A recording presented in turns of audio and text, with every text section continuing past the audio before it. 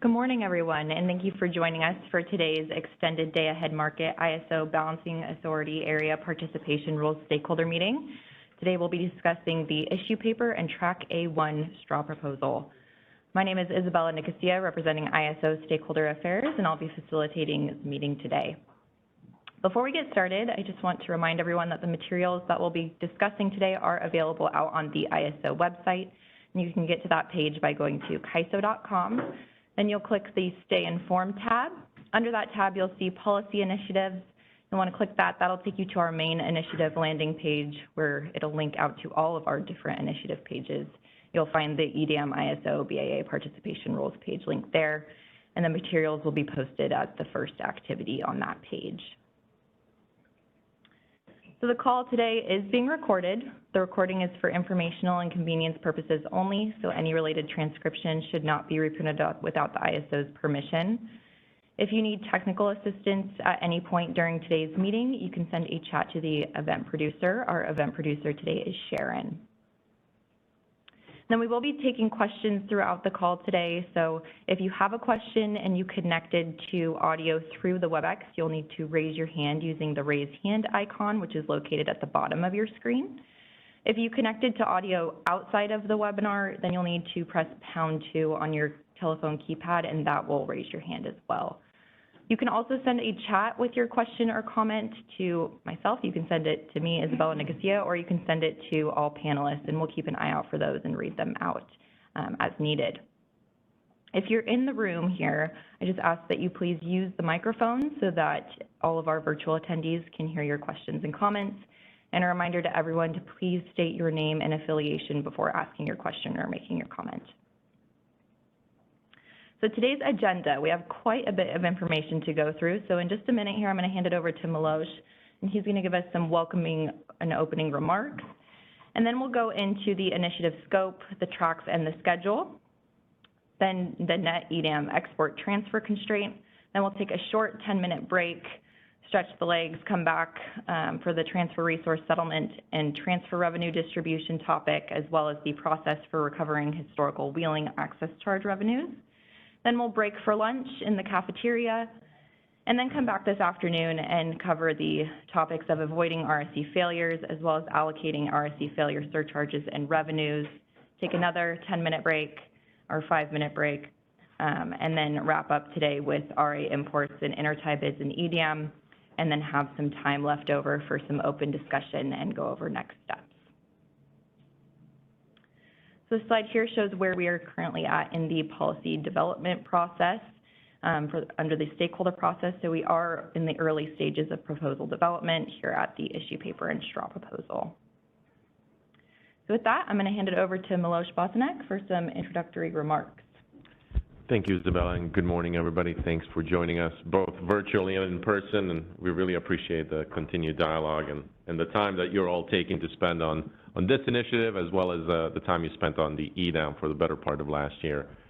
I want to set a little bit of context just for the discussion today, similar to what we did last time, but as you may know, as part of the EDAM design, we recognize that certain aspects of that design require that each EDAM balancing area decide certain aspects for themselves and how do those apply within their balancing area, how they allocate certain costs and revenues within their balancing area based on the composition of the entities within that area, how they will support and coordinate passing the resource efficiency evaluation in the day-ahead time frame, as well as other elements that may apply uniquely to them. But we expect that each balancing area, similar to what they do today in the EIM, that they will have some aspects of implementation that are unique to them, and that those aspects are captured within their own individual tariffs.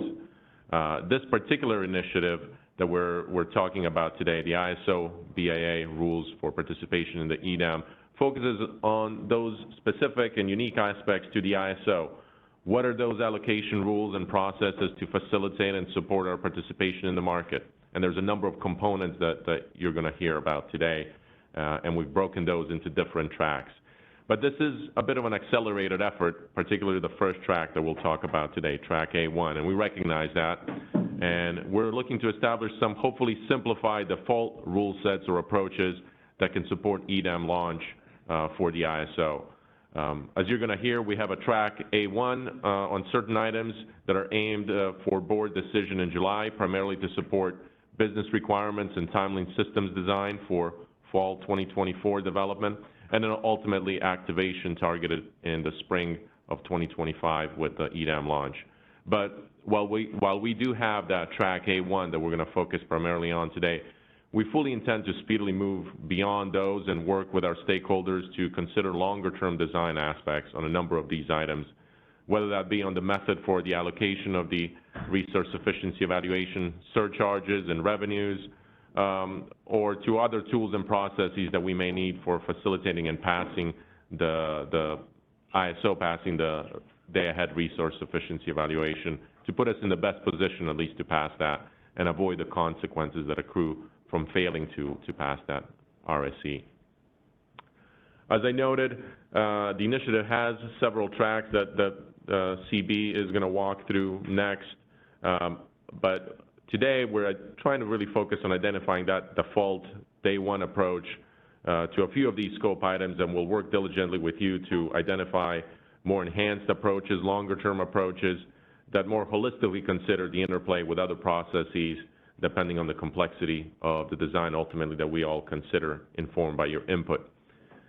And again, based on that complexity of the design, we would then evaluate the viability of the implementation time frame, targeting implementation as close as possible and not too long after EDAM implementation. We recognize that this is a very important topic and that there may be other approaches that are out there for consideration than just the ones that we're looking here in the near-term approach as part of track A1. So we appreciate your input throughout the process, and we're going to walk through those elements of the proposal informed by the stakeholder comments that we recently received. I do want to take a moment just to acknowledge that a number of stakeholder comments did seek discussion and consideration of additional measures to increase the separation between the ISO's roles and functions, our role as the balancing area operator, as well as the role as market operator of the EIM and the EDAM. And there was also particular focus in those comments on consideration of measures to ensure that the ISO balancing area interests are adequately represented in the policy development process. And we certainly take those comments seriously, and we recognize that there's an interest in talking through those items. We recognize those are important questions, and we want to provide stakeholders the confidence that the ISO BA interests are adequately represented and that there is functional separation between the two roles that I mentioned. I think it's important to acknowledge as well that we've been operating the EIM now since 2014. We also performed the role of reliability coordinator in the West. And as we've expanded those roles, we've also implemented measures to ensure separation in functions and independent decision-making between those functions. And so with that end, in the upcoming weeks, and we haven't yet identified the specific time frame, but in the upcoming weeks, we're going to provide an opportunity to discuss these questions further. We're going to start with providing a better clarity on the current processes and separation and functions between the different roles that we perform, how we're structured to ensure that separation and independent decision-making between those functions, and how we see the new governance structure supporting our efforts to work out policy changes that apply only to the ISO BA and don't necessarily fall under the joint governance structure. And there, I think we're going to consider some of the stakeholder input as well, ideas to potentially how to evolve some of that structure if necessary. But this particular initiative today really squarely focuses on the ISO BA EDAM-related rules and requirements and is not developing broader market design. That was a function really of the EDAM design that we concluded and the board and the EM governing body approved back in February. So stay tuned on that front. We expect to make announcements here in the coming weeks on what's the appropriate forum and the date for that discussion, and we certainly want to hear from stakeholders, but I think it'll be important to start with a level setting of how we're currently separating those functions, and then based on that, take some of the input and ideas and evaluate where we may need to evolve that design. So with that, maybe let me pause here and see if there are any questions before I turn it over to CB to walk us through some of the key items of the initiative.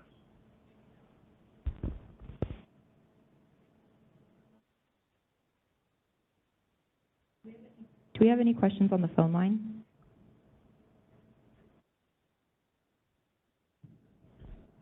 no hands raised. As a reminder, pressing #2 on the phone-only line will place you in the question queue.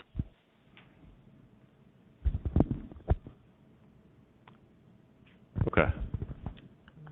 Well, with that, let me then introduce CB, who's our policy lead for this effort, and he's been shepherding a number of us across different organizations within the ISO and helping us really develop this proposal. So I'll turn it over to you, CB, to kick us off. Okay, perfect. Thank you, Miloš. Good morning, everyone. And yeah, hopefully you can see me okay. We'll go to the next slide here. Okay, great. So I just have a couple slides here. Also, I'll be pretty brief so we can get into the good content. But this table here shows how we are constructing this stakeholder initiative here. As Miloš mentioned, there's still, you'll recognize these 5 key scope items in this table. And you'll see that the first 3 items fall into what we're calling track A1. And the intent of track A1, as Miloš mentioned, is to have these items finished and filed and implemented before day 1 of EDAM. And so the intent there is to go to the July board meeting. And so we'll go through, of course, each of these 5 scope items in much more detail throughout the day. The 4th item there, avoiding RSE failures, you can see that one cuts across both track A2 and track B.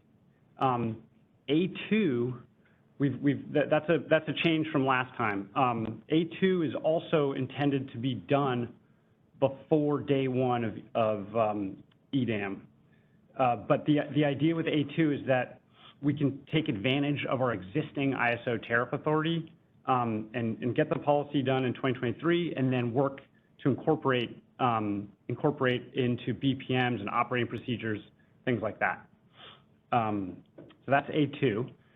And then you'll see that we're also, avoiding RSE failures also falls into track B, which you'll recognize from last time that we're intending to bring to the March 2024 board meeting. And you'll see there we would require most likely new ISO tariff authority. Therefore, we would need a Board of Governors decision. And so that would take a little bit longer to implement and will likely not be done by day 1 of EDAM. That's the realistic expectation of track B. And then the last item, process to allocate RSE failure surcharges and revenues, Miloš already mentioned, but this cuts across A1 with an interim solution that we're planning to bring to the July board, and then track B for a long-term solution, which will require definitely some important stakeholder discussions on what a good long-term solution looks like. So those are the 5 key scope items. And just to kind of tee up for you, in the paper, you'll see there are a couple other chapters. There's a chapter on import RA mechanics that we'll also be covering at the end of today's session. As requested by stakeholders, I think people had questions on that. So we'll spend a little bit of time this afternoon. There's also a chapter on the proposed governance classification for this initiative. So if you can take a look at that, that would be great too, and we'll look forward to your comments on all these items. So I'm going to go to the next slide. I just have one more slide for now, and then if folks have questions, we can talk about either of these. Okay, so here's the schedule, and I should say this is the schedule really through July. So more to come, but we are, obviously we had the initial workshop back in early April, and then thank you all for submitting comments on the 19th. We published the issue paper and track A1 straw proposal just on Friday, so that was the 5th, and then today, of course, we're here today meeting on the 10th, and then you can see here, we're asking for stakeholder comments next Wednesday, the 17th, and that is not ideal, obviously, and I want to apologize for that. It's just, we're kind of compressed here with this schedule. So this is, hopefully we won't have to do this again, but I wanted to call your attention to that. And we do have the template, the comments template already posted for you to submit comments. So thank you very much for that. Yeah, and then the rest of the schedule, I think, should be pretty straightforward. We're basically going to the board July 19th, and then more to come on the remaining steps. So let me pause there and see if there are questions. Yes, I think we have a question in the room. Thank you, CB. And Vijay Satel, the WRA. Maybe it's a question that Milos or the others can help. I'm sure even you could. Why is it because this is only the ISO BA participating rules that are focused only in the ISO footprint, but it still impacts the RSC requirements and impacts into the larger EDAM? Is there a reason why it's not also going to the IAM governing body for approval and only to the ISO board? I'm sure you've done your thinking there.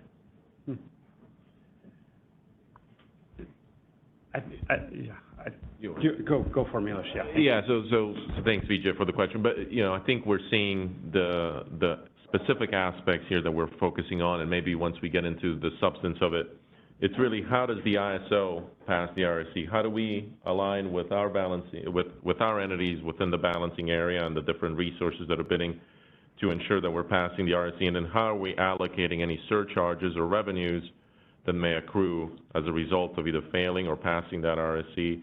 How do we allocate that within our BA? So we're working within the EDAM framework that was approved in February, and it's really now translating some of that into our own BA, and how do we coordinate with our entities, and how do we do certain allocations between the entities that are within our BA rather than more broadly. I get that part completely, but this does have implications for wheel through some of the import margins issues, and might impact the net reliability requirements. That impacts the price signals for non-ISO participation in the EDAM. If I'm more a question, I'm not stating it's a question. Yeah, and we don't think so, but as we go through the discussion, if you identify something, let us know, let's flag it, and let's talk about it. Yeah. You know better. Thank you. No, thank you. Thanks. Yeah, thank you for raising.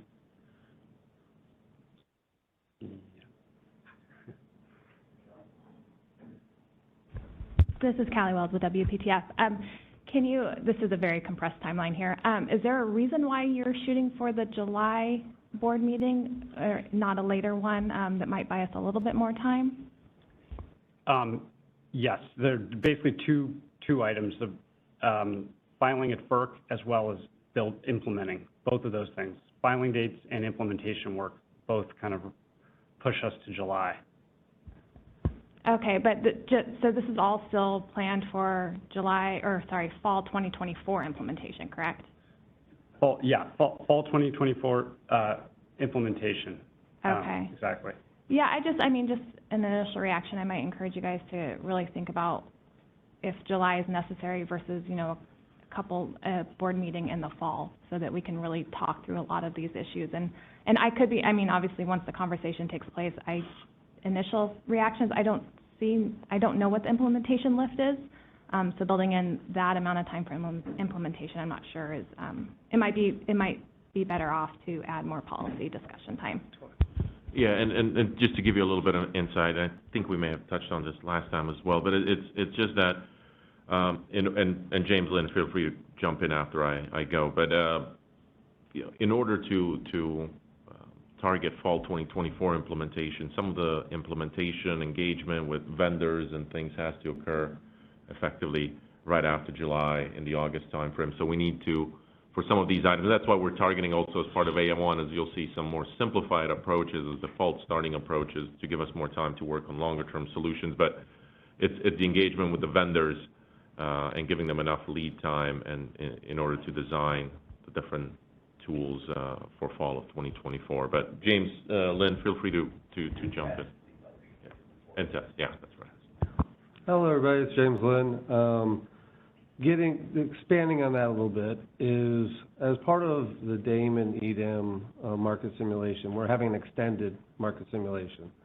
So in order to make fall of 2024, you now need to move your design, implementation, and all the systems getting the data, information, or payload to us sooner. So what we tried to do is, since we have to coordinate this with DAME, coordinate this with the EDAM proposals, that we're trying to align the timelines that we're allowing our upstream systems to be able to make these changes along with all the other changes so that we can make that market simulation, so we can promote it to production in fall of 2024. It's just, a lot of it is timing.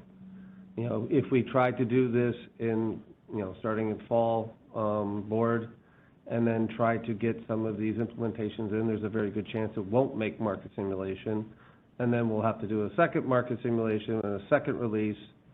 We're trying to make this as less impactful to the ISO as well as our participants.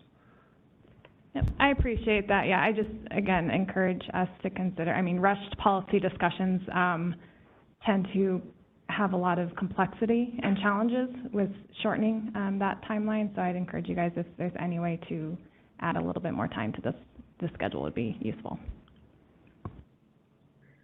Hey, CB, this is Greg. If I could add on a little bit really quick. Please. Yeah, so, you know, I think, you know, to facilitate what James just went through, what we're really aiming to do is, and again, you know, as CB kind of explained, we've separated this out into the different tracks. Track A1, we tried to narrow the scope as much as possible just to those items that are necessary for us to go live on day one with EDAM, but also those items that we feel are necessary to also support our EDAM tariff filing. So that's why we're trying to push those limited items through in July so that we can then move forward with the EDAM tariff filing with the hopes of getting a FERC order by the end of the year, which would then give us more certainty on those implementation items that have a significant amount of lead time to them. So that's why we've set up the schedule the way that we have. We've tried to put off some of the bigger policy issues to the later track so that we would have more time to discuss those and develop policy on those issues and get those implemented soon after EDAM.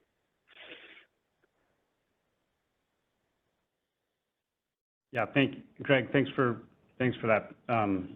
Just to reiterate what Greg was saying about track A2 wasn't there last time we spoke here as a stakeholder community. We didn't have track A2, and now we do, which does give us that extra time, at least on some of these items related to avoiding RSC failures, at least for that item.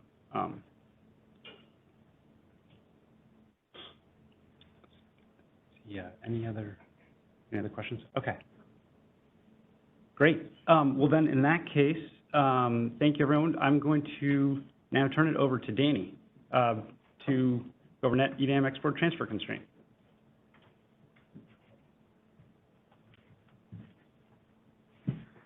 Okay, thank you, CB. So I'm going to be talking about the net EDAM transfer constraint. If you recall, this was part of the EDAM proposal. It was a solution to the asymmetric participation methods for the CAISO BAA and other potential EDAM BAAs. Numerous stakeholders observed that the CAISO BAA has day-ahead must-offer obligations that could exceed the RSC requirement, which would potentially make the CAISO BAA put more resources in than other BAAs during tight system conditions. The idea of the net export transfer constraint is to provide each BAA the flexibility to participate to meet its RSC requirements, but do whatever it needs to do with the residual generation to address reliability challenges that can arise between the time when we were on the day-ahead market and the real-time market. So we asked for comments after the last workshop on this item, and we got really a broad spectrum of comments. There were some stakeholders that advocated for a very conservative implementation with Go Live, have the export transfer limit be as large as possible. The idea here would be to retain as much RA capacity as possible and withhold that from the market to address intraday reliability needs. We also had stakeholders that were offering the complete opposite perspective of we should try to figure out what we can do to maximize participation and maximize the benefit of EDAM, which is going to happen through more BAAs offering more resources into the market. The other theme that we took away, which was pretty clear from both differing viewpoints, was that there's a desire for more transparency on how this constraint would be determined, when it would be used, and considering all three of these, we have, at least in the straw proposal, an initial proposal of trying to balance these divergent stakeholder positions. So this is a simplified version of the constraint. If you want the actual math on it, it's, I think, Appendix C of the EDAM final proposal. George has laid out how it would actually be implemented in the market. But the plain idea is you're going to have a net export transfer constraint, and you're going to look at the RSE eligible supply for the CAISO BAA, non-eligible supply times a confidence factor. You're going to then subtract out the RSE obligation and then subtract out what we're terming as the EDAM reliability margin. This has been slightly renamed from the EDAM final proposal. I think it was referred to as the additional margin. We really want to be clear, and our thinking is the reason that this extra capacity would be withheld to address these intraday needs is to meet reliability needs that the market isn't currently procuring products for. So that's the EDAM reliability margin. The confidence factor is essentially a discount that we would apply to non-RA supply that could be used to support EDAM transfers. We would look to determine this on a historic basis. So basically, what is the deliverability and the expected deliverability of economy energy import bids into our day-ahead market? And we would not want to be potentially clearing EDAM export transfers based off import supply that we weren't confident in. I also want to point out that this constraint is proposed to be applied hourly for all 24 hours in the day-ahead market. So none of this should be new. I think that the new thing on this slide is a slight rebranding of the EDAM reliability margin, but I'd like to stop and see if there's any questions.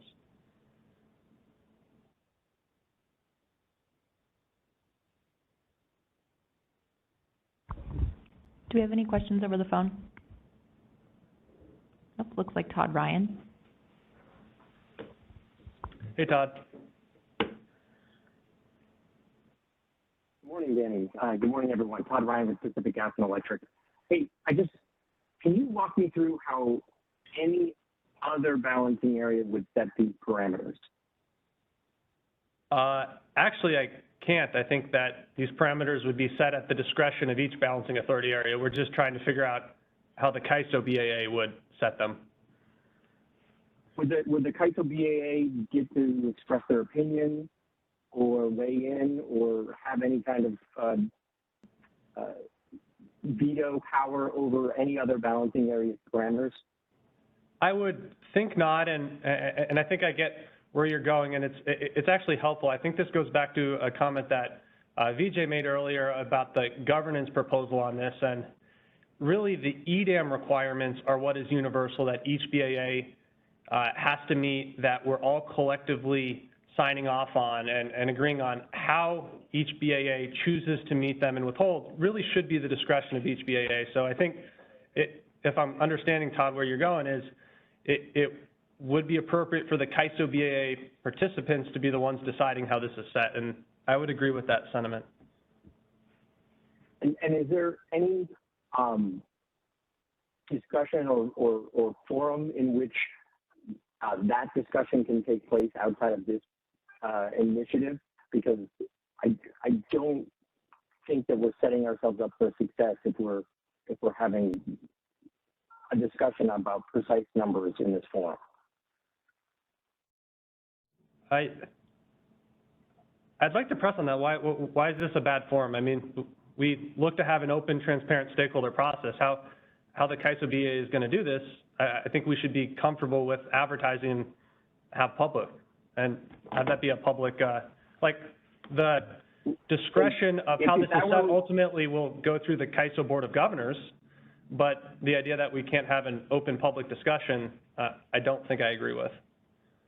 Well, I would disagree. I think we've set up the WEIM. This is my personal opinion. So we set up the WEIM, and we're setting up the extended day-ahead market such that the balancing areas are the players on the field. And the CAISO market operator is the umpire, for lack of a better word. And if we're starting to let other players and the umpire just govern the strategy of an individual player, we're messing up the game. And so I think that this forum, we can have this forum to discuss roles and responsibilities, and I think that we can talk about, in general, how the balancing area might approach it. But if we're talking about specifically setting these specific numbers and other balancing areas and other participants that are not actively a member of the CISO balancing area are affecting that decision, I think that's, personally, I think that's inappropriate. But I'm happy to talk further offline. Yeah, no, like I'm happy to talk further. I think we are going to consider all perspectives, but we do recognize that ultimately we have to have a proposal that can pass the CISO Board of Governors, which should be covering for the California reliability perspective. So I think that's understood. And I understand you're on a tight timeline, and so that's why I'm worried we're not setting ourselves up for success given the way we're approaching it. But happy to yield the floor. Sure, yeah, and this is going to sound like a little bit of a pump, but we did hear this comment and a lot of different stakeholder comments on the workshop, and I think we are committed to figuring out how internally we can either increase transparency or make internal CISO BAA participants more comfortable with the process. But I don't think that we're going to be able to have that discussion in this meeting today. Milos, No, I was just going to add that, I think external entities, I don't think I saw many comments on how the ISO should set their net export constraint. I think when we're evaluating comments, I think that's something as well we're taking into account.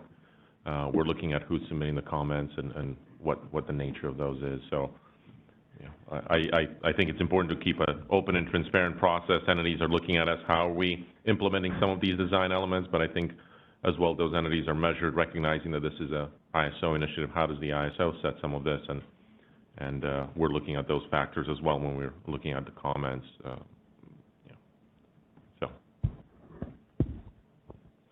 there any other commenters, Isabella? Yeah, we have Jonathan Glasgow.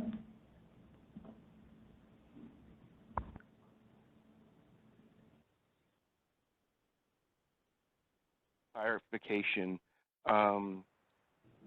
For the EDAM reliability margin, in the document, it says that the hourly parameters by the ISO BA operator each day. I just want to clarify that that is the BAA and not the MO.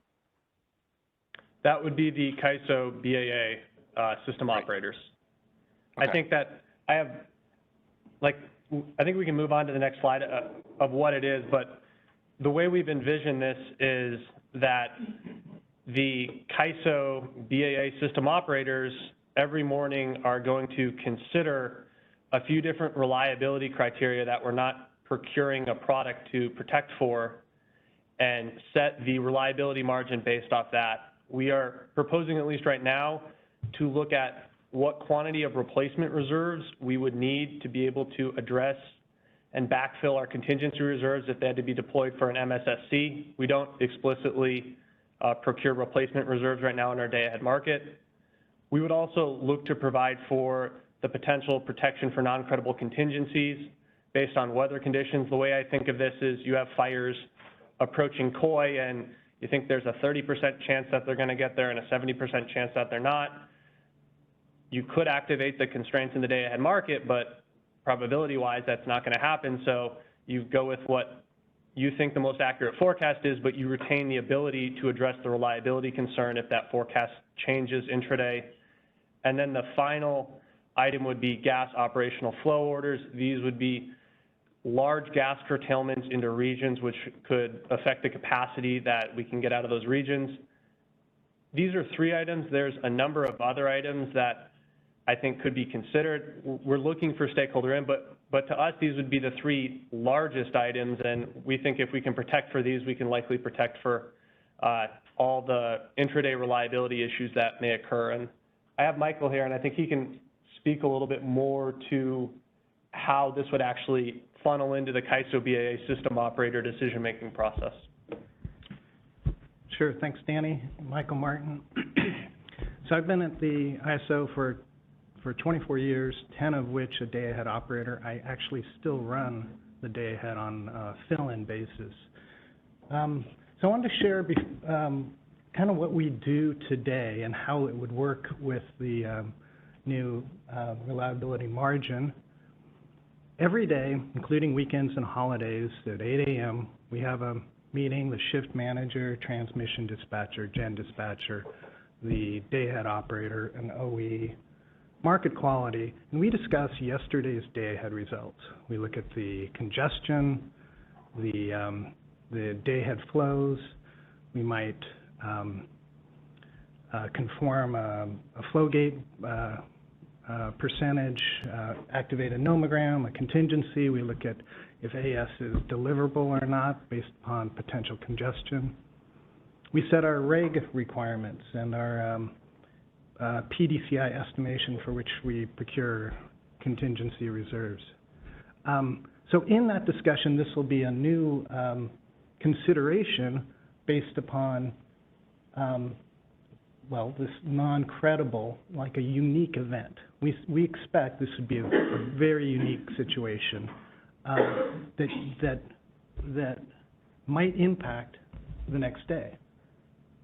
And for example, some of these, like fires that have happened in the past in Coy, something between Table Mountain and Round Mountain that doesn't look like it's going to be an issue, but we're not sure, and becomes a huge issue. We had this a couple of years ago. And as far as the gas OFO orders, we do have a nomogram which we use. We do have considerations that we might consider using this reliability margin. So I think the takeaway from operations is we're conscious of adding additional margin. We want the market to flow, and we generally want a hands-off approach, but we also have to protect reliability. Daniel? Yeah, thanks, Michael. Yeah, and from a policy perspective, that we're really trying to target what are the reliability events that we need to protect for. We want to encourage as much market participation as possible while retaining the CAISO BAA reliability. So again, this last bullet, to the extent that stakeholders think that we are missing any reliability concerns, please let us know so we can include that in our policy making. Are there any questions, Isabella? Yeah, it looks like Todd Ryan raised his hand again.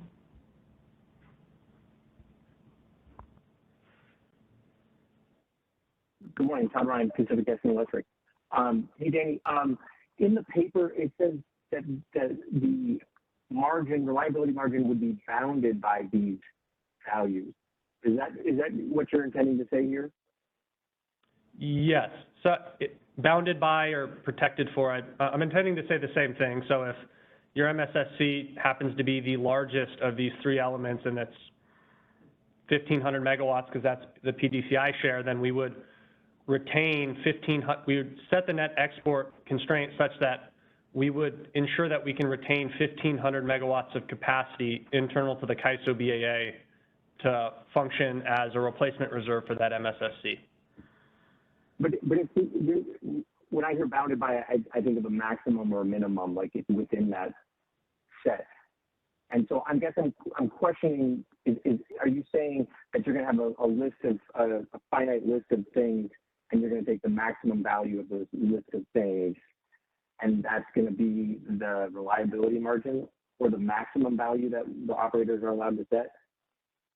Our idea is to take the maximum of these three elements and then plug that in to the equation on the last slide. And I think I actually have an example 2 slides from now that if we can pause this for a second, I think would walk through how we would set the export constraint based off these criteria. Okay, just one point before we go through the example, which is that the more complicated equation that George has provided in the appendix of the final proposal for EDAM creates a natural bound already. You can't limit the net export. You can't have a reliability parameter, reliability margin parameter larger than the net excess supply available to that balancing area. So there's no need to further bound it. That's my point. If you can zero and the total amount of residual supply one has. And so maybe what I think you're trying to say is that the value is set to the maximum B rather than bound.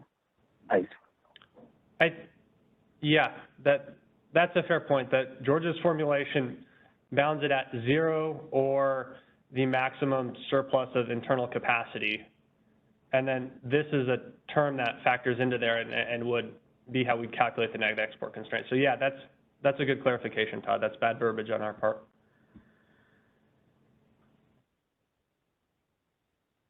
Okay. Thanks, Todd. Okay. Kyle Navas, Public Advocate's Office. And it sounded like in your discussion of how you would be setting this, it sounds like it's going to be a single value per day. Is that correct, or will there be hourly variations? And I'm thinking particularly in the non-credible contingency, you know, are you going to, say it is a maximum of 1,500, but there's only, I don't know, 300 megawatts scheduled on it for the day. Are you going to set it at 300 or at 1,500, the max possible? So it'll be implemented basically like a nomogram. So it'll be 24 separate hourly curves. They should have different values because the simplified equation right here, the RSC eligible supply, the non-eligible supply, and the RSC obligation, those will vary hourly. The constant would be the reliability margin, which is the last term, which would be set at the discretion of the BAA system operator. Right, and I'm asking about that reliability margin. Yeah. Is that going to be a single daily value, or will that margin vary by hour? I think that it can vary by hour. If we have differing reliability criteria, that would vary by hour. Yeah, I would add my envision it would be hourly, and we've built tools to do hourly calculations. I expect it's not going to be back of the envelope type calculation. We'll have a tool and say, this is what we think each column will be, and come up with a value. Okay, thanks. Are there any other questions, Isabella? Okay. The other item before we get to the example I wanted to touch on was the confidence factor. It's intended to ensure that the CAISO BAA EDM exports are made only by supply the CAISO BAA is confident in. The non-EDM RSC eligible supply, so non-RA supply, doesn't have the same contractual obligation to deliver as RA supply. It's really only incentivized by the position it takes in the day-ahead market. So we recognize that this does create a potential risk. We are changing the paradigm from today where we have PT exports and LPT exports. Today, if an LPT export gets cleared based off economy energy day-ahead import bids, the ISO has the ability, when we get into the real-time market, to, if necessary, curtail those LPT exports to protect its reliability. Under EDAM, we're going to have EDAM transfers. It's a new concept. We would like those to be as firm as possible. So to have those be as firm as possible, but also not imperil the CAISO BAA's reliability, we want to make sure that any capacity that's backing those transfers is reliable. And so, again, this would be based off a historic review of data of this non-RSC eligible supply. Consider it like a discount factor almost. And I think in the example, you'll see how we would propose to apply this. Any questions, Isabella? Oh, okay. Did you have the WRA? So the first sub-bullet, so you are looking at, I'm catching up on this entire topic. I wish I was in the weeds like you are, but the transfers that are result, EDAM transfer result from this supply are not curtailed with the same priority as the LPT exports under today's market design. So this EDAM transfers are, now we're talking beyond the ISA BA footprint. That involves transfers. Yeah, these would be transfers from the ISO BAA to an EDAM neighbor, and we would view them as firm. Okay. That's the intent. So footnote number 1, I have 4 more coming. Okay. That confirms why I think this has impact to the larger EDAM directly, that I think we should be having the governing EDAM governing body engagement as well, or visibility. But we can talk more later. Yeah, no, I think the governing body will be engaged and will probably offer an opinion on this process, but this is ultimately the CAISO BAA's reliability to back these transfers, right? Because if we're considering these as firm, they're equal priority to CAISO load. So how the CAISO's clearing those, like we want to be comfortable as a CAISO BAA with the supply that's backing them. True, but I think this is, especially the slide earlier, and I agree with the 3 risk issues that you identified. I think that does impact wheel-through, export constraints, and the participation and the transfer revenue that would be given to a potential non-ISO BA EDAM participant that's transacting with the ISO BA. Correct me if I'm mistaken here. So I'm just highlighting there is broader implications with this. That's all I'm trying to understand, and that's why I'm here. I guess I kind of view this from the opposite framework. Okay. Each BAA gets to decide how much supply that they bring to the EDAM. Okay. The only obligation is meet the RSC. Anything above and beyond that is at the discretion of that BAA. So, yeah, if BAA B, who's partners with the CAISO, chooses to only impact or only bring supply eligible to meet the RSC, yeah, that could affect market prices in clearing the entire market, but ultimately it's their decision to bring supply. And we kind of view that as this is the same thing for the CAISO BAA. Got it. Thank you. Didn't mean to slow you down. No. I think this is a good discussion to have.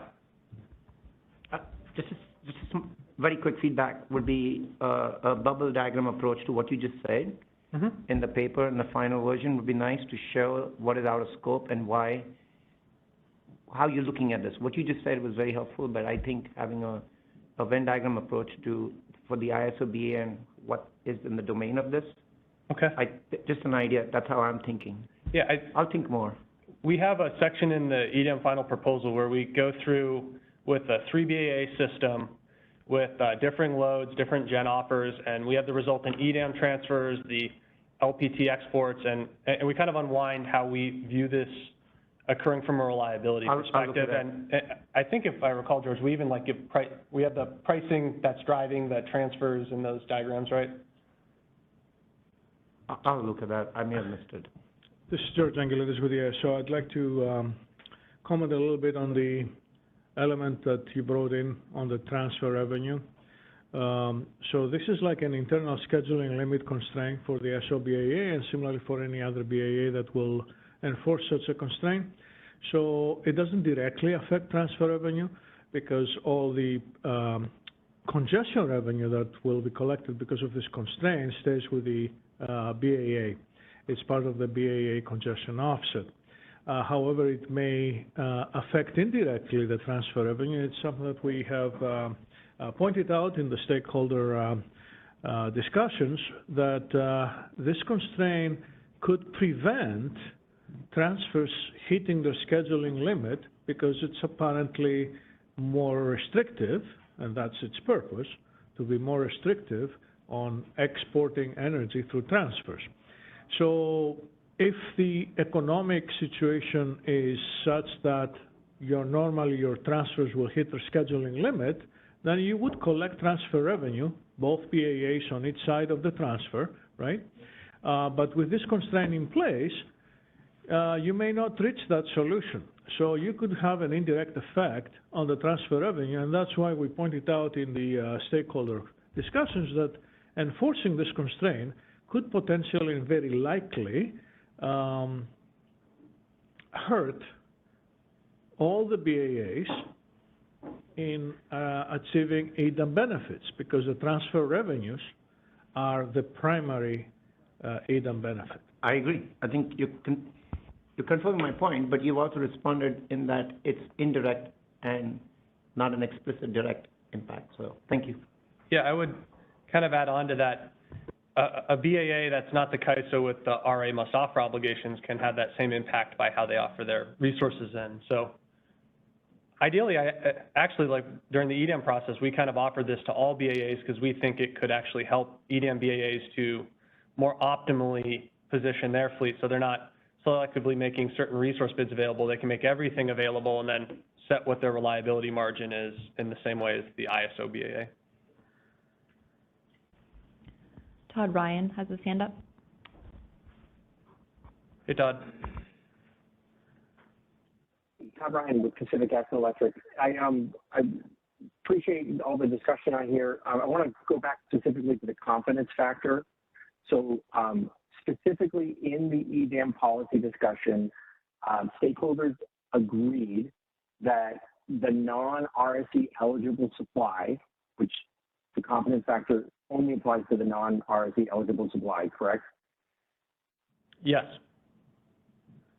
Stakeholders agreed it's non-RSE eligible, meaning that it's not, there's no credit in day-ahead for the RSE, and therefore day-ahead schedule shouldn't be based on it. And what we're doing here, if we have anything other than a non-zero, if we have any non-zero competence factor for the CISO balancing area, we're setting up a system where we get, the CISO gets none of the benefit in the day-ahead RSE, but gets all of the commitment in day-ahead. And so that doesn't seem fair to me. And it seems like if we wanted to base a historic review of performance of non-RSE eligible supply and use that to convert some portion to RSE eligible, that would be a wholly different conversation, but we didn't decide that in the policy process. And so to have anything other than anything other than zero for that competence factor puts CAISO in a situation much similar to how we had that half situation in 2020, where we had firm commitments being made on non-firm supply. And so there's an asymmetry there that I don't think is appropriate. So if I were in charge of the CISO balancing area, I would set the confidence factor to 0. Thank you. Thanks, Todd. I'd ask you to put that in your comments that you and PG&E submit. I think that's definitely a bound of how it can be set. I believe that was in our comments. Yes, yeah, it was. Hi, Todd. This is George Angelidis. So this factor specifically for the ISO formulation of the constraint targets the economy imports, because everything else inside the ISO resources are considered RSE eligible. The economy imports, which are imports from non-EDAM BAAs and that don't have any contract attached to it, these are not RSE eligible, so we don't count them in the RSE. However, in the IFM, they could be used to provide energy to have export transfers. So this constraint will limit the export transfers. Now, if we put a factor of 0, as you're suggesting, this would be equivalent to having no confidence that all these economy imports would materialize. And I just want to point, right? Yeah, I just want to point out that this may be an extreme view, since we do have historically a good percentage, near the 100% mark, that these economy imports do tag and do materialize. Of course, you know, during extreme system conditions, that may not be the case, but don't you think 0% may be too extreme? I agree that it's extreme, but we decided in the policy phase, stakeholders agreed that this was not eligible for RSE. And so if other balancing areas would like access to this supply, they are welcome to take import supply bids, right, just like the CAISO, which, to my understanding, no other balancing area is choosing to accept. So this is economic import supply that has been offered into the CISO balancing area, and there is not an obligation, in my opinion, for the CISO to re-offer that into the wider market at the risk of the CISO's reliability. Yeah, I understand the link with the RSE, and yeah, we don't count them in the RSE. We expect to meet our own obligations without counting on that supply, but if this supply materially could be used to provide transfer exports, which, you know, as I mentioned earlier, provides an EDAM benefit to the ISO and all other BAAs in EDAM, and we see historically that these do materialize, why would, you know, say no to these benefits? If let's say every other balancing area only offered its minimum RSE, and then the CAISO balancing area, the CISO BAA, has a large percentage of this non-RSE eligible supply that gets picked up in the day-ahead market, it's going to be firm. And so what that means is the day-ahead, the benefits of EDAM are going to be stemming from the CISO balancing area supporting these economic wheels. And so at the potential risk to its own reliability. And that asymmetry doesn't feel fair. If we wanted to open up a policy discussion to consider whether the economic import should be RSE eligible, I'd be open to that, and I would have a different view of the confidence factor to match. But I'm saying that this asymmetry of recognizing the stakeholders deciding that there's no benefit in calculating or counting day ahead leads me to believe that we can't have all the risk and none of the reward. So there's an asymmetry there that if you don't count them day ahead, we shouldn't be scheduling based on them, or at least at the start. So again, this is my personal opinion. Todd, I definitely understand kind of the direction you're going. You're saying that CAISO BA shouldn't have any of the downside risk of these economy energy imports getting rebranded as firm EDAM export transfers. It definitely could be set as zero as one option. I think what we want to do is explore, is there a discount factor above zero where the CAISO BAA doesn't feel like this is creating material risk? And I get that there's an asymmetry. It's what's the actual reliability impact on that asymmetry? Again, I'm offering my opinion, and I would welcome an opportunity to have a small subset of CISO balancing area members to discuss this further. Okay. Danny, this is Heather. Yes. I think that was a really good discussion we just had.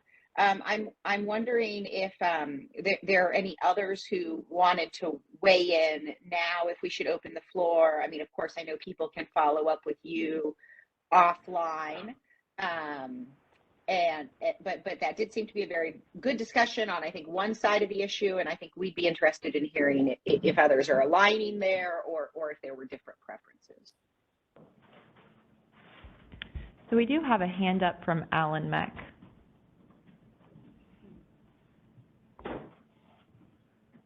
Alan Meck, SDG&E. Can you guys hear me?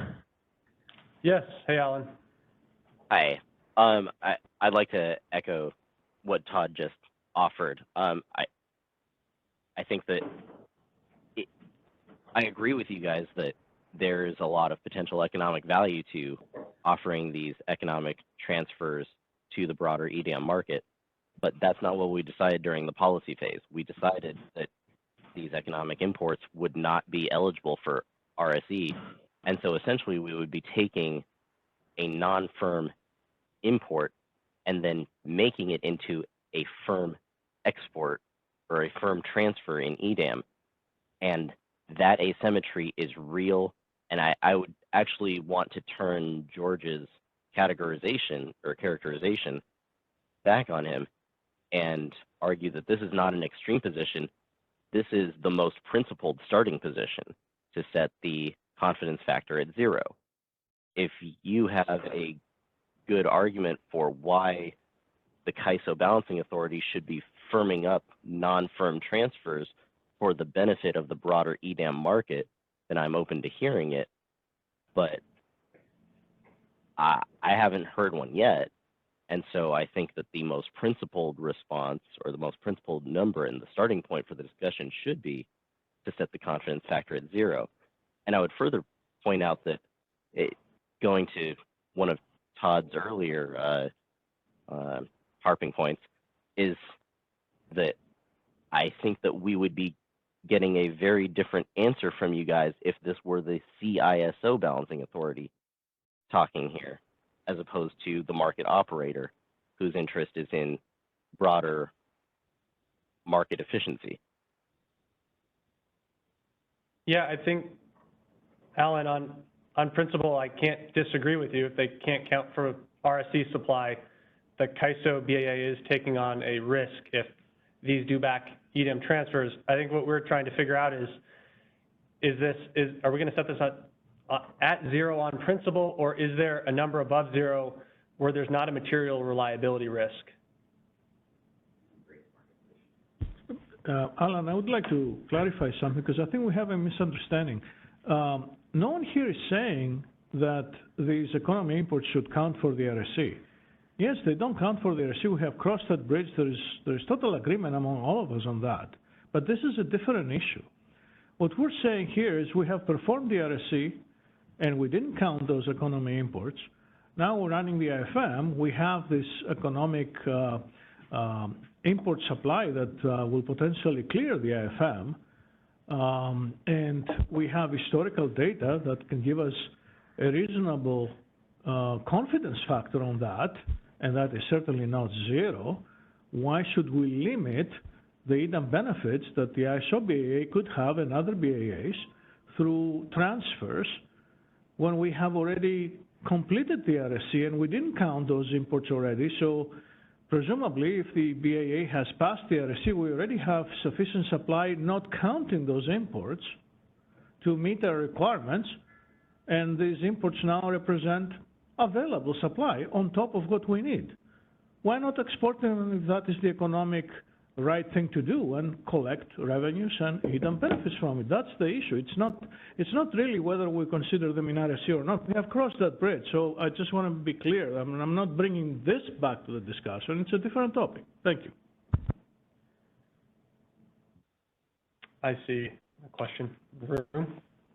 Kyle Navas from Public Advocate's Office. So in the proposal as it's written, I note that there's a discussion of basing this factor off of either historical data from the year previous or more recent data.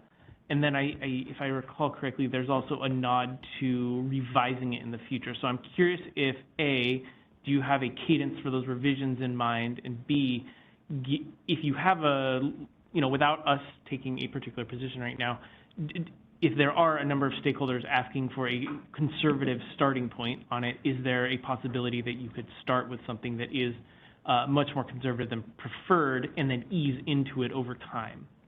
I would say if that is the prerogative of the BAA members and that's where we're comfortable, it will probably start as a more conservative confidence factor, almost like training wheels for EDAM participation as everybody kind of figures out how this is going to work and gets more comfortable with the market. Yeah, and I mean, I think that's a good metaphor. Do you have a cadence in mind for when it would be revised? I don't think we've thought that far ahead of a formal process for its revision. Okay, thanks. But we'd definitely be open to input on drivers of revision or how often we should look to revise it. And I thought I saw you had a question, BJ, or okay, sorry. So we have two hands up over the phone, so let's go to Alan and then Doug. Hi, Alan Meck, SDG&E again.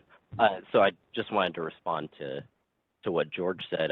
I completely disagree. I think that this is exactly linked to the discussion about firm exports and about economic imports and what counts for the EDAM RSC. And I agree, there's economic value to be had in allowing these transfers to flow to the rest of EDAM. The problem is CAISO should not be put on the hook for firming up non-firm imports. And the most principled thing to set the confidence factor at is to exactly link them. The CAISO should be willing to provide these economic imports as potential EDAM transfers at the same confidence factor as the factor for which CAISO gets credit for these in the RSE, right? That's the correct number. And I agree with you that there's a lot of data showing that these transfers are very, very reliable. And we had that discussion in the EDAM policy development, and yet stakeholders agreed that CAISO should get zero credit in the RSE for these. So if that's the direction that the EDAM stakeholder community wanted to go in, then that is the position that CAISO should now stick to with the confidence factor. Does that make sense?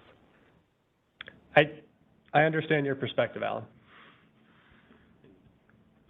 And this is Milos. Maybe I'll jump in as well on this. But I think an important piece here as well is the trade-offs in terms of being able to justify the rationale and the need for this type of a constraint.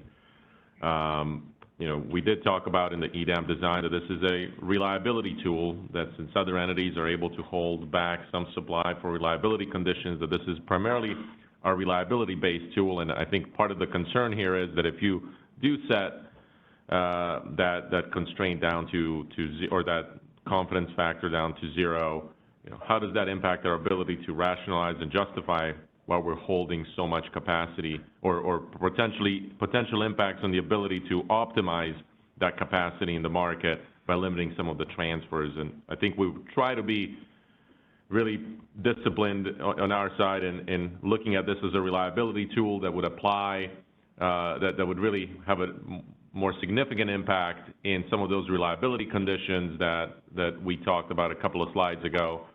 But if there's a significant amount of supply that's not precluded from being able to be optimized and supporting transfers, I think that may make it a little bit more difficult to rationalize and justify and get approval at FERC. I think it starts moving away from the reliability aspect to something else.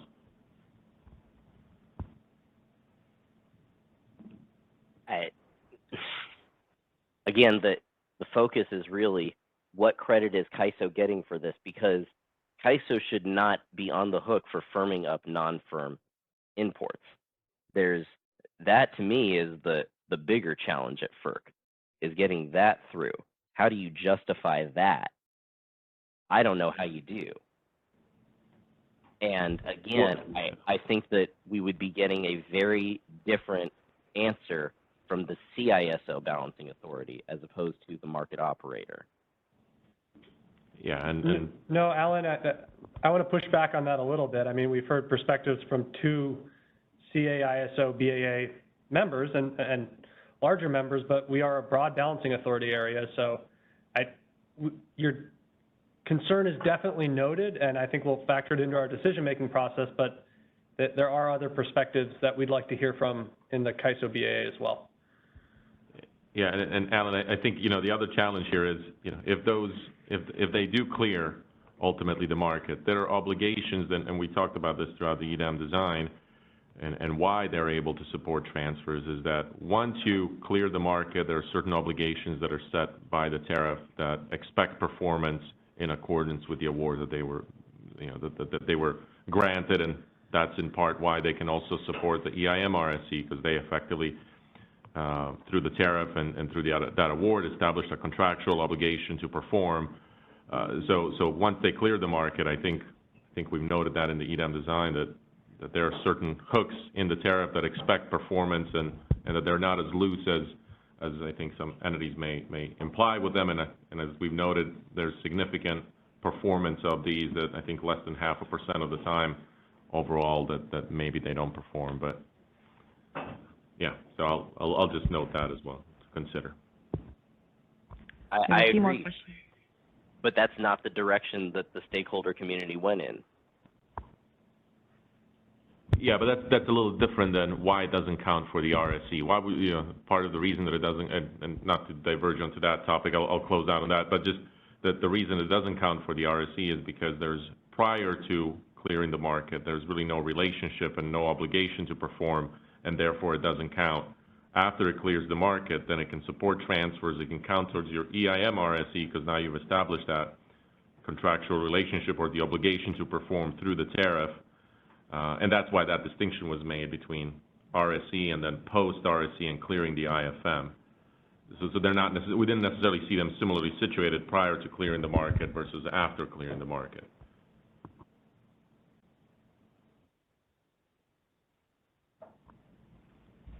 Okay, we have a few more questions in the queue, so let's go to Doug. The Bay Area Municipal Transmission Group. I think the CAISO won't be the only BAA in the EDAM that will have to decide its willingness to firm up non-firm resources, contingent resources, or non-firm imports when it's deciding how much resources to commit to make available for EDAM transfers. So I think I tend to agree with George's and Milos's perspective about it's sort of a separate issue. I mean, I think these non-firm imports should have counted for the RSC, but they didn't. That ship has sailed. And I think it really is a separate discussion. And while I would support revisiting it, I think for this discussion, one thing that would be really helpful would be to provide some examples of what are the financial consequences and the potential reliability impacts for CAISO of either a non-firm generation, resource not showing up, or not showing up because the transmission isn't available because it gets cut. And I think those might have the same consequences, might be different, but I think it would be helpful to understand those, both the economic consequences and the potential reliability impacts for us to see those examples to help us think through, okay, well, what does it mean? And, then those are the potential costs, and those could be compared against these benefits of this really unlikely thing. I mean, that the likely benefits we get most of the time could be compared against the unlikely events happening. And I think George did some of these examples, during the stakeholder process, but I don't think they were presented in just this way, where we were separating out generation from transmission loss. I think we have an open action item to try to figure out what the historic deliverability of these imports is, so we can frame this for the stakeholder community to inform their decision. I think trying to contrast that with potential revenues from transfer revenue might be a little hard, not knowing what the market footprint's going to look like. And then you have to make a lot of assumptions on how these are helping to potentially fill exports. But we will see what we can do. Well, and yeah, and maybe I wasn't clear. I get that. I'm not suggesting a complete analysis. I'm thinking a really simple example of, okay, this unlikely thing happens. Have some discussion, show what happens when it happens, talk about the likelihood of it happening, and then, say, okay, that doesn't happen very often. We think there are going to be, some benefits most of the time happening if we make this available. More of a qualitative discussion of that than a quantitative. Yeah, I'm a little cautious to give numbers. I think last year we did some analysis and looked at the historic import performance, and it wasn't 1-for-1 with the non-RSC eligible supply, but it was like 99.6% or something. And so I guess kind of from George's viewpoint and at least our thinking here, we understand one bound is 0. There's the confidence factor set at 0, but if these are 99% reliable, what's a reasonable confidence factor that we think with the other consideration of the net export or the reliability margin, which could protect for non-delivery of imports, what's the actual reliability risk for the CAISO? But to your point, Doug, we will see what we can do in this abbreviated schedule to put more analysis into this decision-making process. Thanks. Okay, let's go to Bonnie Blair.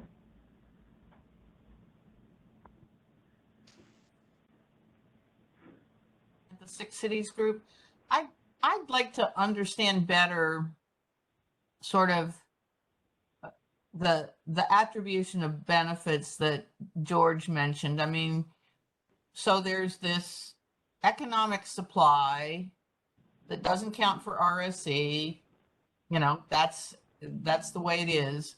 And then, so the question would be, well, if the CAISO, if that becomes a supply that is functionally turned into exports through EDAM, and the CAISO becomes responsible for making sure those are delivered, I presume that's because it's going to be displacing higher cost supply in other areas. And, who gets the benefit of that? I think it's important to understand, and I think you know, I understand it may not be possible to do a super granular evaluation, but it's so on one hand we're saying, well, how much additional risk is the CAISO assuming? Got that. But then what's the CAISO getting for assuming that risk? What's the benefit to the CAISO versus what's the benefit to the area where the export is going to? I would like to understand more about that relationship to frame this, because I think I'm you know, my inclination is to think that Todd and Alan have a very good point.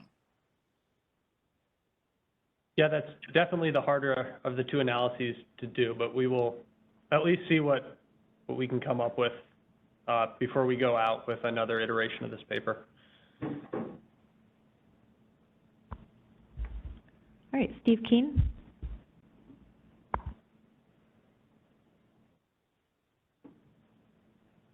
I just want to push back a little on something you said, and that was the distinction between the timing distinction or whatever between the RSE being done before the market works, so none of these things are firm, and then the exports, the EDAM transfers happening after the market. And I don't really see that distinction, because what you're relying on are basically the same things. It's, if you're not counting them as firm, when you do that RSE, you know, the question is, how can you put them in the market and then, you know, make them firm? It's based, you know, this is getting, I think, to what Alan was saying, is basically what you're doing is the CAISO is firming those up for the rest of the EDAM market. And that to me is, I mean, I think, Alan, you know, I think I agree with Alan that if the CAISO is going to be performing that as a benefit for the rest of EDAM, you know, and this goes back to what Bonnie just said, how are we getting paid for it? What's the benefit to us? And, you know, and maybe this gets to what Alan was saying, where, you know, it's who's driving this decision? Is this coming from the market operator or from the California Balancing Authority operator? And I think those, I don't know if you need to respond to that. I'm just, if you can, maybe I'm missing something, and please tell me if I am. But. No, I think you've identified the principle that the CAISO BAA would be assuming some level of risk for taking import economy energy offers and sending out EDM transfers. The way I'm viewing this is this we're going to set it up zero on principle, or can the CAISO provide compelling evidence at this point that there is a benefit to having some of these flow out as exports, and maybe that informs your decision-making process for the incremental risk above zero that would be taken on from doing this. Okay, but like you said, yeah, there may be a benefit, but a benefit to who? I think our general thought is that load benefits through participation in EDM.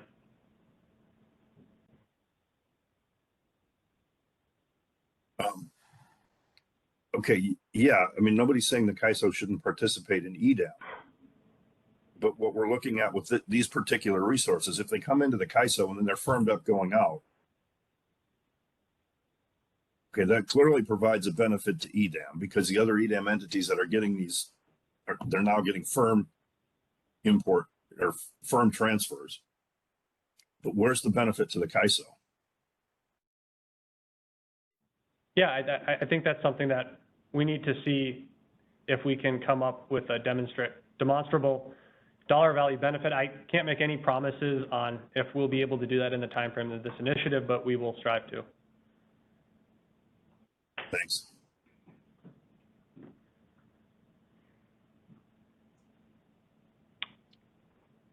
Are we good, Isabella? Are there any more questions?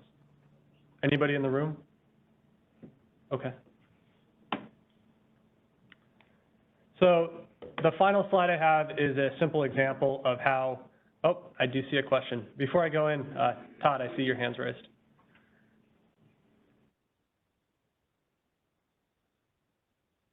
Yeah, thanks, Todd Ryan with PG&E. I think the thing that people are forgetting is that the benefit to the California ISO balancing area, the ISO balancing area, they will still be the import of that energy, economic energy. So we're getting that, we have that supply in our pocket. Other balancing areas are also allowed to take import energies if they want. They're allowed to elect to do so under EDAM if they choose. At the moment, we're the only one choosing to do so. So CAISO is already going to get the majority of the benefit from those imports, regardless of what that parameter is set to. Now, if you set it to a non-zero value, you are setting up firm exports and taking all the risk without any of the reward. So I don't see this additional benefit to allowing economic wheels that is being suggested. We're already getting the economic benefit from allowing that import bit. So thank you. I'll let you proceed. I've kind of viewed it as you're potentially giving up an economic benefit on transfer revenue if we don't have transfers out of the CAISO BAA. So I think, at least in my mind, that's what ideally we would qualify. Only if the whole net export constraint is binding do we get transfer revenues. Only if the whole net export limit is binding do we get transfer revenues. So excuse me, but I just don't. The majority of the benefit is, in my opinion, based on my own mental model of the system, is just the bid itself coming in, and we're already getting that regardless. So I'd be open to seeing data suggesting otherwise. Okay. I see another question. This is Callie Wells with WTF. I actually have a slightly different topic or question to ask. Do you want me to hold off, or so you can continue that conversation? No. Strike while the iron's hot. And it's just a clarifying question. Is this constraint also being enforced in the IR deployment scenarios? No, this is just a net transfer constraint in the IFM, and you'll have similar constraints like that in the imbalance reserve deployment scenarios, right? But it won't affect the distribution of the requirements, if that's what you were asking. No, I was asking more if, when you have this net export transfer constraint of 1975, for example, up here, if that restricts the amount of energy transfers plus IR transfers. Yes, I mean, that's the objective, right? You want to restrict any kind of transfer. So in the base scenario, you're restricting energy transfers, and in the imbalance reserve deployment scenarios, you're restricting additionally any imbalance reserve transfers. And in RAC, you will be restricting reliability capacity transfers. So yeah, the objective, the true objective of the constraint is to restrict the transfers, any kind of transfers, all available capacity that could be translated to products in the EDAM that are restricted from being exported. And it'll be the same value used in the base scenarios and the IR deployment scenarios? That is my assumption. This is how we drafted requirements. We haven't discussed it in detail, but I don't see the reason why these parameters would be different for the deployment scenarios or for RAC. I think your target is still to preserve a certain amount of excess available capacity, so I don't see the reason why would they be different. Yeah, and we'll think through this a little bit more, but my thought was if you have resources in the California ISO BAA that are procured for IR to meet IR requirements in another EDAM BAA, but you're going to restrict it with this constraint, whether or not that makes sense. But it's just, I just had that thought, so we'll think through it and include something in our comments. And you have heard me before when I was criticizing the impact of this constraint. I was very clearly saying that this will have an impact on EDAM benefits across the board, but that is the objective, to really restrict export transfers of any kind of commodity. Okay, I appreciate that clarification, and we'll give it some more thought. Thanks. Thanks, Kelly. We have a hand from Doug. Sure. And Todd. Doug Boccignone from BAMX. I just wanted to acknowledge Todd's comment. I mean, I think he made a really good point, and I think that's part of the cost benefit assessment that the CAISO BAA and its BAA operator role needs to undertake. And, you know, we're obviously can't make that decision today, but it needs to be made before the EDAM gets going.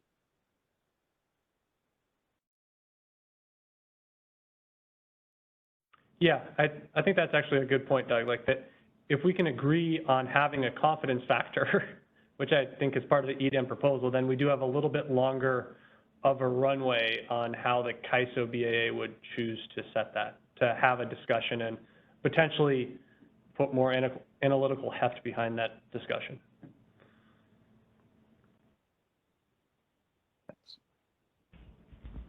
All right, Todd?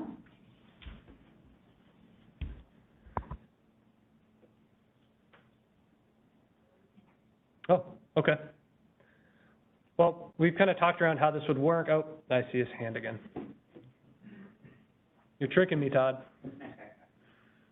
All right, so I wasn't being unmuted. My apologies. I wasn't trying to trick you, Danny. What I'm hearing from George and some other stakeholders is a almost implication that the CISO balancing area, because it is in the same building as the CAISO market operator, that we have some obligation to provide more market benefits or more supply than anyone else. That doesn't feel right to me. And so to the extent that this were a universal requirement to everyone to allow import economic goods and that everyone had the same confidence factor, I would be totally on board, George. Show me where I can sign. I would sign up. But what I'm hearing is that we, as the balancing area that's in the same building as the market operator, we have an obligation to do more to support market benefits than any other participant. And that seems unjust and unreasonable to me. That's not the way I've interpreted this conversation, Todd. I think we're definitely open to having a lower confidence factor if that's the direction of the CAISO BA. George is just highlighting that could be detrimental to market efficiency in general. And I think what we're now trying to do, and with Doug pointing out we probably have a little more time, is try to put the potential benefits there for the CAISO BAA to help you and see if the CAISO BAA thinks it's appropriate to take on this incremental risk from accepting these transfers and sending out EDM transfers. Are any other balancing areas required to do import bids? There's no requirement. It is optional. Or any requirement that any other balancing area do provide any additional non-firm supply to the market above and beyond their RFP? No. It's each BAA's discretion. Exactly. And so what we're saying here, any non-zero value of this confidence factor is essentially extra benefit we're willing, out of the goodness of our heart, to put to the market to provide market benefits. It is not required, and so I think there's a tone that's saying that we're not doing our part unless this is of non-zero value or this is close to one, and I think that's unfair and in asymmetric. It's biased. It is putting the California CAISO balancing area essentially at a disadvantage by burdening it with more risk and more responsibility to provide disproportional benefits to the market. Thank you. Your message is loud and clear. We understand that that there is a risk and that it's the onus of the CAISO to try to provide information that will let you evaluate and see if that's a risk worth taking. Right, and I just want to echo. I'm sorry, Heather, was that you? Yeah, Danny, I just want to echo you. And I think, Todd, we really appreciated that you brought the consideration of the zero confidence factor to us. And I think we've provided a pretty fulsome opening for discussion and debate. I think we've heard a lot of good information and we've committed to provide some follow-ups. And so I don't think the characterization is accurate, but I also don't think we need to argue about it because, Danny, I think we're moving into a break, or did you want to run us through this last slide? We were going to go through this example real quick, although it's been up long enough that I don't, I would hope everybody's kind of done the addition and subtraction and limited multiplication. But if not, I'll run through it. So the way we'd envision this factoring into the BA system operator decision-making process is 47,500 megawatts of RSE eligible supply, 2,500 megawatts of non-RSE eligible supply. A confidence factor here is assumed to be high because this is historically where it's been, but obviously this is a item that is open to significant further discussion. The RSE obligation is 45,000 megawatts. The system operator decides there's a fire that may make non-credible COI contingencies credible, so they want to protect 3,000 megawatts. That then factors into this equation. So the resultant math is the net export constraint would be set such that only 1,975 megawatts would be available for EDM transfer exports.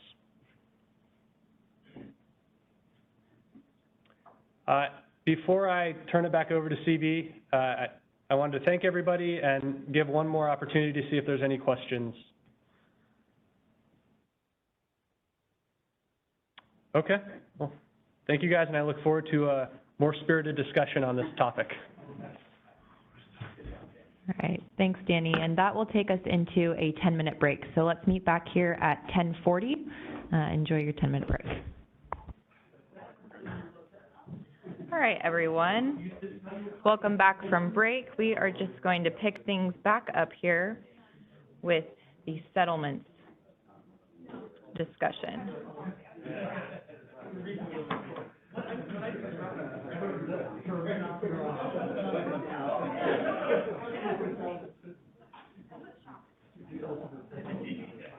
All right, so I'm going to hand it over to James Lynn, and we are going to get started with the transfer resource settlement and transfer revenue distribution topic. So James?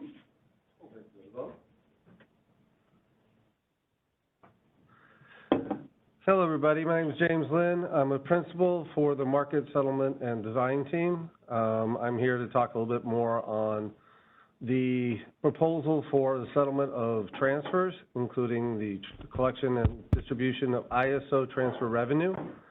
And then after that, we'll go into a little bit of discussion on the determination of the historical or the transfer revenue recovery amount. We'll go, hopefully it won't be as contentious of a discussion, but we'll see. So we'll start with the transfer resource settlement. So I broke the transfer resources into transfer resource settlement and transfer revenue. So while from the working groups and reviewing of the comments, generally the comments were very supportive of the direction that the ISO is going. We agreed as part of the EDAM framework that it is necessary to settle the transfers between BAAs. This allows us to get the costs correct within each BAA and for when we do any allocation of offsets or imbalances, congestion revenue. We also will, I'll talk about later, where we do a determination of transfer revenue. The other part where stakeholders were supportive is that whatever our cost allocation of the transfers associated with the ISO BAA should be consistent. As part of the EDAM initiative, we've already stated that EDAM BAAs, which their transfers are going to be signed directly to the EDAM entity for them to allocate out per their own.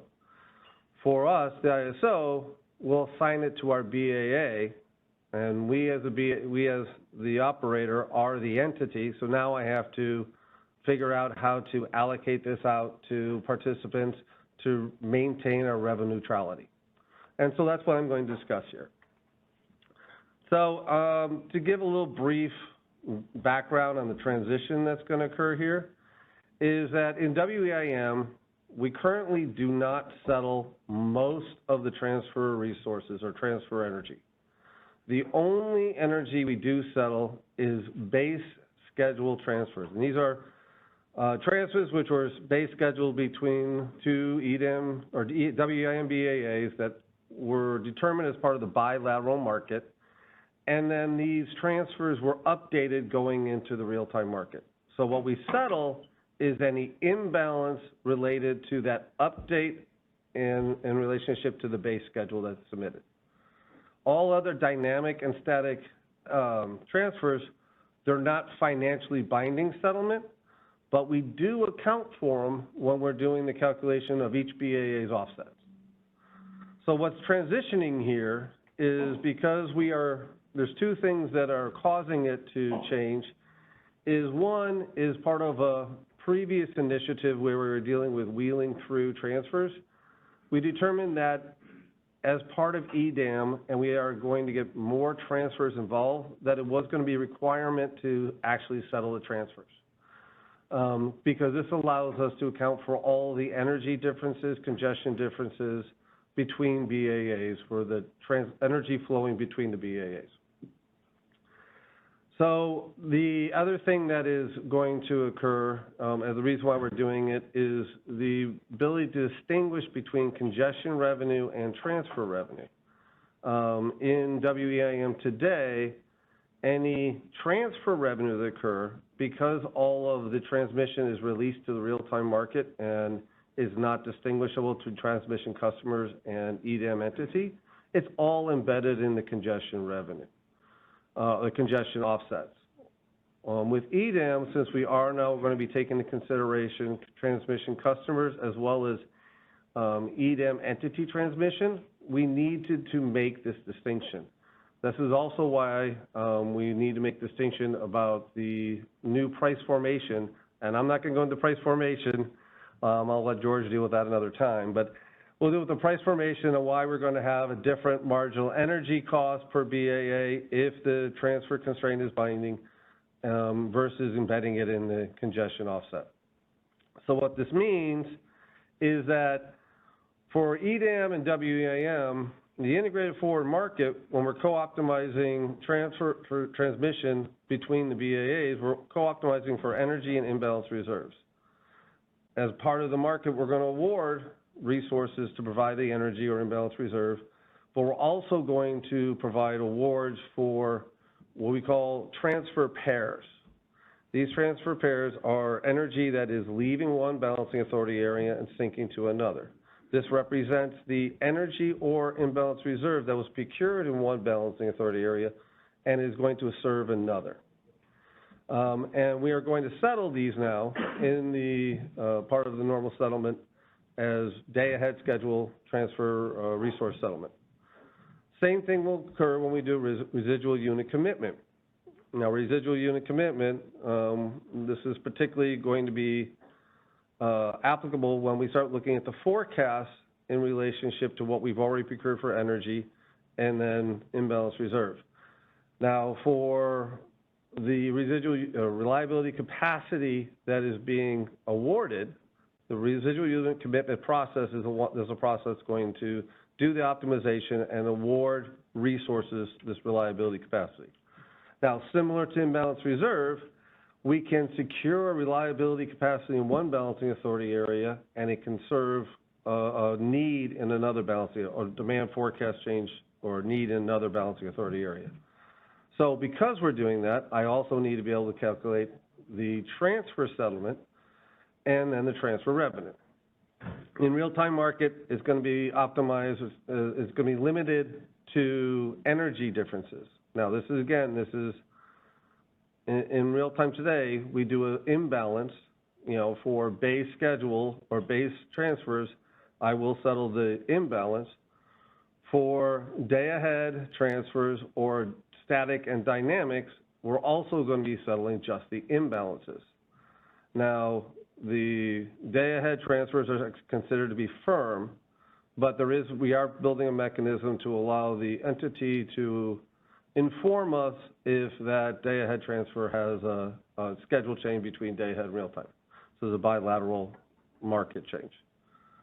I'll go on to the next one, but before I go to the allocation, let's open it up to any questions. I thought I saw one question pop up. Let's go to Kathleen.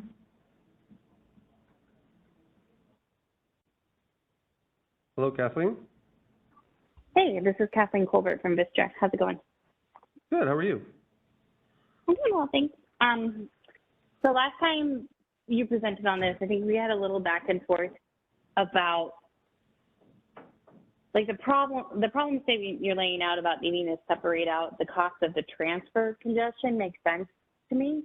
The solution paths, I wanted to follow up on it since I've been thinking about it more. And James, can you explain for the group, like, to me, what seems like the very logical solution is to separate it from the marginal cost of congestion and add a marginal cost of transfer congestion, a new component, an MCT, perhaps.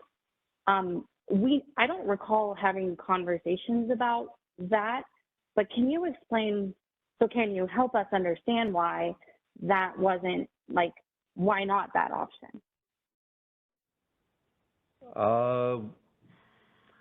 The best answer I can have is that option wasn't raised, and so we stayed with the fact that what that congestion represents is the power balance constraint differences between the two BAAs. And that power balance constraint is actually the cost of energy within the BAAs. So based upon discussions we've had on price formation and other initiatives where it actually had been raised, the question is why we don't have different energy prices per BAA. We lean toward going down that pathway. That's super helpful, and I will take, I'll take responsibility if I missed that earlier conversation. My recollection is that there were conversations that, like, I kind of heard rumors about this idea of that path being taken, but it wasn't being discussed in an open stakeholder meeting. And so by the time it was brought forward to an open stakeholder meeting, it came across as this is what we're doing. We didn't have here's the problem statement, here are the options, here are the pros and cons. I definitely have raised concerns with the proposal when it came out. I don't recall the ability to provide other options. Would have definitely provided this one because it's the logical, simple one.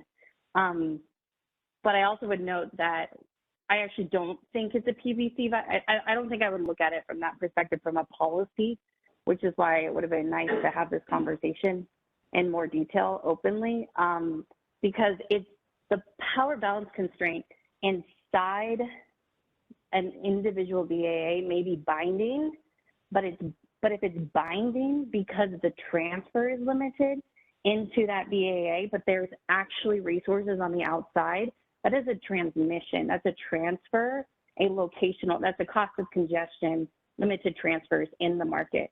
The scenario of you need to reflect a PVC violation would only occur if there's insufficient resources upstream of that transfer constraint. So it really is a transmission constraint, which is why it's more akin to a marginal cost of congestion. And I'm, just wanted to have this conversation again and get more context for why you didn't take that more, I think, logical path. And this was helpful to understand, so thank you. Okay.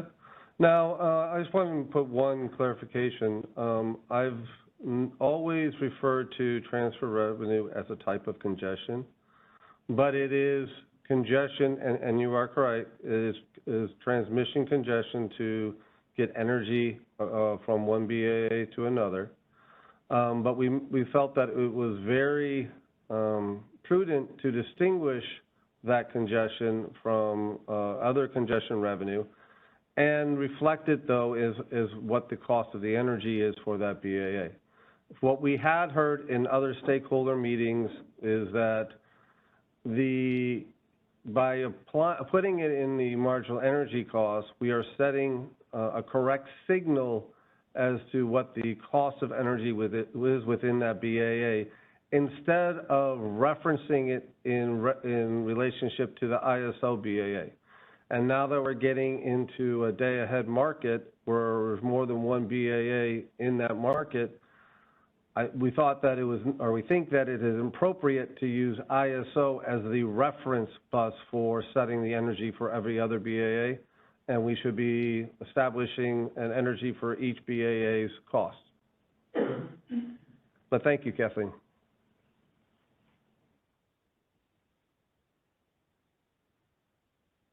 Any other questions? Okay. So I'm going to move on. As I said, that we did find that it was necessary to now calculate the actual settlement of transfer resources between each BAA. They will look, they're set up as transfer pairs. They can be, and I'm going to use this phrase even though I'm trying not to, they can be bucket 1, bucket 2, or bucket 3. That'll be probably the last time I use that today. But these transfers have different parties associated with it. So what I'm going to refer to it as EDM entity transfers and transmission customers transfers. Now, because we are actually awarding energy on this, we had to be very careful as to how we settle this. For transmission customers that have used their rights to get energy across the BAAs, this transfer settlement is going to be directly with that transfer customer. They'll know exactly what the price of the energy to be sourced from a generator. You'll see it leaving a balancing authority area, importing into a new balancing authority area, and going to load. So now it gives you the actual price formation or pricing of that energy as an import and export to go between two BAAs. Now, if the transfer constraint's not binding, the marginal energy cost across all of each of those locations should be the same, so the only thing that's going to be impacted is the cost of congestion, and that cost of congestion is going to go to fund congestion revenue. Now, for the ISO or other EDM BAAs, you have the other two types of transmission, which are basically EDM entity or EDM BAA transmission. That is transmission that's going to be offered in by the entity. It also will incorporate Pathway 2 and Pathway 3 transmission initially. But what we're going to be able to do is when I do the settlement of that, I'm going to have to be able to distinguish who is going to be responsible for the cost of that energy. Now, if it's Pathway 2, the transmission customer released that to the market, it is not appropriate for the transmission customer to account for that export and import dollars. So what we will do is we'll settle that directly with the EDM entity or the ISO BAA. Now, this is necessary because settlements is required to determine or make sure that each balancing authority area is revenue neutral both in the day-ahead market and then in the real-time market. The settlement of the transfer resources allows me to determine if there is a neutrality issue here. So for the ISO, what we have said is that the ISO balancing authority area, we will settle with the ISO BAA, and now we're going to allocate this out to our participants. What the ISO is proposing is the ISO staff proposes to sub-allocate these transfer settlements to meter demand. And it's going to be a net, so across the entire ISO footprint, I will take the total transfer settlement, I'll net it up into a value, and that value will then be allocated to meter demand. And I'm going to open this up to any questions.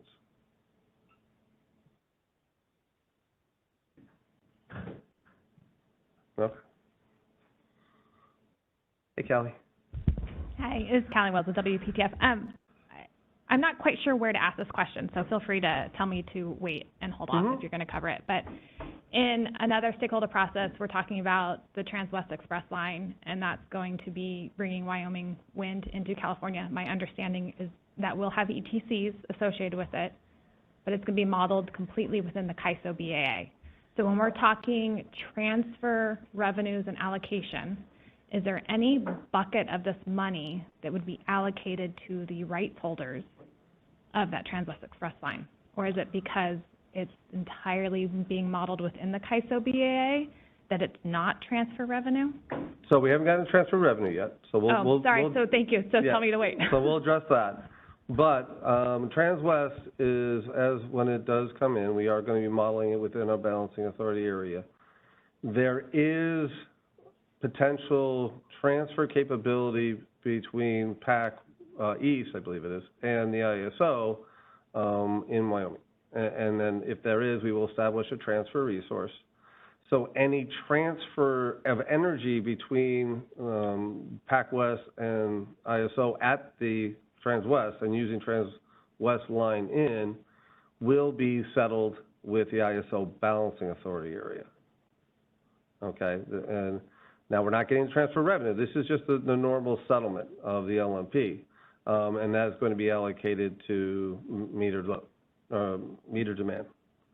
So I will get more into the transfer revenue, but a lot of discussion with Transwest is actually going on with Transwest initiative and so on, and not, so I'm going to stay at a high level here if I can. Yeah, so this piece actually is not being talked about in Transwest, and I think it's because it's being modeled entirely within the CAISO BAA, but that's where we're trying to seek confirmation. So The Transwest, where this would come in is at the boundary of the ISO. If there's any energy going from Transwest to PAC West or PAC East, or if PAC East is sending energy into the ISO using Transwest transmission, there will be a specific transfer location up there that we will establish transfer resources to it. If there is ETCs and TORs on it, yes, we will establish specific pairs that allow that transmission. Within the ISO, there is no transfer revenue or transfer occurring. It's all modeled within, so it's considered internal transmission. Okay, yeah, I appreciate that because it seems to be a missing topic in either. I know it's being talked about, but not to this level of detail, so we're just trying to sort that out. So I'm not quite sure where to ask these questions. So we probably need to ask it more. We'll do the high level here, and if any for details, we'll do it during the Transwest onboarding. So now I'm going to go into, perfect timing, Kelly, transfer revenue.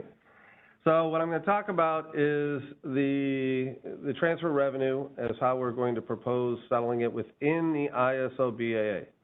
I'm going to touch on how the EDAM framework, portions of it, the EDAM framework, set it up in order to get down to the ISO BAA's transfer revenue portion. So based on the work group, I have a little more diverse responses here. Most people appreciated the direction we were going. They're very supportive of the idea of having possible pathway to transfers within the ISO BAA. If a transfer customer has rights go from the ISO to another BAA or BAA to the ISO, these transfer customers will probably have established ETCs and TORs. Then they also agree that there is a need to do a sub-allocation to these ETC TORs based upon if they release that transmission as part of Pathway 2, or if they actually schedule their transmission. And I'll get more in depth on that.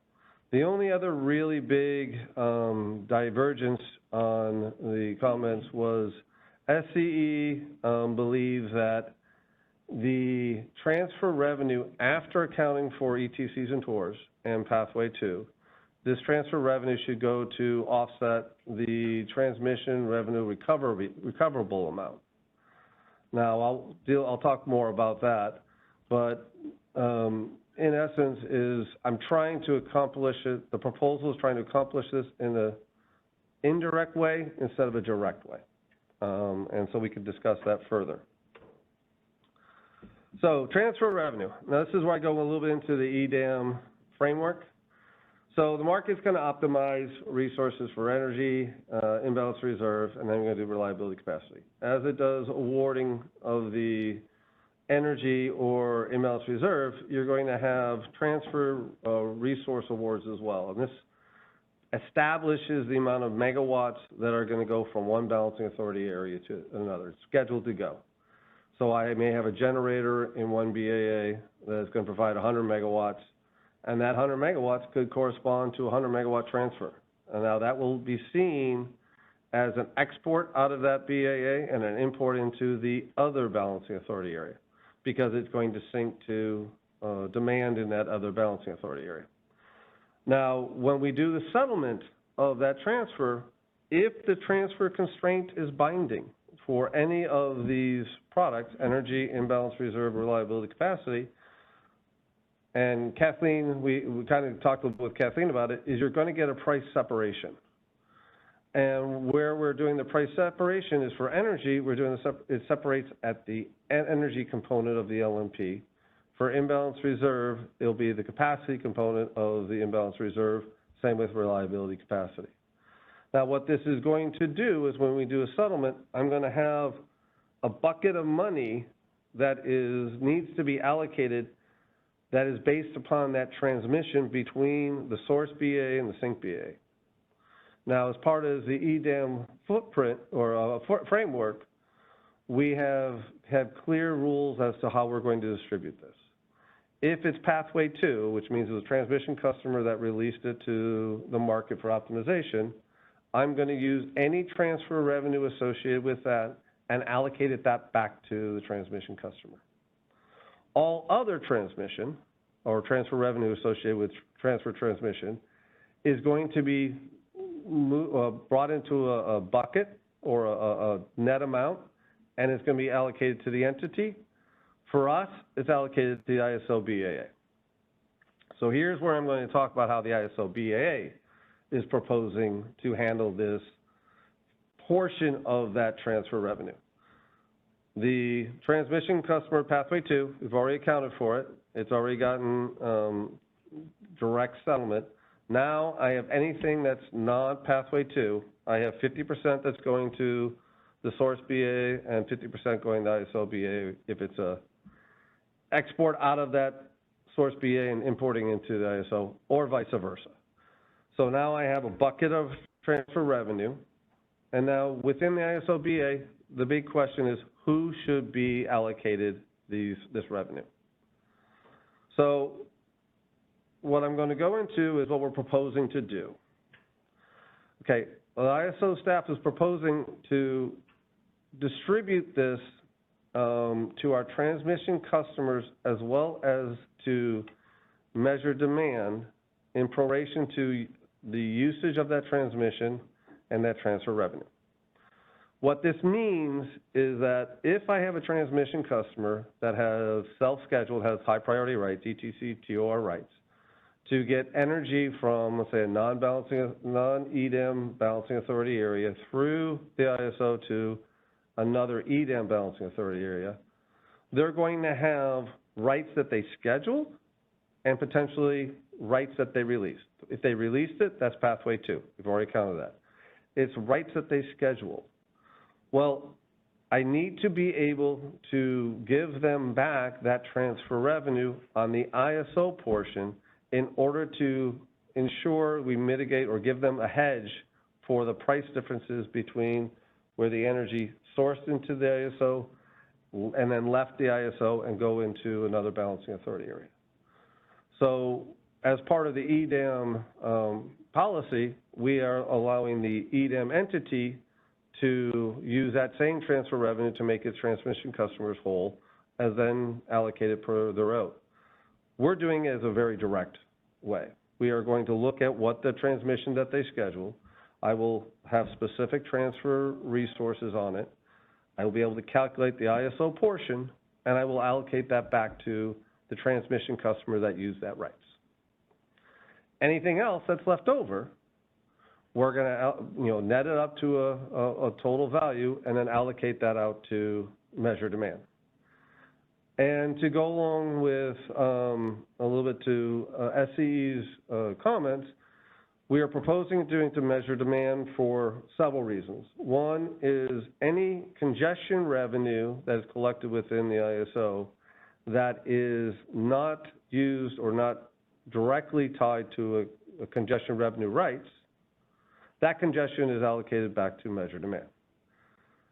Real-time congestion offset today and in the future is going to go to measure demand. As I said before, this is a type of congestion, but this is congestion between balancing authority areas. So we're proposing to keep that same allocation methodology and allocate it to measure demand, because ultimately measure demand is the one paying for the transmission to go through the ISO. And I'll open it back up for questions.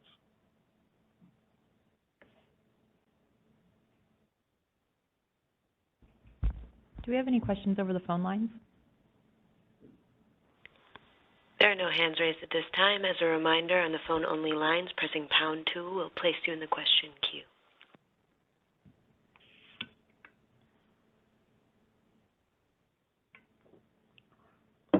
Thank you. Let's go to Doug.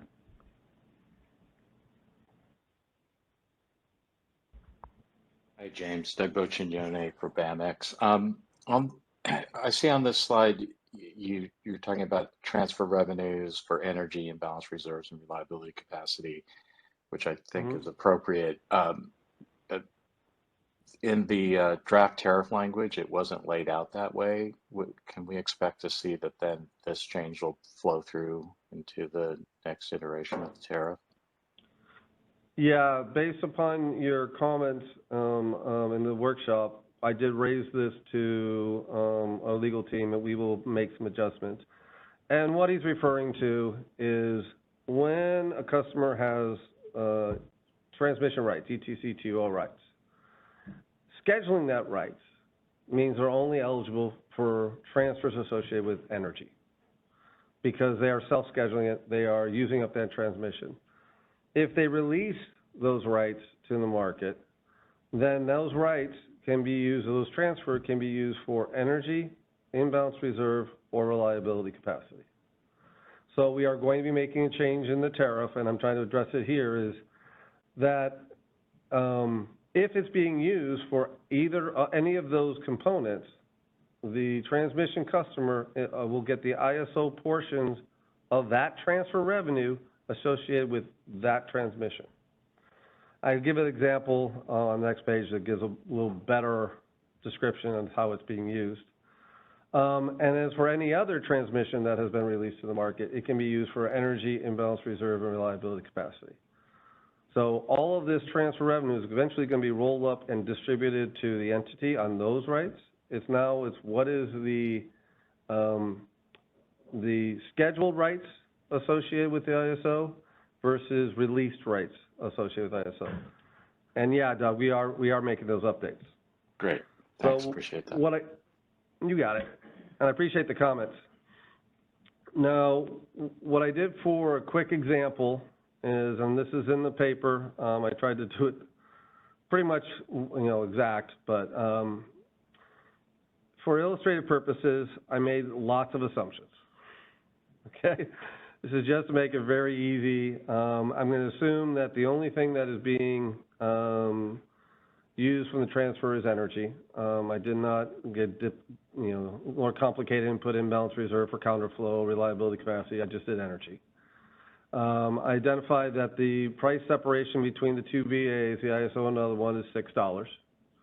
And then I have a rights holder that has rights to go from a non-EDM BAA.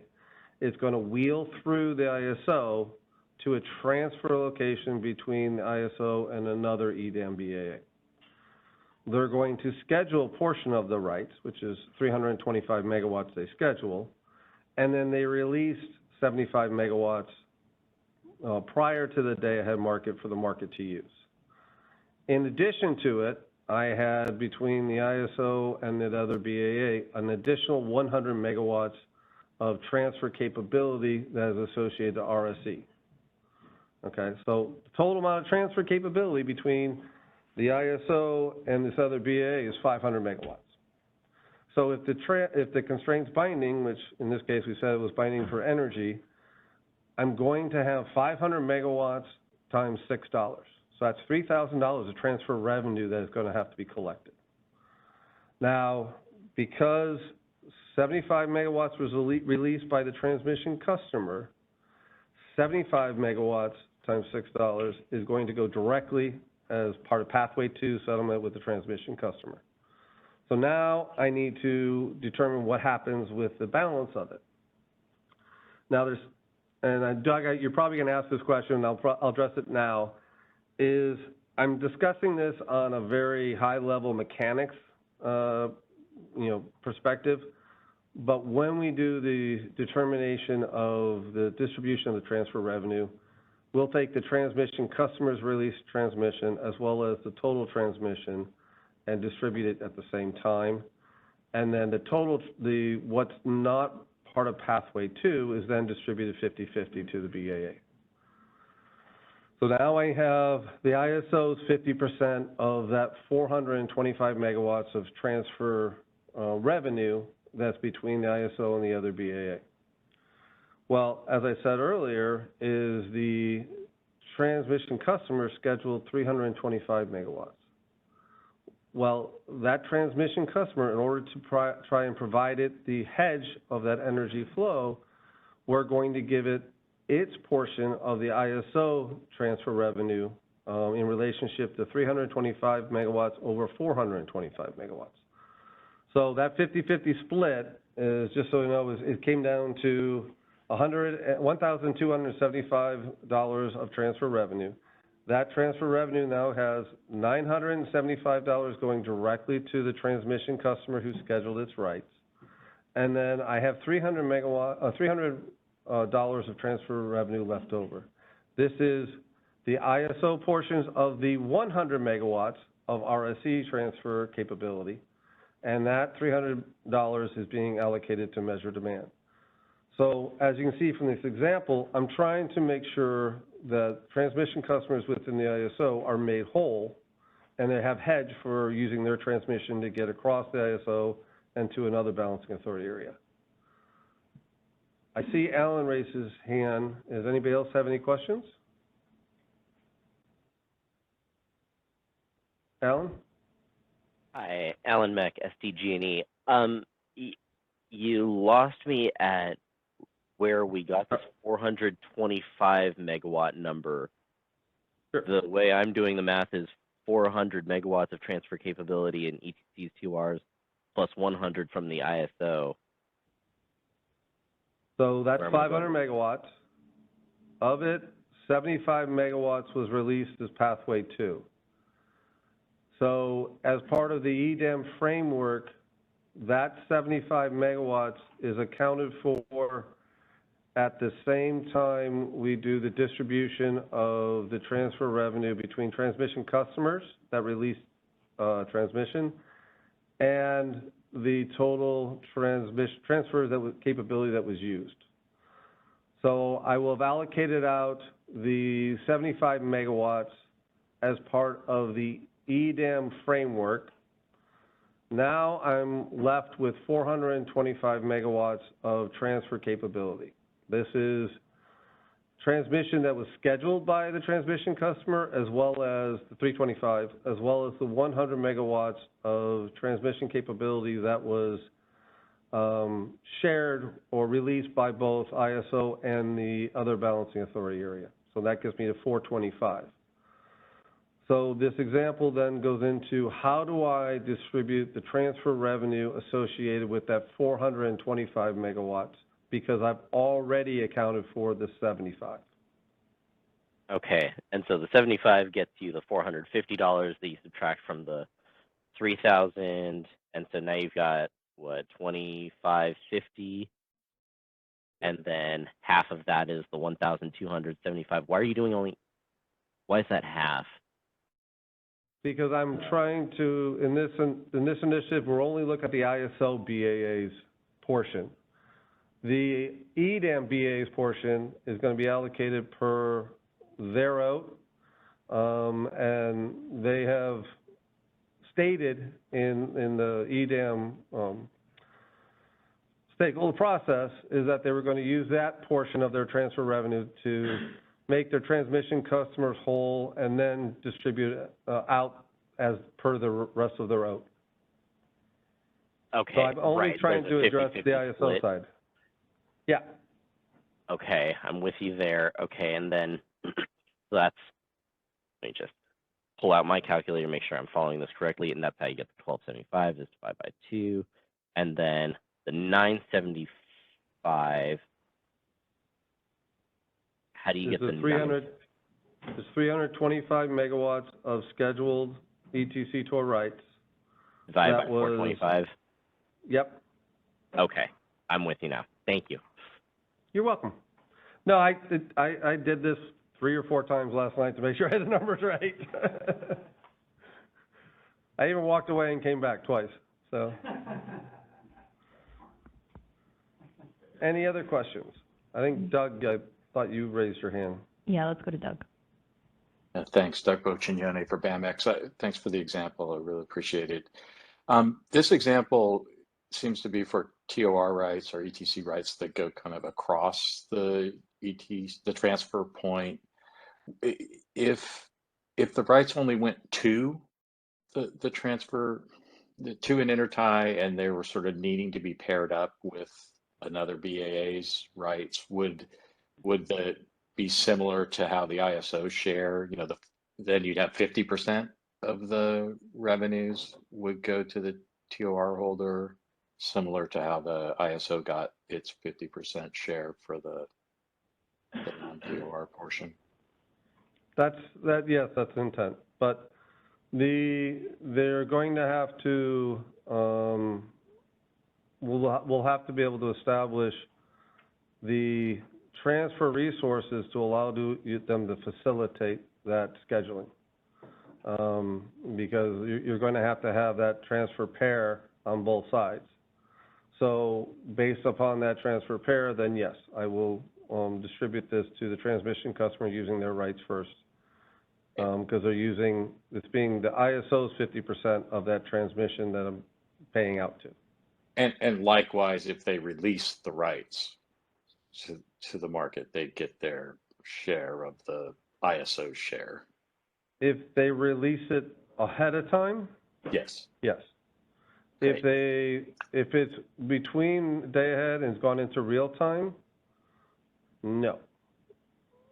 Real time, any unused transmission based upon ETCs and TORs is released to the market for optimization, and there isn't going to be transfer revenue associated with it. Right. I understand that. Thanks, but appreciate the clarification.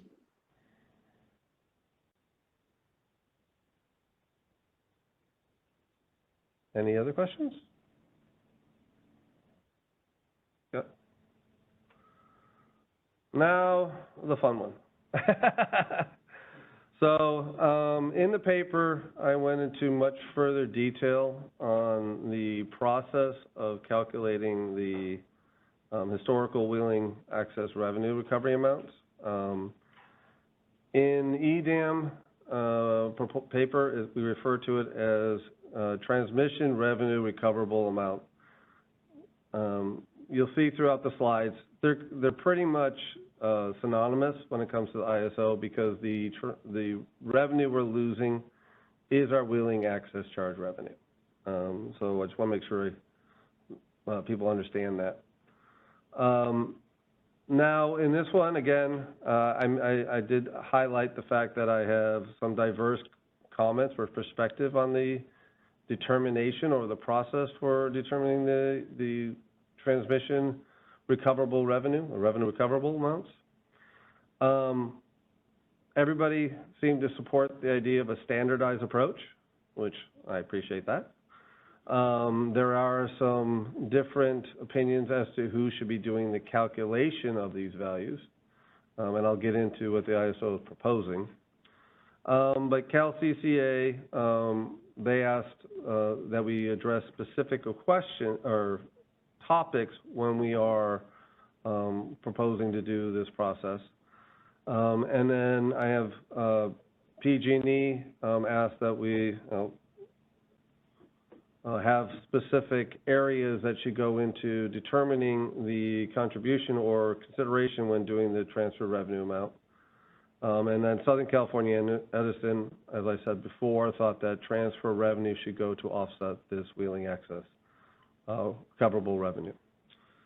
Now, I'm going to go back one slide because I want to touch on CalCCA's comments or their questions. They asked specifically is if the historical usage will reflect anticipated EDAM usage. The answer is We're doing our best guess. Because the optimization is going to use the transmission differently than it does today, our only ability to determine what is potentially lost or been converted into EDAM, transfer revenue, or transfer resources, is historical. So we're going to be looking at each intertie that is being wholly or partially converted into a transfer location. We'll determine how much of that export schedules we think or we believe or forecast is going to be converted into transfers. But I believe the other two mechanisms do a better job of accounting for EDAM usage. So we'll be able to, the three components together will be able to address the historical conversion as well as usage for EDAM itself. And this goes into your second question, is will it reflect changes in transmission flow? Well, wheeling access charge today is not a flow-based charge. It's a scheduling-based charge. So we're not necessarily going to be accounting for flows, but we will be accounting for wheeling through energy or in excess of previously. If I have more EDAM transfers than I do overall, then we will have the third component be triggered, and we have an additional component to go into this recovery amount. And then, will the historical usage be a rolling 3-year or a static value?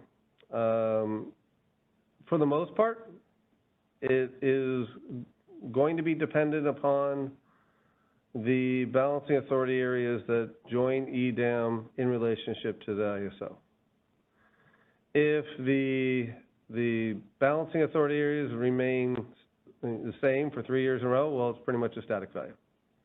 But if we get additional balancing authority areas join, let's say we have PAC has already committed to joining EDAM. Let's say bank joins. Well, now I have to look at my historical 3-year differently because bank is going to have exports that are going to be converted into transfer schedules. So now I have to look across that time frame too. PG&Es, they wanted us to make sure that revenues from exports and wheels are subject in the wheeling access charge. Yes, wheel throughs and wheel outs, I am considering both when I do this charge. As for their second comment is that it should consider the wheeling scheduling priorities established in the transmission service and market scheduling priorities. It will indirectly.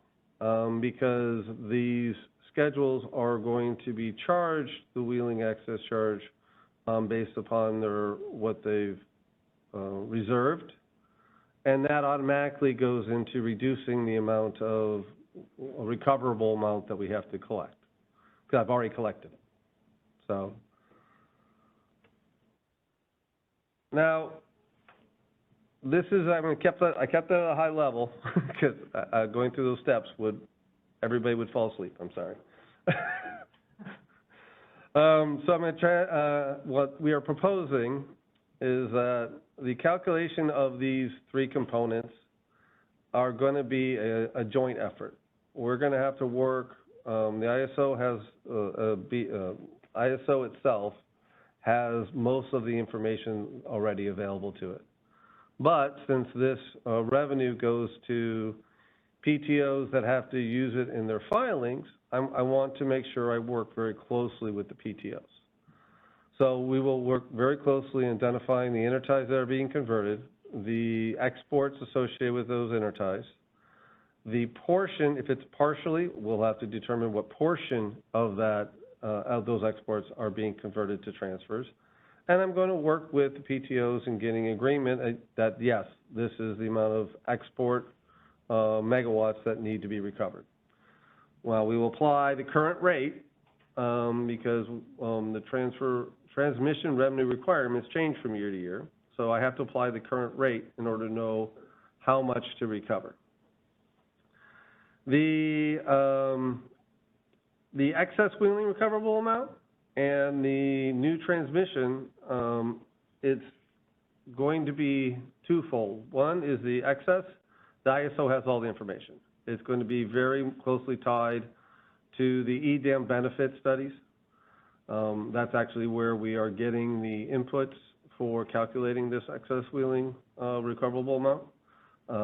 As for new transmission, and Kelly touched on this, is as new transmission comes on, we have to be able to work with the PTOs or the transmission owner to determine how much of that is increasing our transfer capability so that I can recover what would have been wheeling access charge that they would have collected if we were part of EDAM. So we will work very closely with them during the onboarding process and make sure that we have those numbers accounted for. Now, the last two parts is the true-ups. You know, in the EDAM proposal, we talk about at the end of the year, there's a true-up mechanism.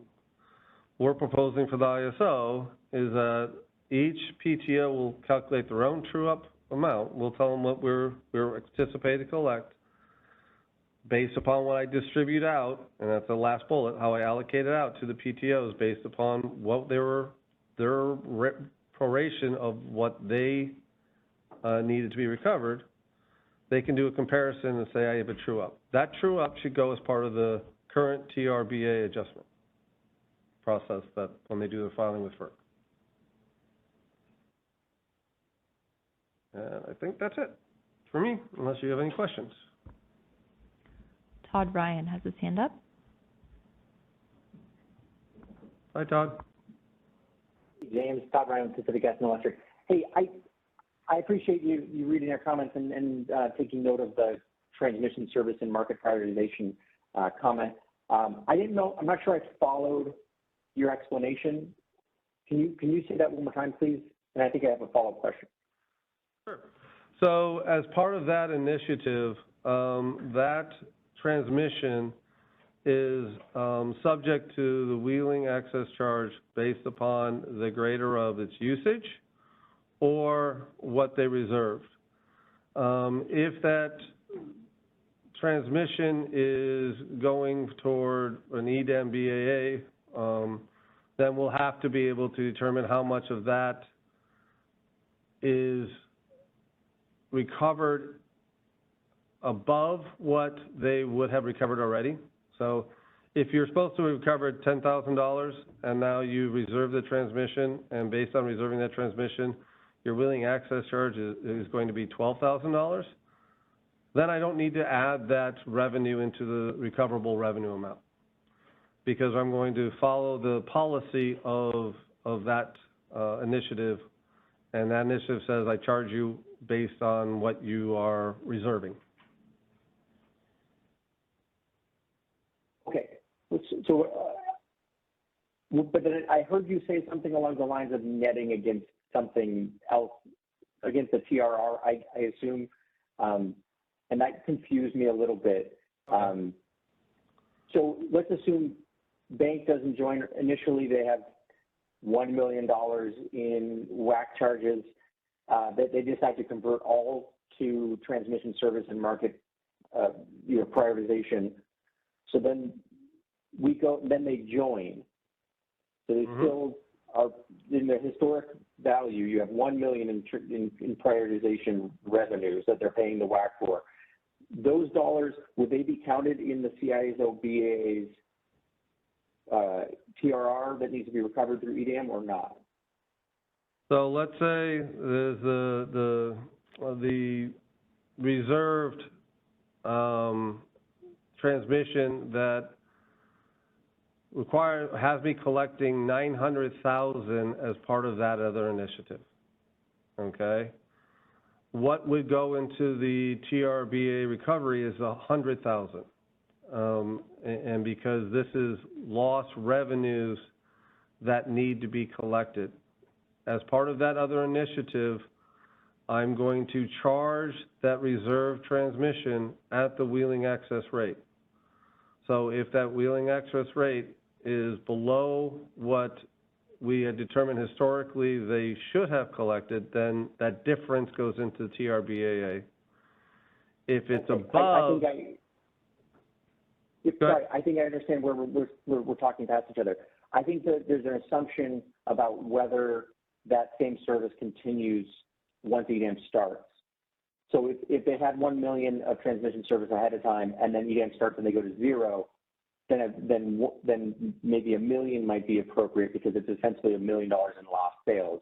If it goes from 1 million down to 900,000, you're saying it'll only be 100,000, but it goes to the lost sales.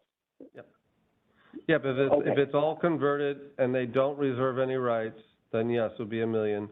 If they do reserve rights using that scheduling priority process, then I'm going to collect some wheeling access revenue from that particular reservation, and so that difference goes in. Great. Thank you so much for the clarification. Mm-hmm. Good question. We have a hand from Doug. Doug Boccignoni for BAMX. James, earlier you talked about Edison's proposal to credit the transfer revenues against these historical WAC revenues. And I think you said that sort of indirectly you might be addressing their comment, but it seems to me that at least on its surface, you didn't accept that comment that the transfer revenues are going to get allocated to metered demand or the EDCTORs, and they're going to get the recovery from the WAC revenues will just come through this process you just described. Is that right?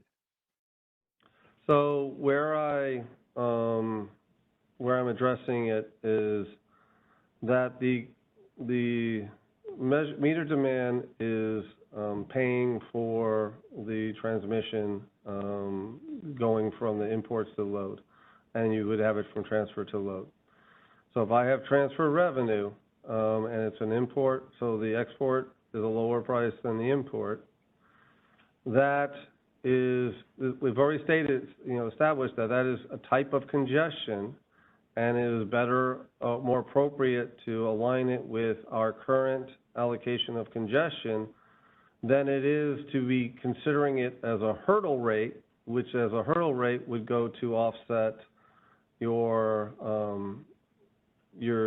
TAC. Load is in essence still paying for it. What we're trying to do is reduce their exposure to any increases in the transmission revenue requirements by paying it back to the demand. So okay, yeah. It's the same rationale as why we do congestion revenue rights. Any leftover money goes to measure demand. Yeah, thanks. And I think I agree with that approach. It makes sense to me. And I think it's also consistent. I mean, BAMX had argued that the transfer revenues throughout the whole EDAM should be credited against this lost wheeling revenues, but that was rejected. And I think, since it's not being applied everywhere, it certainly shouldn't be applied that way within the CAISO. And I think what you have proposed is consistent with that. And I think it makes sense. Thanks, Doug. Yeah, I'm very much trying to be consistent across my charge codes. All right, Alan Meck. Alan? Hi, Alan Meck, SDG&E. I'd like to go back to this discussion about ATC sales under the TSMSP initiative. So I have a slightly different hypothetical from the one that you and Todd discussed.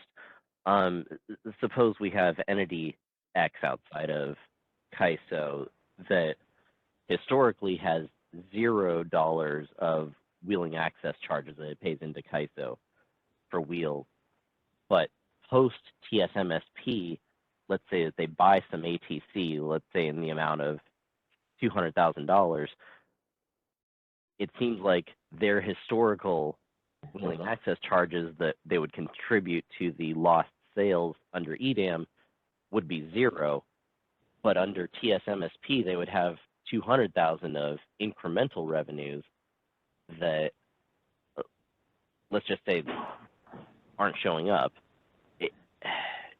Are you following me? Like, it seems like that 200,000 should be added into the total amount that CAISO has to recover.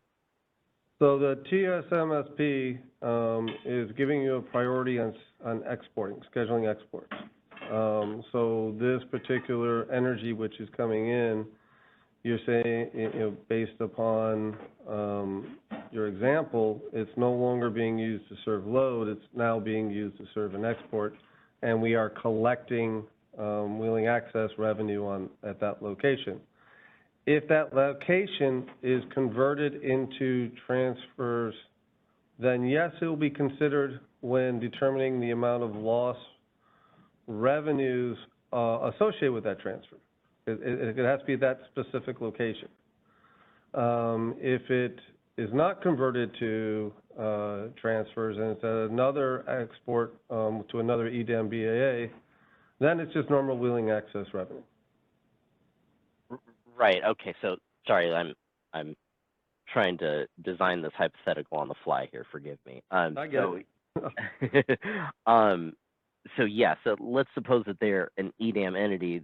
They start up at the same time that EDAM goes live, and so they don't have any ATC that they have bought historically, but they would have, but for the fact that they became an EDAM entity, and so it seems like we have no historical revenue upon which to base our assessment, but they might have, or they would have, bought ATC, but for having joined EDAM. It seems like there's some element of ATC revenues that should be considered incremental that may be getting lost in your equation. Okay. So if you can do me a favor and put that in your comments and give me a chance to think about it further, I would appreciate it. Because as you said, we're making it up on the fly, and I think you lost me at one point, and I just want to make sure I get the answer to you correctly. Yeah, and it part of the problem is you have to almost design a counterfactual of what would someone have bought under TSMSP, but for having joined EDAM, and I don't know how you create an estimate for that, and maybe you could help me with that. But yeah, we'll put that in our comments. Okay. Appreciate that.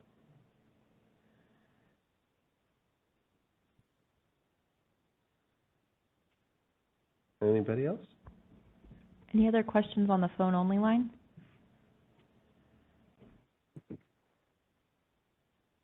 No hands raised. I believe we are going to break, right? Yes, that will bring us into lunch. So we are a little ahead of schedule, so let's meet back at 1 p.m. So it gives a little bit over an hour for lunch. So see everyone back at 1 p.m. Now can you come up and make sure I don't put that noise back on? I didn't do it the first time, but I don't want to do it the second time.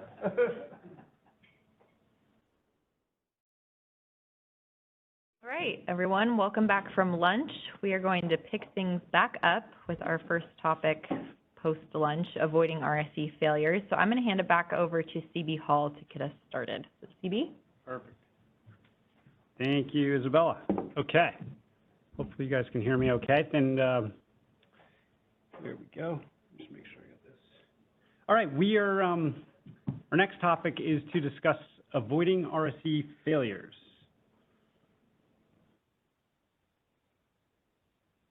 Okay, there we go.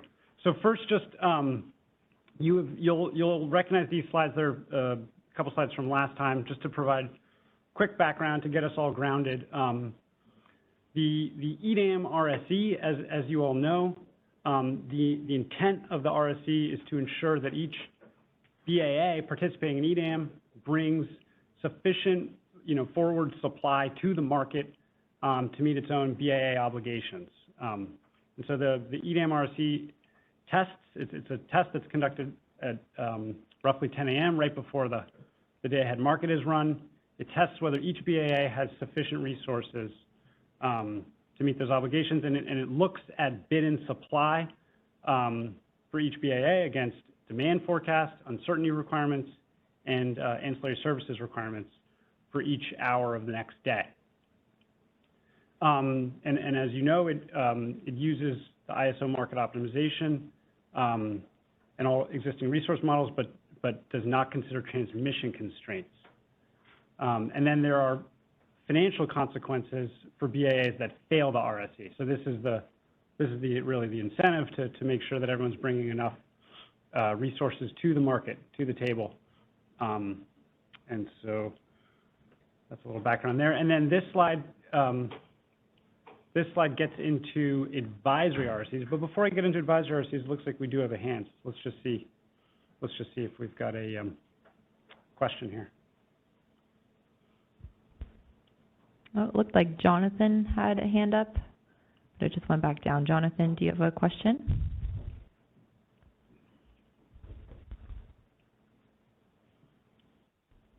Okay, maybe we'll come back. Okay, cool. So I'm still here on background. So there, in addition to the final RSE that is conducted, right around 10 a.m. before the day-ahead market is run, there are also advisory RSEs, again, established by EDAM design, advisory RSEs that are non-binding, no penalties associated with them. They're for information purposes only. And they provide helpful information to each BAA and allowing BAAs to take action if needed to cure potential shortfalls. And so the EDAM design has established that there will be preset advisory RSEs run at 6 a.m., as you can see on this timeline, as well as at 9 a.m., and then other advisory RSEs will be available as well, all the way between 6 and 10. But two of the key ones will be 6 a.m. and 9 a.m. And 9 a.m. is a really critical one because at that point, all the requirements will be fixed. And those requirements will carry through into the final RSE at 10 a.m.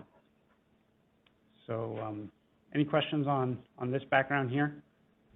Yeah, go ahead, Jonathan.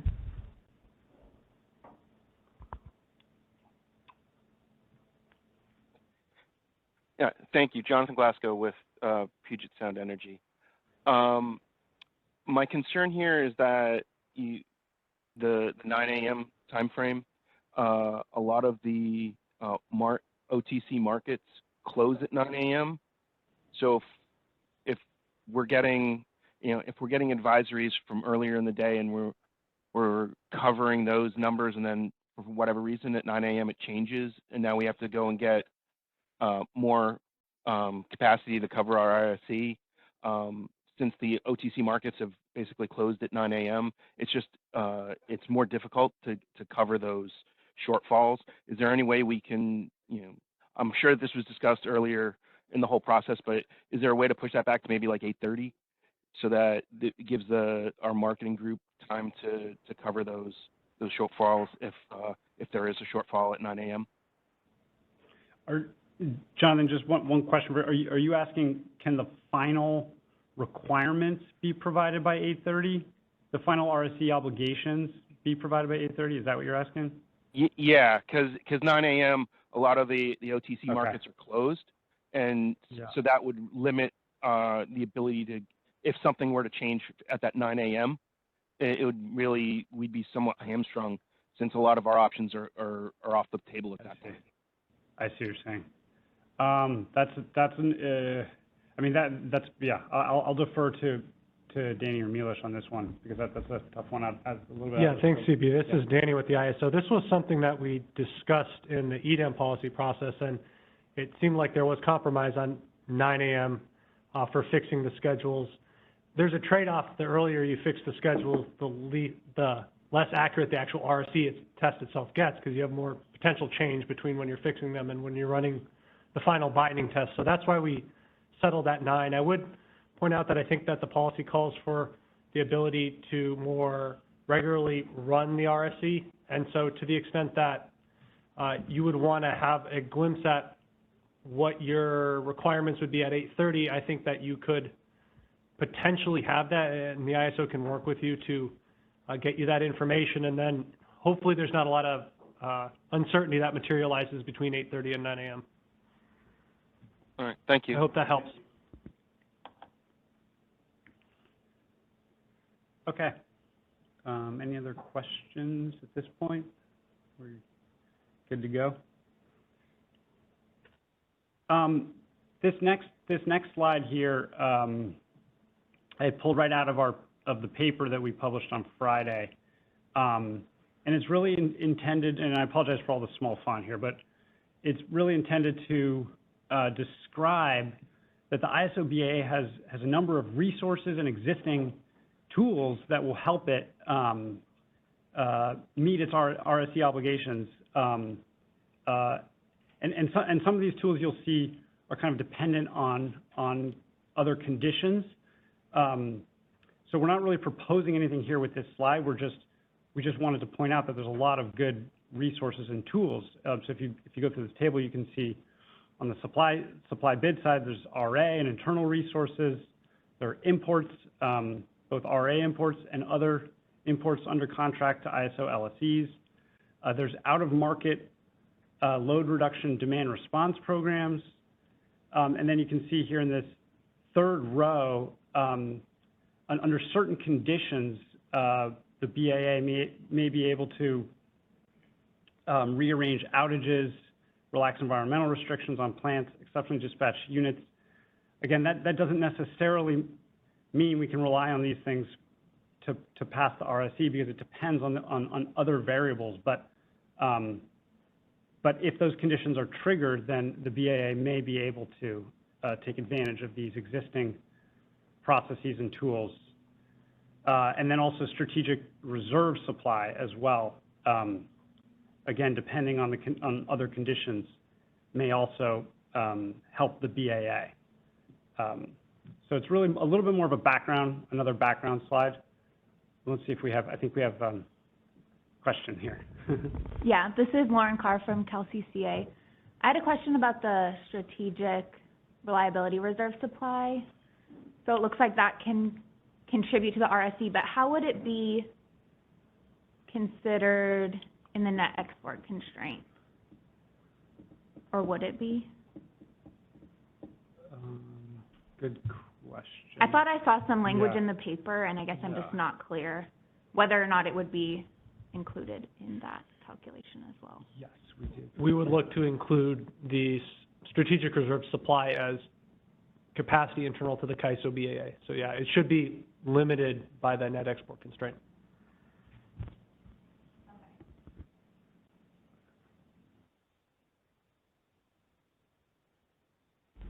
Looks like Jonathan has hand up again. Jonathan? Jonathan Glasgow, PSE. With the SSR program for CAISO BAA, if other EDAM BAAs have similar programs, will those also count towards their RSE? Or is it just the SSR for CAISO? This is Milos with the ISO. Yeah, I mean, remind me, you're referring to the strategic reserves or Yes, something else? strategic reserve. Yeah, Yeah, the strategic reserve program.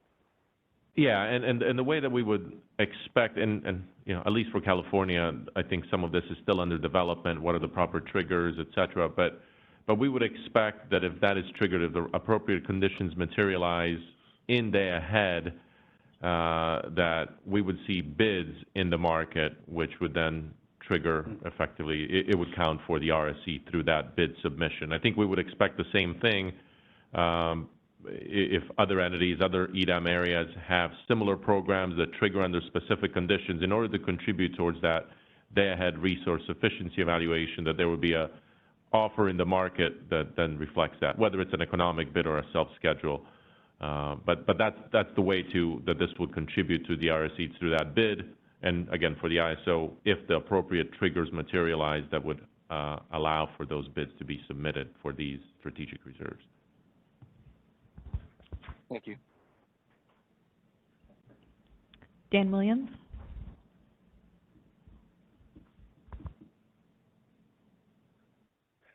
Hi, Dan Williams from the Energy Authority. A few, and this is going back to your previous slide, CD, a few entities commented in the day-ahead market enhancements in the last round of that they'd prefer to see the CAISO move up the day-ahead market close versus moving back the results publication in the afternoon. Has the CAISO given any more consideration to where you may land on that? Just thinking about that relative to Jonathan's question and the overall timeline here. You're talking about actually moving the 10 a.m. Day-ahead market close earlier in the morning? Is that what I'm hearing? In DAME, a few entities commented that if the CAISO needs additional processing time, they'd rather start earlier than end later, if that makes sense. Okay. Just curious if there's anything that's been thought about there. I also, again, defer to the team because I didn't actually know about that one, sorry. Unfortunately, we don't have George here, who I think could better speak to this, but there are technical challenges with moving the day-ahead market up sooner. There's a lot of processes that are sequenced off that 10 a.m. deadline that would have to be adjusted. I think this has been explored before in terms of gas coordination, and it was deemed really difficult to do. I think to the extent that there's a real need to do it for EDM, we can re-examine it, but the prior looks we've had at moving up the day-ahead market timeframes it's a really heavy lift from at least my understanding, and hopefully if we get George back, he can shed a little more insight onto why it's exactly a really heavy lift. Okay. Yeah, wasn't asking for myself so much as just curious if there had been any changes based on the comments that came in, but that's fine. Thanks. Thank you. Let's go to Jamie.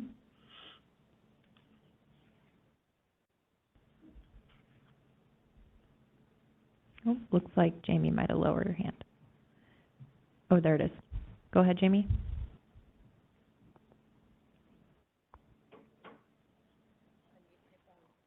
Hi, CV, Jamie Gannon from CPUC. Can you hear me okay? Yeah, to some extent. Maybe just a little louder if you can, Jamie. Thanks. Yeah, no problem. Okay. Could you go back to that slide that shows kind of the resource chart of, yeah. So I just want to kind of understand this. I'm getting up to speed on a lot of this stuff. So if you could just kind of walk me through what would count towards the RSE failures or towards the RSE test at that 9 a.m. or 10 a.m., period. So it says demand response, and then you have within that the ELRP and the DSGS. I'm just wondering if RDRR would also be in that bucket. I don't know how, because I think what I heard Danny say is that they would have to be submitting bids into the day ahead at that point. And I know that for at least some programs, they might not have a day ahead bid. And so would those resources not count towards the RSE? Can you kind of walk us or walk me through that? Sure. Yeah. So just to start with, Jamie, I guess generally, like if you bid in, providing a day ahead bid into cyber is what's going to get you to count towards the RSE. So to the extent that RDRR resources are voluntarily providing day ahead offers into cyber before a certain timeline. If it's before 9 a.m., then we'll pick them up in the 9 a.m. advisory RSE. If it's before 10 a.m., we'll pick them up for the final RSE. So to the extent that they're doing that voluntarily, they will count. In a subsequent slide here, we're actually going to talk a little bit about RDRR and specifically those that have not submitted a day-ahead offer into cyber and how to potentially account for them. Yeah, so we'll get to that in a subsequent slide here, if that's okay, Jamie, on the RDRR front. Did I answer, does that kind of answer your question then? Or, yeah. CB, this is Heather. Can I just add one more piece of information Sure. that I think is relevant to Jamie's question? Jamie, this is Heather Curley at CAISO. So we have two sides of the equation. We have what's eligible for the RSE, and then but then in the EDAM tariff, there's also an adjustment for demand response that is not picked up. So, CB, I didn't know if I think we're going to touch on that later when we get to the RDRR slide. But so some of these programs, for example, some of the demand response or ELRP, let's say it's not available for the RSE because there is no supply bid in the market. I think the purpose of this discussion is to explore how do we think those programs would be used, and then we would use the demand response adjustment in the tariff to effectuate that. So I just didn't want to lose track of that later adjustment, even though I think CB's overall point of anything that's in as a supply bid by 10 a.m. will be eligible for the RSE. Thanks, Heather. Jonathan?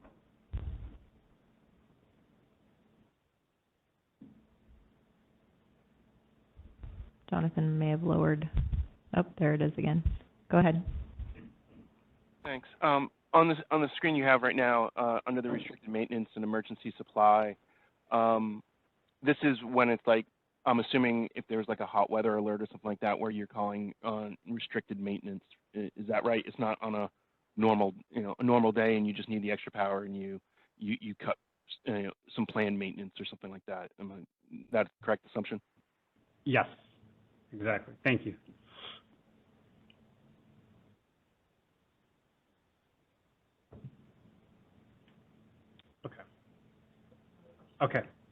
Okay, great. So I'm going to go to the next slide.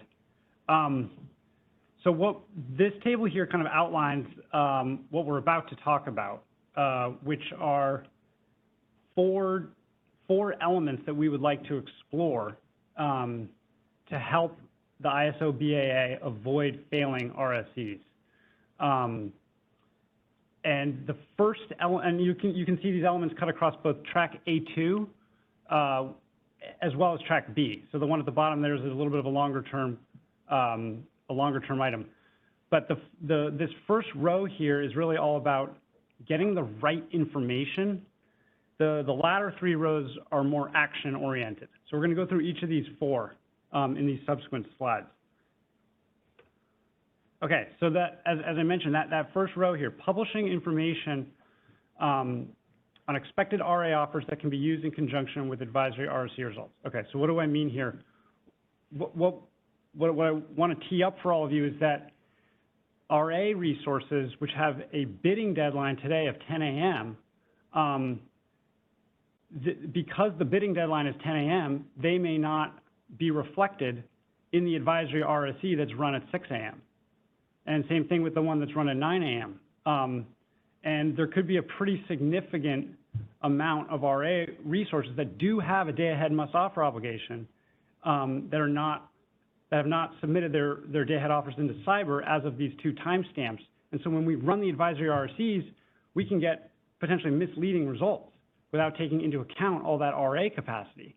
And so we need to mitigate that issue. And so this slide is kind of teeing up how do we mitigate this information problem here. And so one kind of natural solution is to publish this information. And so what we're thinking here is that we would publish, in conjunction with the advisory RSE results, we would publish a quantity of expected RA offers that we're expecting to come into cyber before 10 a.m. And so if you look down here below at the bottom of the slide, we're saying expected RA offers. That would be based on the total RA capacity with a day-ahead must-offer obligation that has not yet submitted a day-ahead offer into cyber, is not on outage, and is also not restricted by intertemporal constraints, primarily like startup times. So that would represent a quantity of capacity that we can expect to be forthcoming into cyber. And so what we're proposing here, at least in as part of track A2. And again, track A2, we have a little bit more time to discuss this stuff, but we're proposing that this information would be helpful to the BAA. And so at a minimum, I think publishing this information at 6 a.m. and 9 a.m. in tandem with the advisory RSEs would be a helpful thing to do. So let me pause there for a sec, see if there's any feedback on this idea. Hi, Callie. We have Callie in the room from, yeah. Hi, it's Callie Wells with WPTF. Okay, so I just want to make sure I understand what the idea here is. Yes. So this is more just publishing information, not necessarily inserting the bids to be used in the RSE. Correct. Yeah, Okay. This is information only here. Okay, Yeah, that makes sense. just information, yeah. Basically to supplement the advisory RSEs. Yeah. Jonathan?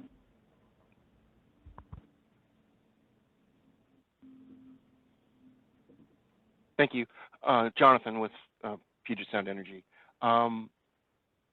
It looks, just back on the RSC advisories, it looks like that the 6 a.m. and the 9 a.m. are sort of like set in stone as part of policies, but is there anything that's indicating, or is there anything written down or set in stone as far as the interceding times of when advisory RSCs come out, or is that going to be discretion of the operators, or is it something that we can request the CAISO to send us an advisory RSC? Actually, Mitch, do you want to take this one? Because I think the plan Sure. is every, yeah. Yeah. And in the draft tariff that we published on EDAM, we've noted that kind of subsequent publications would be established by the business practice manual. But the intent is to publish frequently between 6 and 9, maybe between 6 and 10, frankly. I think at this point we're looking at either every 15 minutes or 30 minutes. We're evaluating that as part of our business requirements, development, and systems needs. But yes, even though we're publishing these based on, we're setting the inputs at 6 a.m., initial inputs, and then at 9 a.m. firming up those inputs that establish those obligations between those time frames at various intervals through the same tool set. We will be publishing additional advisory results so that you can track. Effectively, the intent is that you can track how each balancing area is trending towards meeting that obligation, and that you can take steps to remedy that and cure or take whatever other coordination steps you may need with your entities to pass the RSE. And that will happen all the way up to 10 a.m. I expect that between 9 and 10 a.m. we'll have at least one, if not two more publications of the advisory results so that you can see how you're faring. All right. And we can only see our own advisory, right? We're not seeing other BAAs within the market? I think, yeah. We're still sorting that out. I think we would definitely appreciate comments on who has visibility to which results and at which times. Okay. All right. Thank you. Okay, Bonnie Blair. Hi, this is Bonnie Blair. I represent the Six Cities group. So I can see the idea of identifying the volume of RA that hasn't yet submitted an offer could be helpful, but it kind of begs the question about what is it going to create a false sense of security or optimism? Couldn't you remind me at what time CAISO inserts a bid if there's an RA resource that hasn't bid? And I guess, can you address that question of maybe the potential for disappointed expectations and a failure that we're not expecting? Yep. Thank you, Bonnie. That's a great question. So bid insertion for RA resources that are subject to bid insertion is 10 a.m. as well. So both the RA bidding deadline and the bid insertion timeline are both 10 a.m. basically. And Bonnie, we may have discussed this, I think, a little bit in the past, in the workshop in early April, the idea of potentially moving bidding deadlines earlier in the morning to kind of deal with this issue. But that has other ramifications for the way the day-ahead market operates. So instead of doing that, we are saying here, an easier solution is to simply publish the expected RA offers. Now, you bring up an interesting point, which is, okay, so it's an RA resource, it has a day-ahead must-offer obligation. Are you 100% sure that total quantity of RA with a day-ahead MOO will in fact bid by 10 a.m.? That's an interesting question. I don't know what the confidence factor is for that one. I might defer to Abdul on that one to see if he has some thoughts. Yeah, thanks, Steve. Yeah, this is Abdul Muhammad Ali. I think that's a fair point, Bonnie, and I think, yes, I mean, there probably will be some level of uncertainty if this RA that we're expected will actually bid or be available. That's definitely, that's a fair point. I think the thought process here is if we don't account for the RA capacity in these advisory runs, then there's a good chance that we will fail all of them all the time without the RA capacity. And a lot of the RA fleet doesn't have bid insertion, so relying on that or even moving that by itself doesn't suffice in dealing with this. So I think one solution we thought of, and what we're suggesting here, is to account for the RA capacity. We'll try to see if it's not an outage and make sure it's actually available and stuff like that like CB has in the slide. But at the end of the day, I think there will be a level of uncertainty, but to us it seems that a better trade-off to have the RA capacity, most of it that we expect to be available in the RSC run, so we have a better RSC advisory outcome. But again, we're all ears to hear if there's any better suggestions or better solutions to do this. Yeah, I mean, you don't want to over procure unnecessarily. I completely get that. I guess maybe one suggestion I might make is that CAISO start tracking, what percentage of RA capacity that's not on outage does submit bids by what is it you're suggesting, 6 or 9? Well, ultimately 10. It's really about 10 a.m. It's really about who submits a bid by 10, because that's right. But you also want to know. You also, I mean, what I'm thinking is maybe you start collecting information about the timeline for submission of RA, offers. Does a lot of RA submit offers, in the last 2 hours before the market close, or is that unusual? I have no idea myself, but it seems like before you start counting on that to pass the RSE, or counting on it without some kind of a discount factor, it'd be helpful to know if there's a pattern out there. Yep. And CB, I think we plan to track and further develop what exactly the credit would look like. I think more will be needed if that's the path we go down. And I think we also wanted to note that, there can be voluntary submissions. I think Bonnie just raised this earlier. So to the extent, folks are able to take actions that, see those come in earlier as we're tracking, that can be helpful in our information gathering process. Yep. I think it's a great suggestion. Just one thing I want to note is that we are not here proposing to change the advisory RSC results themselves or the final RSE results. Like, we're not touching the RSE actually here. We're just talking about publishing information in tandem with those results, with the advisory RSE results. So I don't want people to think there's going to be some kind of credit against some kind of official credit. This is just an information that helps the BAA decide whether or not it needs to take some kind of action. That's all. Yeah. Sorry, that may be obvious, but I just wanted to reiterate it anyway. No, I mean, I think that, the problem is, I think it's a good idea. Certainly that RA should comply with its must offer obligation, but if it doesn't, for any reason, or certainly if it doesn't on any kind of a regular basis, it seems like it's going to be problematic to assume that it's going to show up. Yeah, I know. I think we need to definitely keep this in mind, Bonnie, and I think the suggestion to start gaining some understanding data on this would be helpful. We could take that back to the team. Okay, thanks. Thank you. Yeah. Okay, I'm going to go to the next one. Okay, so we just talked about information. Now let's start talking about actions that the BAA might be able to take.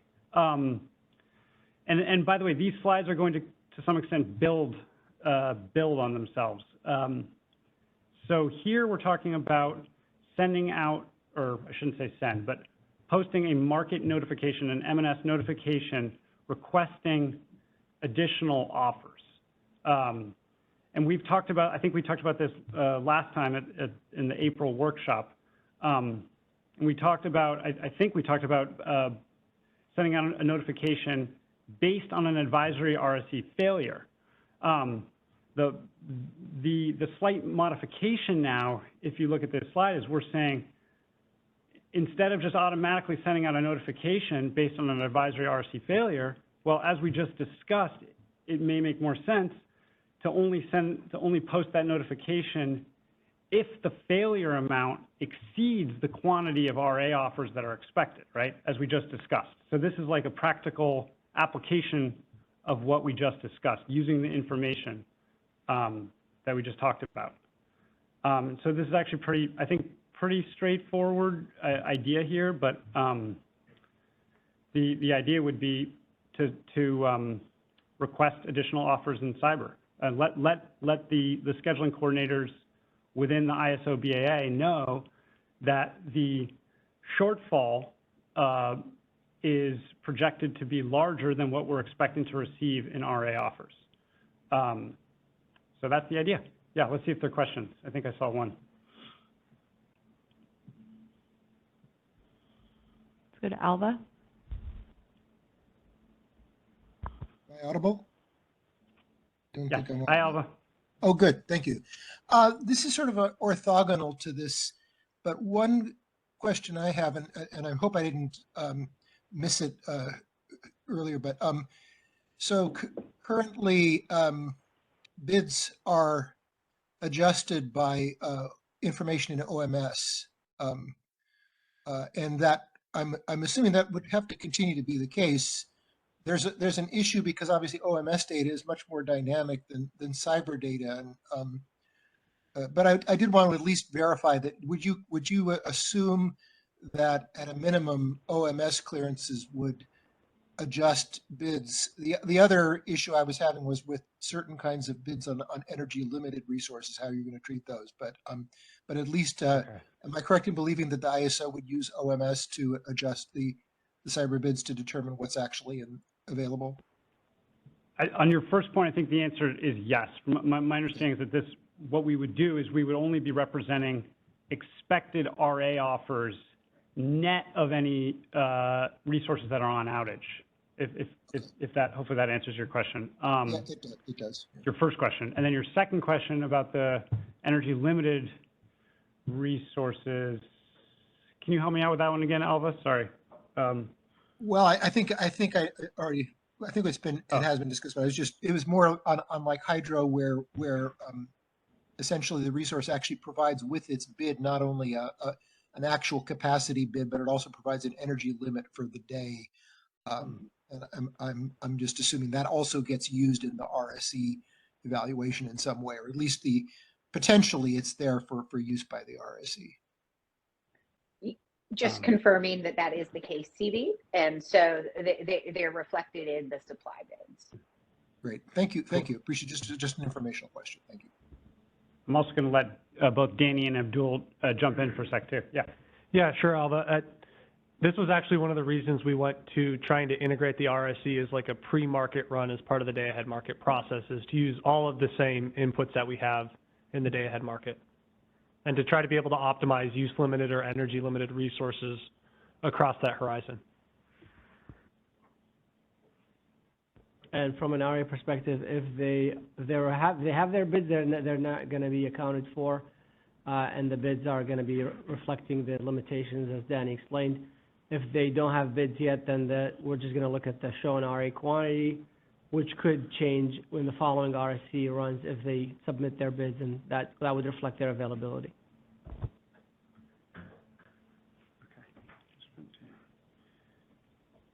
Okay, great. We did, okay. All right, let's go to the next one. Okay, so now let's say we get to 9 a.m. And the BAA is still looking like it may fail because we're getting an advisory RSC, 9 a.m. results, and the failure amount, again, exceeds the quantity of RA offers that we're expecting between 9 and 10. So in other words, we're projecting a failure, projecting a failure at 10 a.m. One of the things we might be able to do at this point is account for RA RDRR resources that have not yet submitted a day-ahead offer into cyber. And so there's a lot to explore here in terms of the actual mechanics of that, but this is, we wanted to put forth this idea so that we can properly work through the details as part of track A2. I'll stop there. Short and sweet on RDRR. I don't know if there are questions or thoughts on this. We would love to hear your reactions.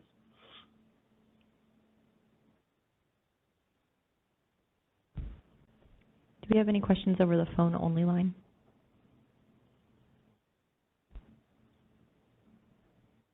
No hands raised. Reminder, pressing #2 will place you in the question queue. Looks like we just had a hand go up over WebEx. Let's go to John.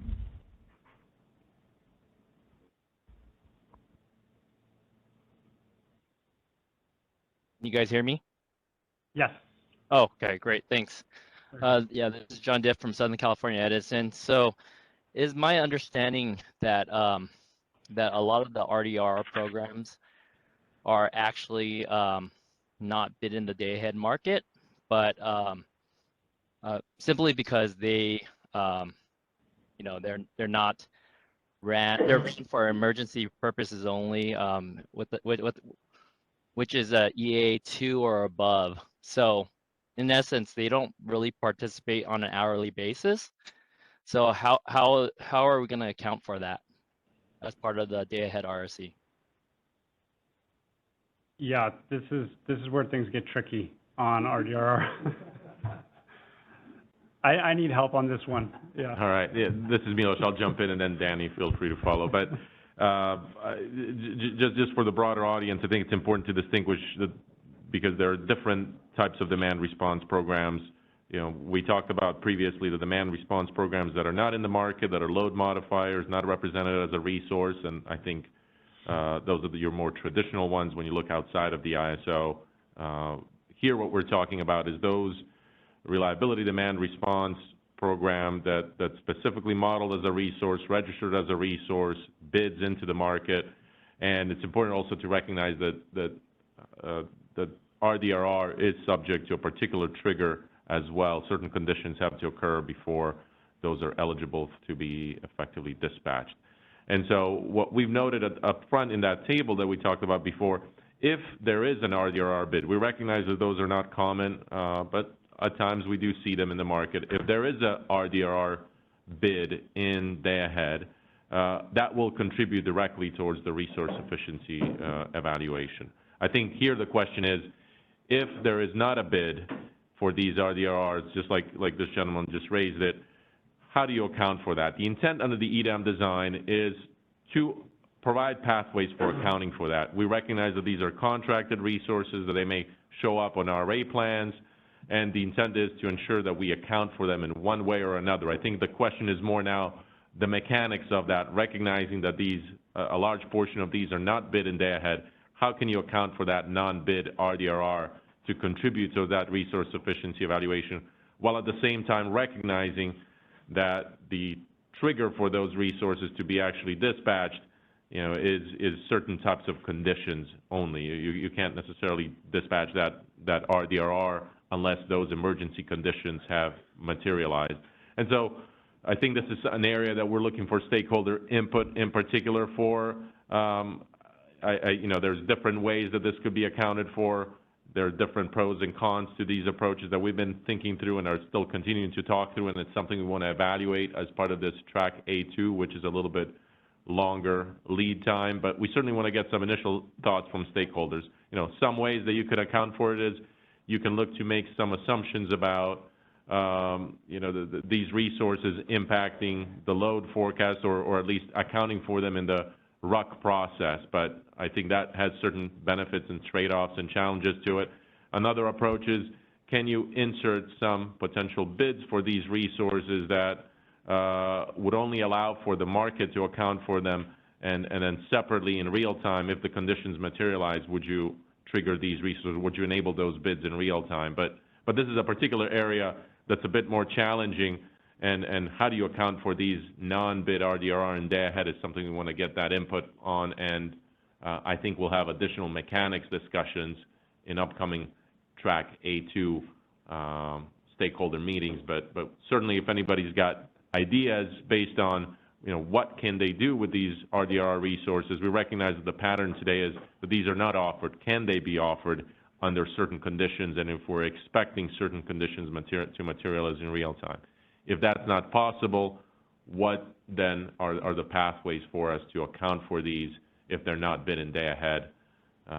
There's a few ideas, but we didn't want to necessarily lead with them yet. We're still talking through those internally, and would appreciate any input on what's possible from those stakeholders that do have these RDRR resources, what's possible from your side to account for them in day ahead.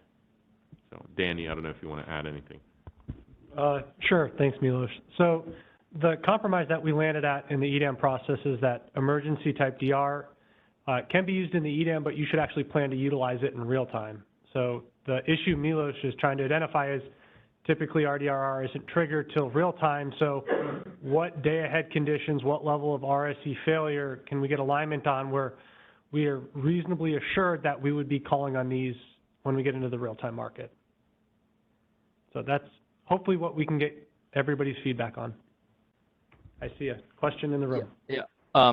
Sorry. Can I add something? Yeah, sure. Yeah. I just want to throw it out there that I think, from my knowledge, a majority of the RDRRs are not bid into the day ahead market. So I just want to make that clear. Second is that if we do open it up for day ahead bidding,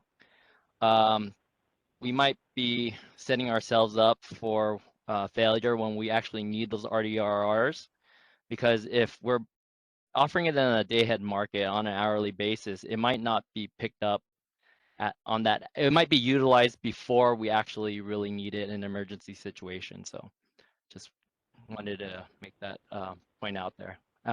Yeah, thanks, John. I can confirm your statement that typically the majority of these is not bid into the day ahead market, and we do recognize that use limitation and the limited runtime of these, and our system ops typically has been concerned about the RDRR being triggered earlier and then returning at an inopportune time.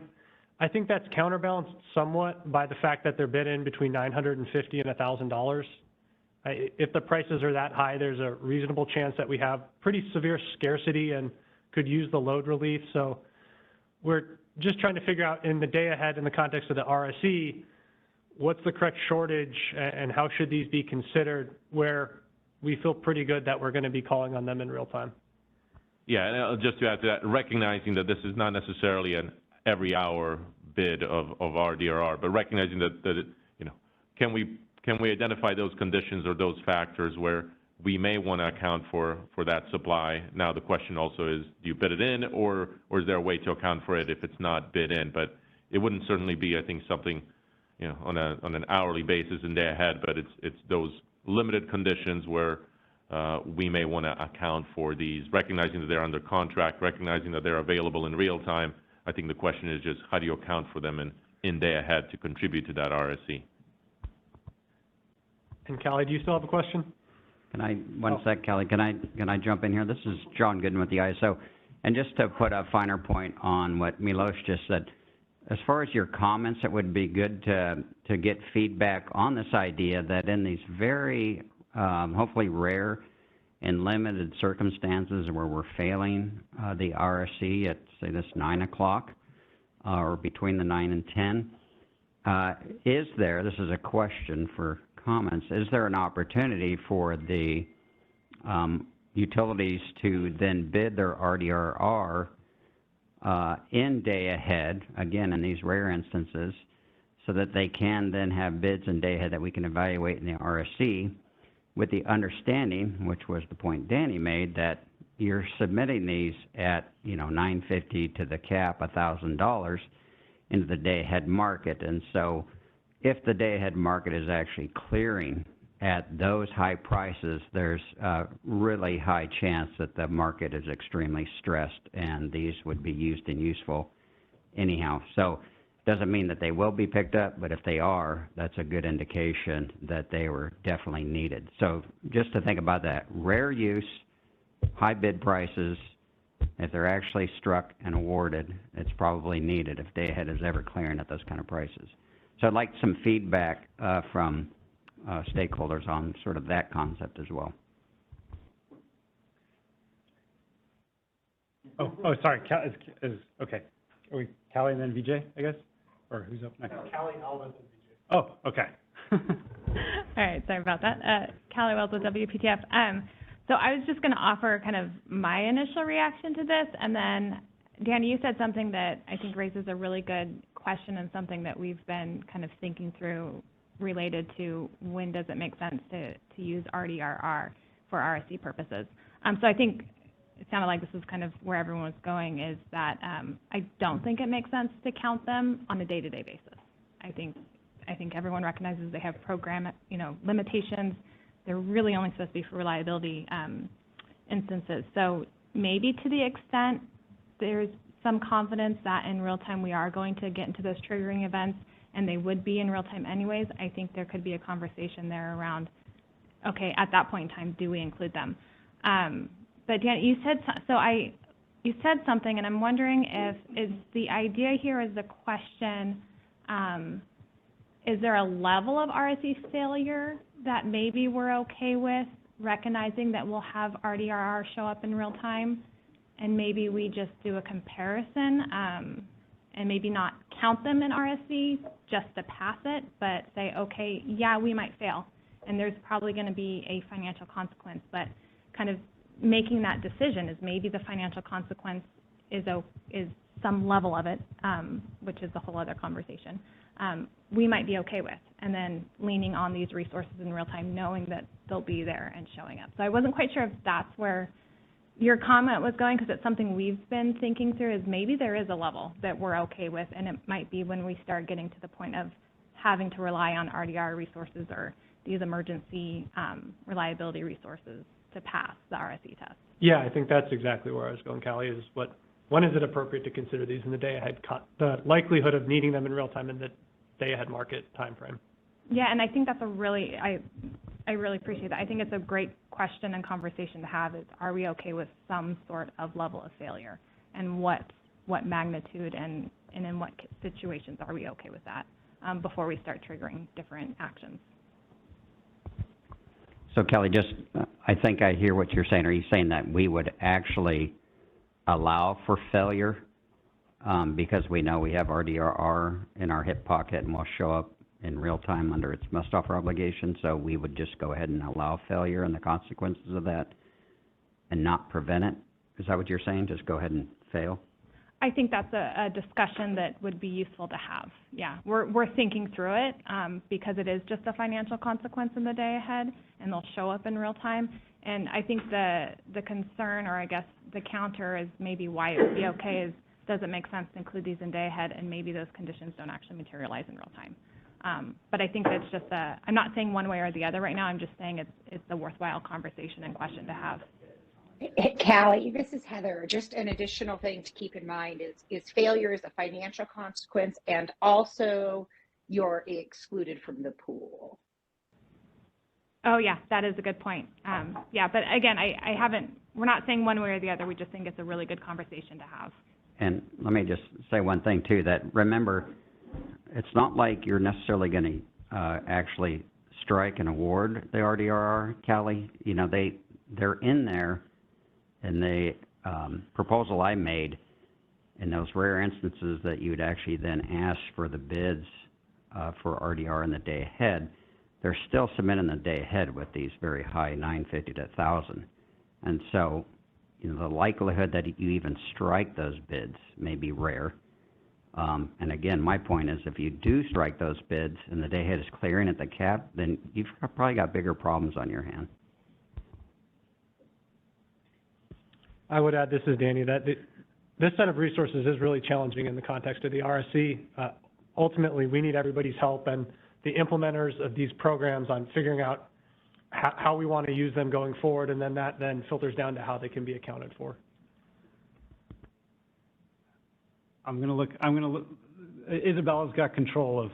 Yeah, we're gonna go to Alva and then go back to the in-room questions and then Okay. take Todd Ryan. Perfect, thanks Isabella.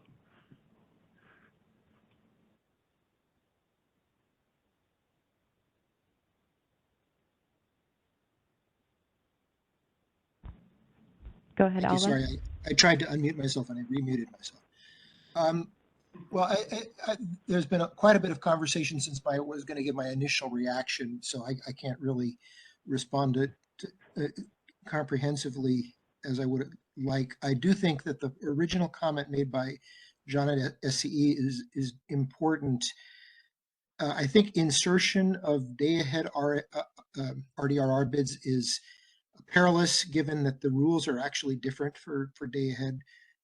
Currently, day-ahead RDRR, they're treated differently. They're treated as continuous, and the implications of having them in the day-ahead market are different from other resources being bid in the day-ahead market. So I would say bid insertion is not a direction that my initial feeling would be that that's not a good direction to go with this.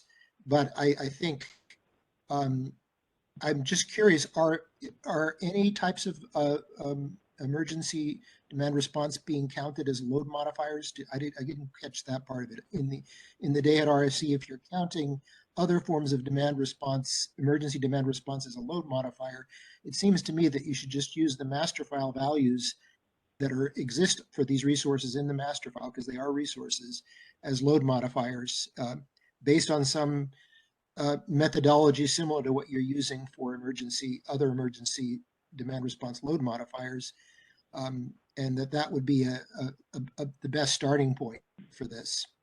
So and this is an opinion, I'm not representing PG&E in saying that, but I do definitely feel the force of the comment that any kind of bid insertion for RDRR is I think it's basically just going to entail more changes than you think to the existing market rules that are going to end up with some unforeseen consequences. So, thank you, Alva. I know we have two questions in the room that I've flagged. Should I go for? Okay, I think Vijay and then Kyle. So Vijay, WRA. Mine's of course going to be a more simplistic question, but if I was to borrow some analogy from the healthcare industry, when you get ready for triage and emergency care, they have a backup set of healthcare providers who are brought in at the crisp of like crisis mode you're reaching, to Paul's comment earlier, or somebody's, was if you're reaching 9 a.m. past and you are not, you're going to have some leaning situations. And if you have RDRR resources in the contract notified, then why aren't we considering them? What are the reasons be? You had a very good point that there's other problems that you're reaching 10 o'clock and there's Hail Mary happening. But there is backup, super backup healthcare providers who are brought in super last minute at a very high price, but they are known to be there and they're on paper. I'm using that same example here in a simple way to say, I don't want to get into a debate about should it be included in day ahead or not. I heard Milos earlier, but if you have RDR committed and there are providers who are willing to perform at the price signal that it be, then why isn't that being given its true recognition and let it perform? And then if that doesn't perform, then you got that problem also to deal with later. So I have a very simple question here. And maybe I'm not saying the market design aspect to why you don't want it, why it's not being factored in, but I'm just struggling here.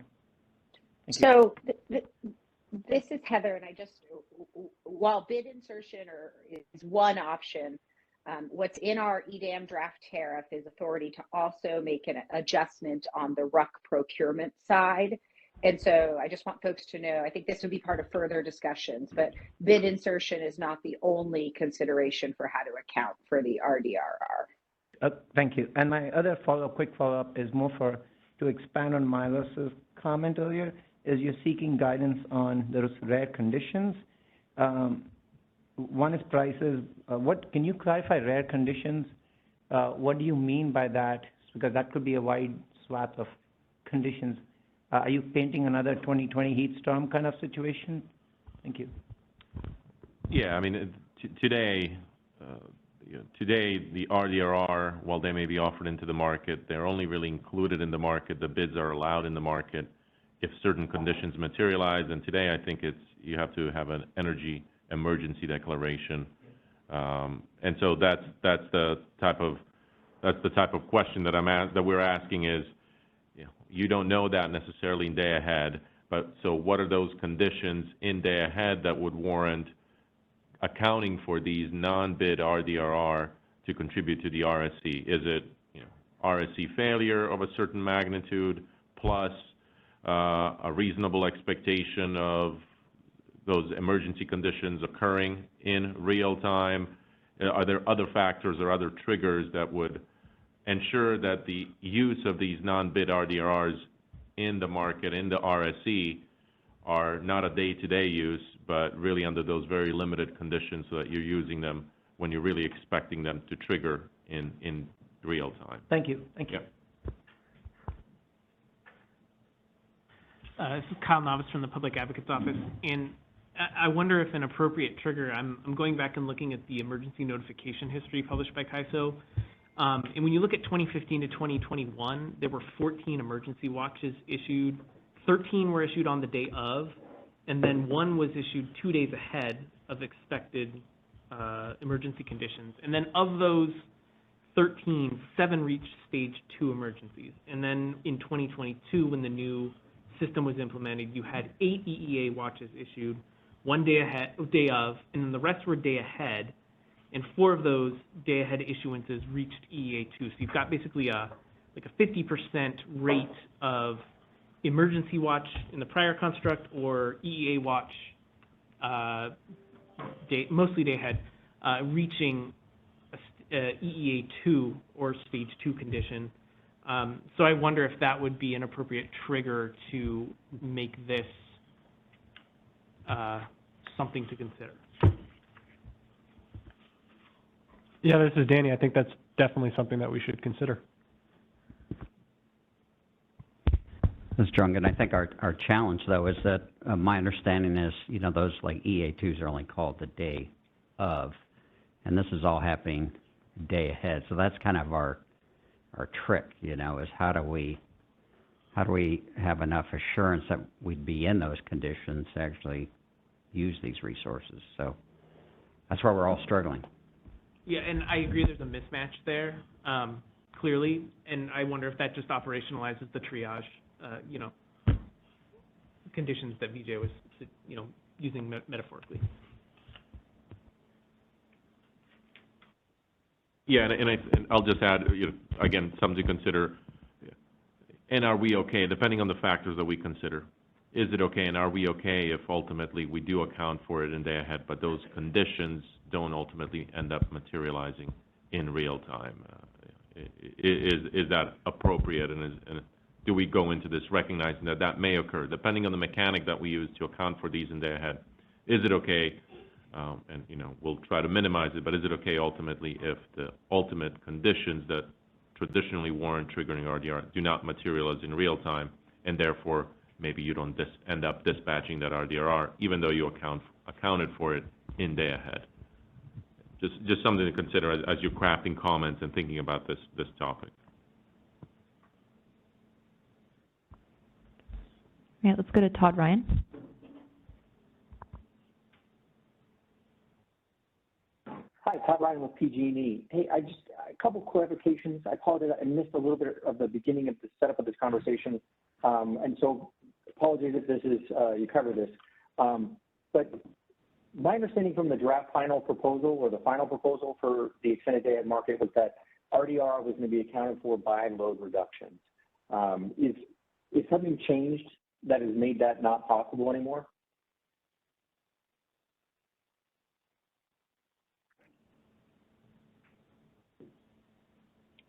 Hey, Todd, this is Heather. Sorry, I had a hard time getting off mute there. We want to be careful to not be having unnecessary impacts on the demand forecast and CAISO's automatic forecasting and feeding, we want to be very conscious of impacting that data stream. And so that's why the RUC procurement adjustment is included in the EDAM tariff as a potential option as well. But I think what we wanted to explore with stakeholders is, number one, are we going to consider using RDRR upon an advisory RSE failure? If the answer to that is yes, to develop the criteria by which it would be used and then the mechanism by which it would be accounted for.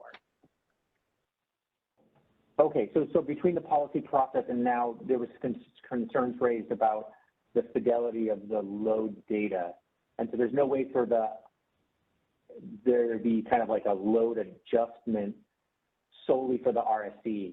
The load adjustment would be for all the times CAISO uses the load in the day-ahead process. Well, that's what we want to protect from. I think we're happy to explore whether there's some, we can dig in and see if there is some kind of mechanism out there. But you're right that on first pass, it was a big pass. It did not identify that. Okay.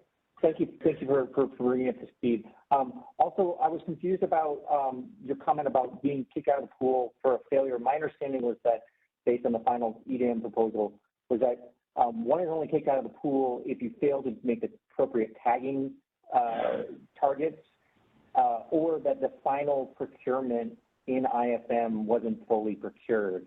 Has something changed on that front, such that if someone has an RFE deficiency going into IFM, but that deficiency is cured through the RFM, my understanding is that that balancing area would still be in the pool? That's my understanding as well, Todd. Okay. In which case, then for feedback on this kind of Milos's question on kind of when to throw it in the pool, when to throw RDRR in the mix, I would suggest that if the anticipated the anticipated RSE deficiency is in the tier 1 range, that it wouldn't make sense to throw RDR in the mix. And I might even argue that if it were in the tier 2 range, it might not be appropriate, or it might not be the most effective means of reducing that expected deficiency. But if we're in the tier 3 range, I think that that is probably would be my first gut instinct for when it's appropriate to activate RDRR. But I'd be interested in other people's ideas and how to fine tune that a little further. When you say tier 1, do you mean de minimis? Yeah, the Correct. de minimis. Okay. Just thank you. Yeah, or that's tier 0, or yeah. I can't remember what it's called either, but de minimis. Yeah. Yeah. And then the final thing is the comment about Milos's comment on would it be okay if we included RDRR and then it turns out not to be picked up in IFM? Is that a bad result? And I would say no. I'd say that anyone could add expensive supply to meet their RSE, whether it's load modifying supply side, just a really old, expensive aeroderivative single cycle, whatever it is, if it's expensive and doesn't get picked up, it's still counted, it was still supply in the market. And so if that, assuming that the RDRR would have been able to make that commitment, to actually show up, then that's perfectly fine. I think it's probably a good market result that that the George's algorithm has worked great. We found a better economic resource, and we don't have to dispatch the RDRR. So thank you. Those were 4 quick comments. Thank you, Todd. And just a time check, we're at 2:05, which is fine. I think we can take a little bit out of the next section if we need to, but maybe we can. How many more questions do we have, Isabel? Oh, we don't have any more? Okay. Well, that solves that then, I guess. No, thank you. This is a great discussion. Yeah, so we'll really look forward to comments on this and definitely subsequent discussions. It's an important topic. But just in the interest of time, I'm going to go to the next slide here. And the good news is we don't actually have to spend too much time on this particular topic because this is a track B item, the exploration of cure capacity procurement. We do have more time on this one, so we don't have to go crazy today. But just to tee it up, the idea here is, again, for track B, that we would consider, the BAA could consider procuring cure capacity as a last resort to avoid failing the RSE at 10 a.m. And by cure capacity, we mean capacity that can partially or fully cure an RSE shortfall. That's kind of how we're defining it. So this slide here just shows, again, that if we fail the 9 a.m. advisory RSE and the failure amount exceeds both the quantity of expected RA offers between 9 and 10 and, or I should say, exceeds the sum of these 2 items, the RA offers expected and the quantity of available RA, RDRR resources that we just discussed. So if it exceeds the sum of those 2 items, then it might be appropriate to procure cure capacity. And again, we could factor in the de minimis amount, Todd, that you just brought up as well. So kind of go above and beyond a de minimis failure.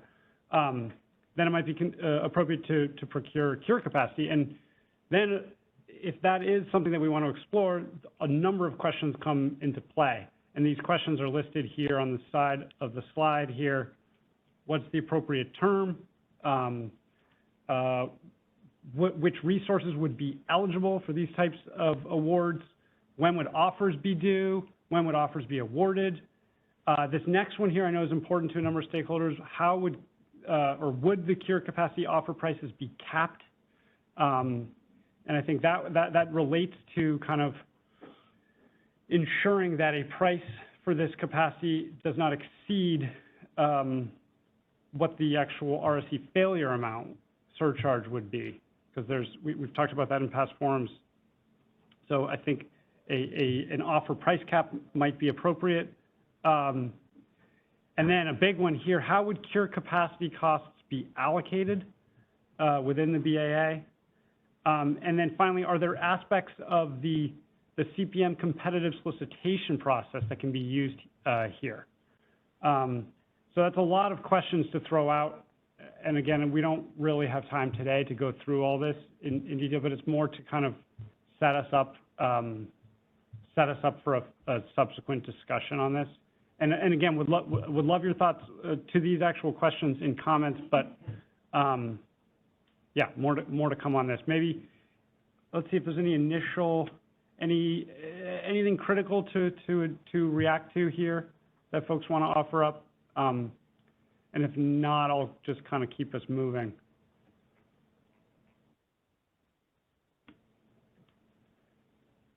Yeah, that wasn't the most opening. I kind of closed down the conversation on myself, so that's fine. That's good. So that sets us up. And then the last 2 slides I had were really to try to just bring the timeline together in case it's helpful to see it all on one slide. So this slide here kind of represents everything we just talked about in this section, where you start at 6 a.m., you're failing the advisory RSE, you look to see if that failure amount exceeds the expected RA offers. If it does, you send out a there's a market notification. If you're still failing at 9 a.m., then you go into this kind of condition table here, where depending on the advisory failure amount, you either don't have to do anything because you're expecting RA to come in still, or you might have to account for RA RDRRs that have not yet submitted day-ahead offers into cyber, or if the failure amount is in the third row there, if it's quite significant, you might have to not only account for RA RDRR, but also procure cure capacity. So that's what this table represents. And then and I know I went through that quickly, but the following slide is actually a numerical example of what I just described. If that helps as well, you can take a look at this, but maybe I'll just go through it, and then we can be done with this section. But so I'll just go through it. So it's 6 a.m. The ISO BAA is failing the advisory RSE by 5,000 megawatts in a particular hour. In this case, we're saying hour ending 20. So we're short 5,000 megawatts. But we also know, as of 6 a.m., that we're expecting 3,500 megawatts of RA to be offered in the next 4 hours. Therefore, you can see on the right, a market notification gets posted requesting 1,500 megawatts of additional offers above and beyond RA must offer obligations. We're requesting an additional 1,500 megawatts to be offered into cyber. So that would kind of be the market notification. And then 3 hours later at 9 a.m., the BAA is still short. This time it's looking like we're short 3,000 megawatts in hour ending 20, but we're expecting 1,800 megawatts of RA offers to come in the next hour. And we know that there are 800 megawatts of RA RDRR that are available and have not yet submitted an offer into cyber. So with that, the actions we could take would be to account for that 800 megawatts of RDRR and procure cure capacity up to 400 megawatts, depending on the offers, the prices, all that stuff. So that table hopefully it's just illustrative. These are not like final proposals or anything like that. This is kind of just to represent what we just discussed to help kind of to help make it more accessible. So with that, let's see, we're at 2:15. Any last questions or remarks before we go to the next section?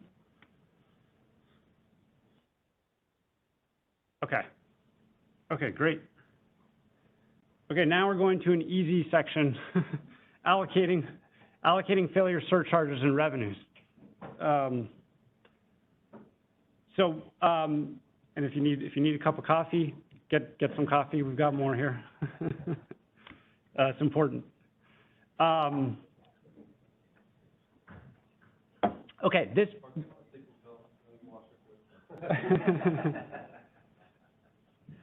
So this slide here is a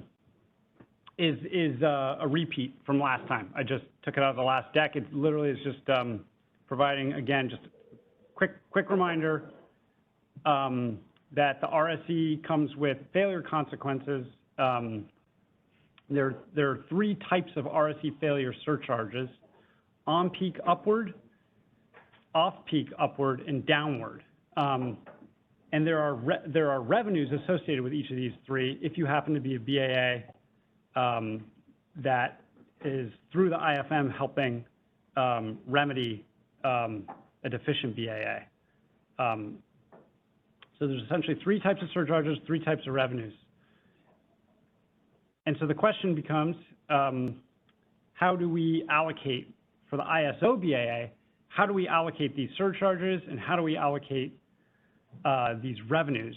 And as we discussed last time, we're proposing to resolve this issue in two steps: a short-term objective and a longer-term objective. The short-term objective is track A1, which we're trying to get to the board by July, and we're looking for a reasonable allocation methodology that can be implemented by day one of EDAM.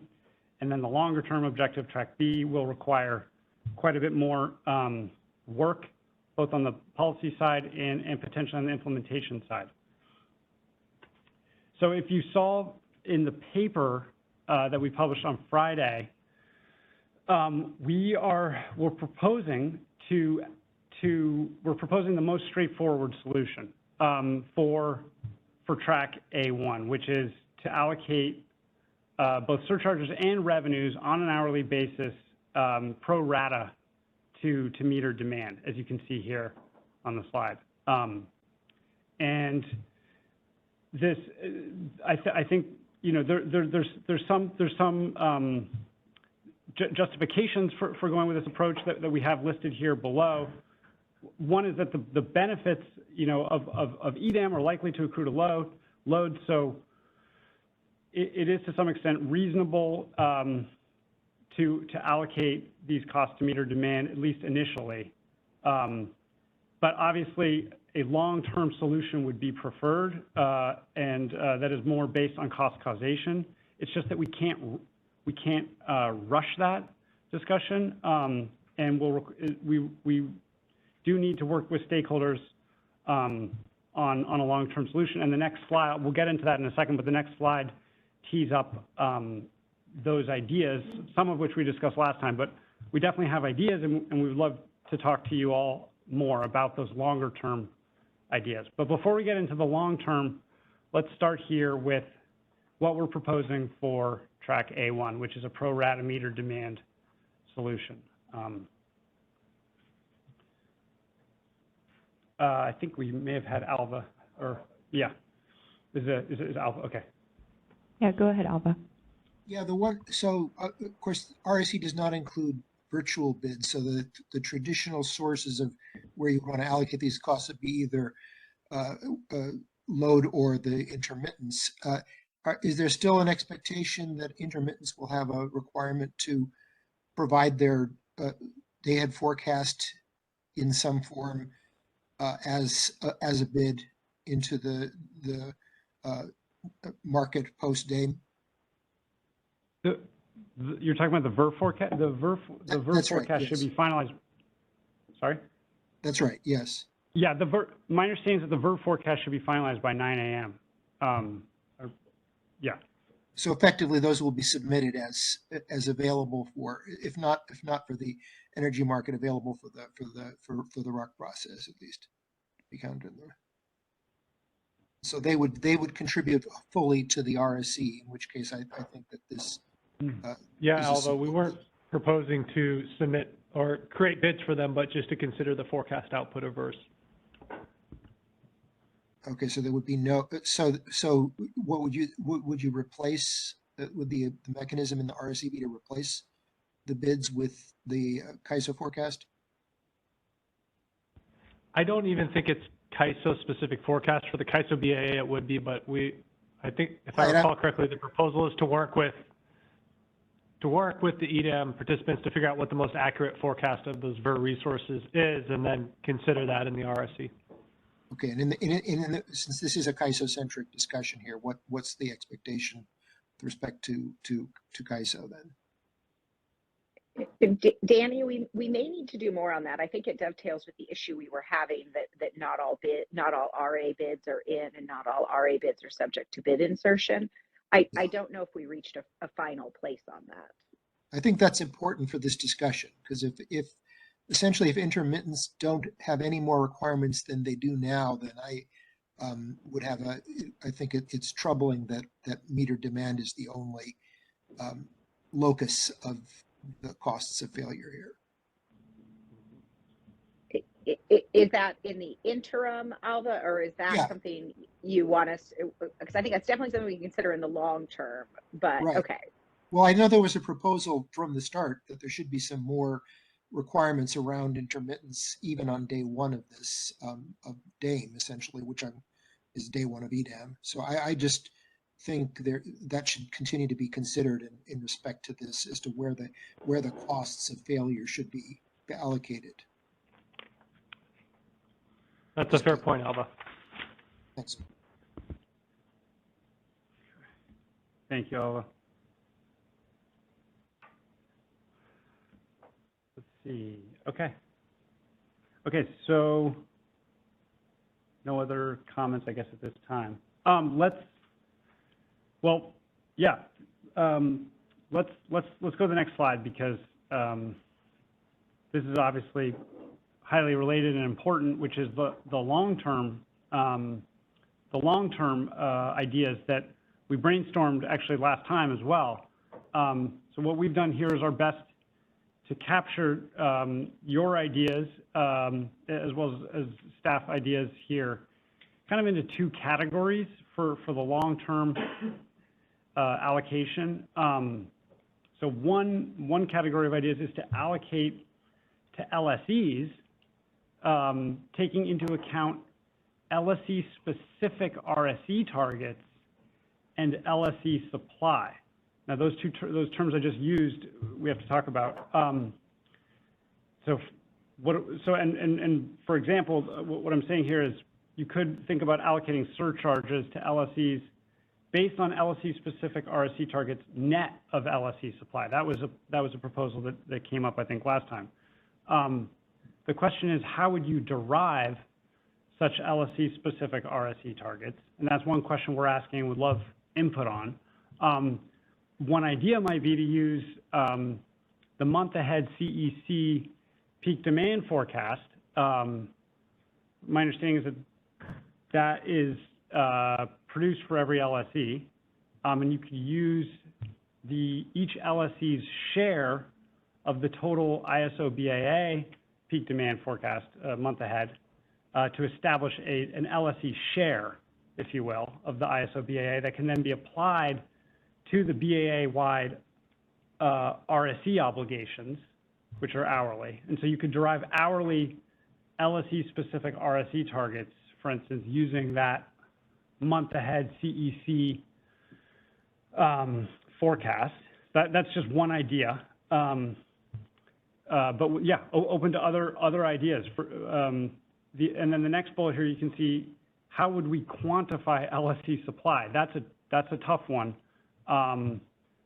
One way is to try to capture, essentially try to have day-ahead offers be designated for specific LSEs, which is not easy to potentially implement, but that could be something we could think about.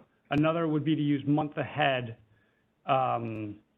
showings, month-ahead, I should say, contracted supply, LSE contracted supply, both RA and non-RA even. We could think about both of those. We would have to get visibility. The ISO would need the visibility in order to do this kind of allocation, but that's another way to do it. Maybe it's not as conceptually accurate to use the month ahead contracted supply as a day ahead would be, but it might be easier to implement. So there's some trade-offs there that you have to think about. Conceptual accuracy versus feasibility on the implementation side. But yeah, this is kind of where we're going with category number one, is allocating to LSEs net of how much supply they're bringing to the table. That's basically what we're talking about. Idea number two, we start talking about potentially allocating to RA capacity that fails to meet its day-ahead must-offer obligation. And here, I think the idea would be definitely a two-tier methodology where the first tier might go to capacity that fails to meet the day-ahead MOO, and the second tier would go to meter demand. And the idea, I think, would be to ensure that the surcharges that RA capacity is not allocated more than what it contributed to the shortfall, if you will. so it would be capped in that sense. But there are complexities and issues with this idea that I think we talked about last time a little bit, which is potential overlap with RAIM. How do you deal with that? How do you address day-ahead availability limitations? So this is not a perfect solution either. So yeah, what we are saying is we would like more ideas. This is track B. Again, so we don't have to solve this today, but we do need to think about it today. And we need to get moving. While track B gives us more time, it's not like we have infinite time. I mean, Q1 2024 is not that far away necessarily, so we have to get moving on this as well. The last thing I just want to flag here, then I'll open up for comments. At the bottom of the slide, I'm also saying here that we should keep in mind that we may want to align what we do here with allocating final RSE failure surcharges. We may want to align that methodology with how cure capacity procurement costs are allocated if the BAA in fact pursues a cure capacity procurement mechanism. So if you remember back to the previous discussion when we were talking about curing advisory RSE shortfalls at 9 a.m., we talked about the last resort being potential procurement of cure capacity. If we have to do that, if that is in fact something we want to pursue and we do that, we would have to allocate those does that cost allocation methodology align with this one that we're talking about here? Okay, I'm going to stop and see what we have on the phone or in the room. Okay, in the room, Lauren. We'll go first. Yeah, this is Lauren Carr with CalCCA. We're kind of struggling with, in category 1, whether or not it's feasible to quantify LSE supply. Seems like it would be really difficult to make the connection between the LSE and supply, given not all LSEs are their own SC. There may be multiple SCs. LSEs may be contracting with each other, or there's multiple LSEs contracting with a resource. Not all contracts are just for RA or firm energy. There may be other types. And is it feasible for the CAISO to evaluate all those types of contracts?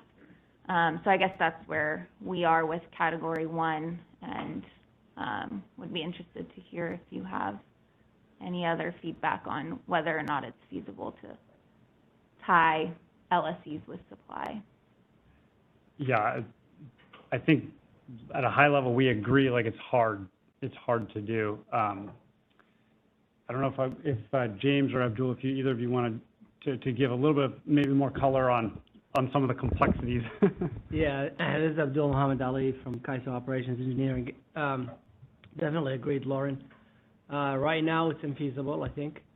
The question is, can it become feasible? I think that's what we're hoping for. I think the examples that CB mentioned are some of the examples the internal team discussed, but the question is, I think we zoomed out to a higher level in the slides here to open it up for feedback. But all the concerns are definitely, I think we discussed those, and we share those concerns. I think we'll need more visibility into the contracting. We want to probably know what's RA, what's not RA from the LSCs. We would want to know, I think the most accurate idea that we have so far is requiring the suppliers, when they submit the day-ahead bids, to identify the LSCs that they're offering to in each megawatt. Probably not an easy thing to do for them or for us even to keep track of. So definitely not a simple solution, to say the least. And like CB said, maybe another option is to look at the month ahead showings and you rely on that. To your point, Lauren, I think we would need more visibility into the contracts that are serving the LSC's load but not necessarily shown as RA to fully kind of account for everything. So definitely agreed. It's not a simple solution. That's why it's track 10,000, what, oh, B, okay, B. So, yeah, that's, definitely appreciate the feedback. Is that? Thanks. Let's go to Jamie.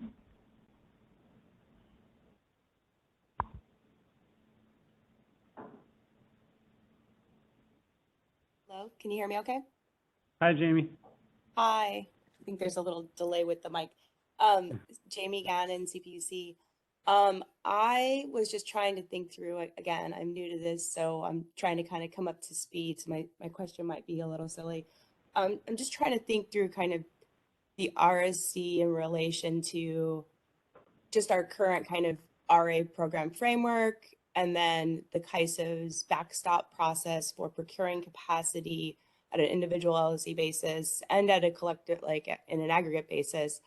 So do those, CPM is not changing under this structure, right? We would still have a backstop capacity procurement mechanism in place 30 days in advance? Correct. Right. And so anything that's procured to meet kind of the planning needs in the month ahead space and even the intra-month ahead space is then going to be essentially tagged to an LSE like this, and this capacity might have been procured for this LSE, or if it was a pro rata, that gets offered into the market, the RSC, the same way that, like,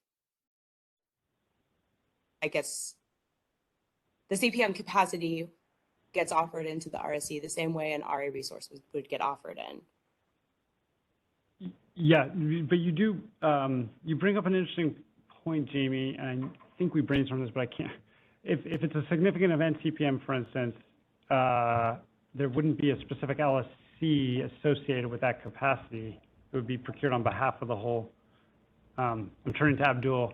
Yeah. How do we think about that one? I think this is Abdul. Jamie, this is, I think is a great point. Another level of complexity. Yeah. I think what you're asking about, if we do a CPM procurement, obviously that capacity will count towards meeting the RSC. Then the question is, the supplier doesn't know which LSC is benefiting from it because we procured it, and then we're allocating the cost to the LSCs, and then credits go in with it, depending on the type of CPM. But regardless, how do the LSCs benefit from that CPM capacity? Great question. TBD is the answer. I think, yeah, no, I think also it's probably worth flagging if we're talking LSC individual level, we have lots of different capacity crediting frameworks. Yep. Like the CPE credits and the regular TAM credits that have a debit and crediting kind of mechanism too. And the way that that supply is being reflected in supply plans might become challenging as well. Yeah, definitely. I think the thought process so far is, I mean, I think we want to minimize that, then, influence or interaction with RA. Just I think what we're thinking here is really use the CEC forecast to come up with a share, LSC share of each of the CAISO loads, because we don't have that broken down. The CAISO day-ahead forecast not broken down by LSC. So to break it down by LSC, we're thinking of using the CEC forecast, but that's it. I think we're going to look at the day-ahead forecast for setting the targets that the LSCs are expected to meet in this RSC, or their share in the RSC basically targets. And then the plan is just to look at the supply and match the two together. And I think at the end of the day, all the credits you're talking about, I think, Jamie, I think we talked about DR, for example. A lot of these things we're hoping they would get counted up to 9 a.m. And then after 9 a.m., after we exhausted everything, and then if we end up with a failure, then what do we do with that? I think that's the thought there, but it's a fair point. I mean, I think we want to simplify. I think we didn't simplify it, but we were trying to simplify or minimize the interaction with RA. but I think that's where we're at right now. This is, we'll try to account for everything, but at the end of the day, I think the CAISO BA has load. How do we distribute it between the LSCs to say, did they bring in enough capacity or not? And then allocate the share based on that. People who didn't bring enough capacity, they'll get the charges. And I think that's what we're trying to think of here, cost causation, basically. Thanks. Thanks, Jimmy. All right, Alva?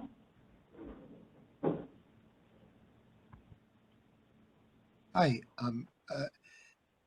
I think the previous comments were very good.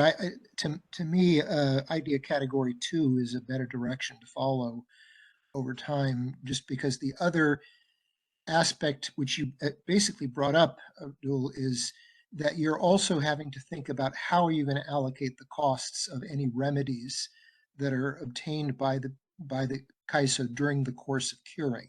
So it's not just failure, but those other costs, which effectively should have the same kind of allocation. And in my mind, the simplest is going to be whatever you're having to do that you couldn't have anticipated prior to the day is going to have to be dealt with in sort of the same way. And probably some version of metered load is going to be the easiest to justify for all of the stuff that you might have to do during the course of the morning in order to attempt to cure and then possibly not cure.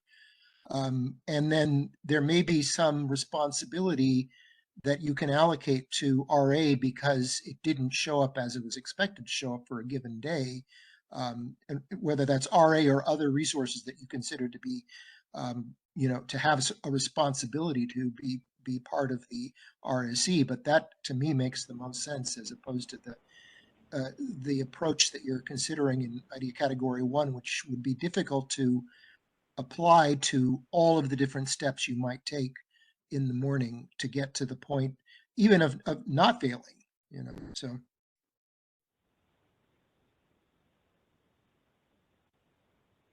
Thank you, Alva. Doug? Bochignone for BAMX. I agree with what Alva just said. I think there's just seems like there's a lot of challenges with the category 1 approach. I do wonder though, I mean, the RA requirements are set not based on really super extreme conditions. So, and maybe this is why Alva's saying what he's saying. So the days where we are most likely to fail might not be because RA resources aren't performing. It's just that the requirement wasn't high enough to cover the need. And then, and people will have resources that aren't necessarily RA resources that can help to meet the RSE. And we want to incentivize those to be used, but presumably people have, in those days, have a lot of incentive to make those resources available anyway. But I don't know, it just seems like that's a further complication than allocating to meter demand. That is the way to go, but I do worry that it doesn't necessarily provide the right incentive, and not all the demand is across the whole BAA is going to be contributing in the same way to the need, the extra need. So, yeah, Doug, thank you. Just to maybe provide a little more color on number 2, just to your point, like, again, maybe this is obvious, but one way this could be done is, let's say the BAA fails a particular hour by 400 megawatts in the upward direction, and RA resources with a must-offer obligation are short of their must-offer obligation in aggregate by 300 megawatts. Then, just some sort of simplistic example here, 75% of the surcharges would go to a tier 1, type allocation to RA, and the remaining 25% would go to meter demand. So like certainly wouldn't want to penalize RA resources beyond what they drove in terms of the shortfall. Yeah, yeah. I think you'd need to do something like that. And, in terms of this overlap with RAIM, if we had a UCAP kind of mechanism, we wouldn't have to worry about that, in the sense that, then you would be already discounting for forced outages, when you set the requirements and did the procurement.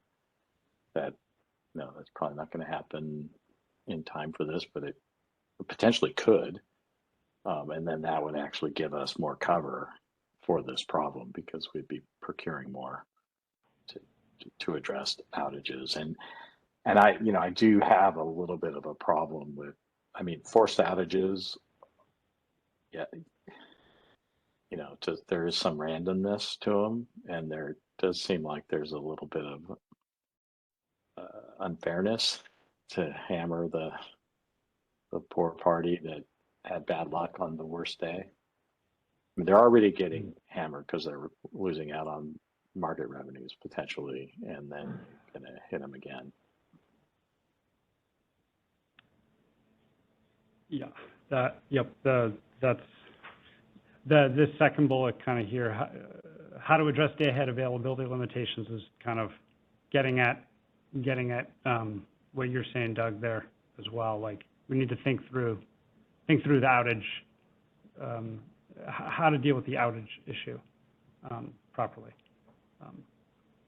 No, but thank you, Doug. That's helpful. Todd?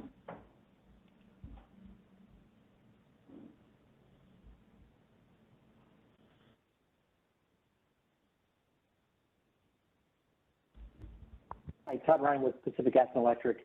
Yeah, I would like to express that my support for Category 2. I understand people's concern that this overlaps with RAIM because it's very similar in many regards, but I'm not certain that it's duplicative in any sense because of the multiple ways in which the resource could potentially not be penalized. For example, in RAIM, there's availability hours, and there's a certain permissible unavailability, as well as with this, just because a resource doesn't show up doesn't mean the balancing area as a whole is going to end up failing and receive charges in some kind of way, or have a deficiency that needs to be cured and penalties or fees or surcharges assessed. So it's possible that a resource could be unavailable and not receive any RAIM penalty or any assessment of charges associated with an RSE failure. Thanks. Thank you, Todd. Yep, that makes sense.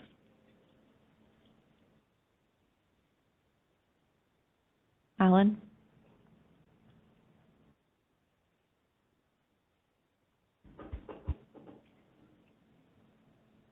Hi, Alan Meck, SDG&E. Can you guys hear me?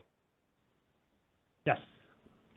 I would express support for Category 1, and I think, to my mind, the most principled answer to the how to gauge supply is you should be looking at, ideally, you'd be able to look at the supply plan, right? Because that's how much the LSC is actually procured.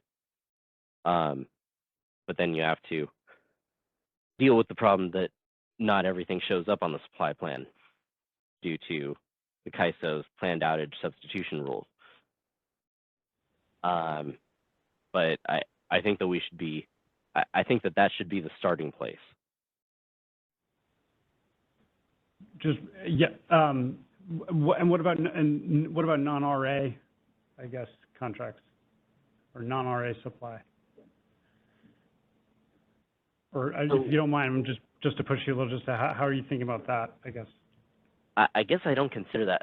What do we mean by non-RA supply contracts? Because that doesn't even compute for me. This is Abdul. Alan, you're talking about category one, right? Where we look at I think what the idea here is, if we want to account for all the capacity that the LSCs procure to meet their load, because all of that capacity, if it's bidding into the day ahead, then it's helping us pass the RSC. So it is fair to look at all of that capacity.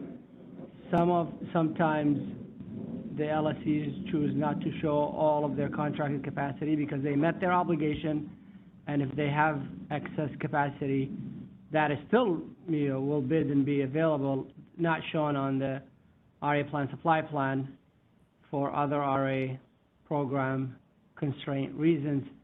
They choose not to show them. So I think what we're saying, under category one, it's fair that we account for everything that they contracted and offered itself into the day-ahead market. So are non-RA resources, are we talking about economic imports, or are we talking about a category of resources that are contracted for but not counted for RA? Do we mean energy only? We're talking about any offer in the day ahead that the supplier identifies as being, that's being offered to meet the specific LSC's load. That we're saying under number one is we'll rely on the suppliers to tell us what is this bid for which LSC.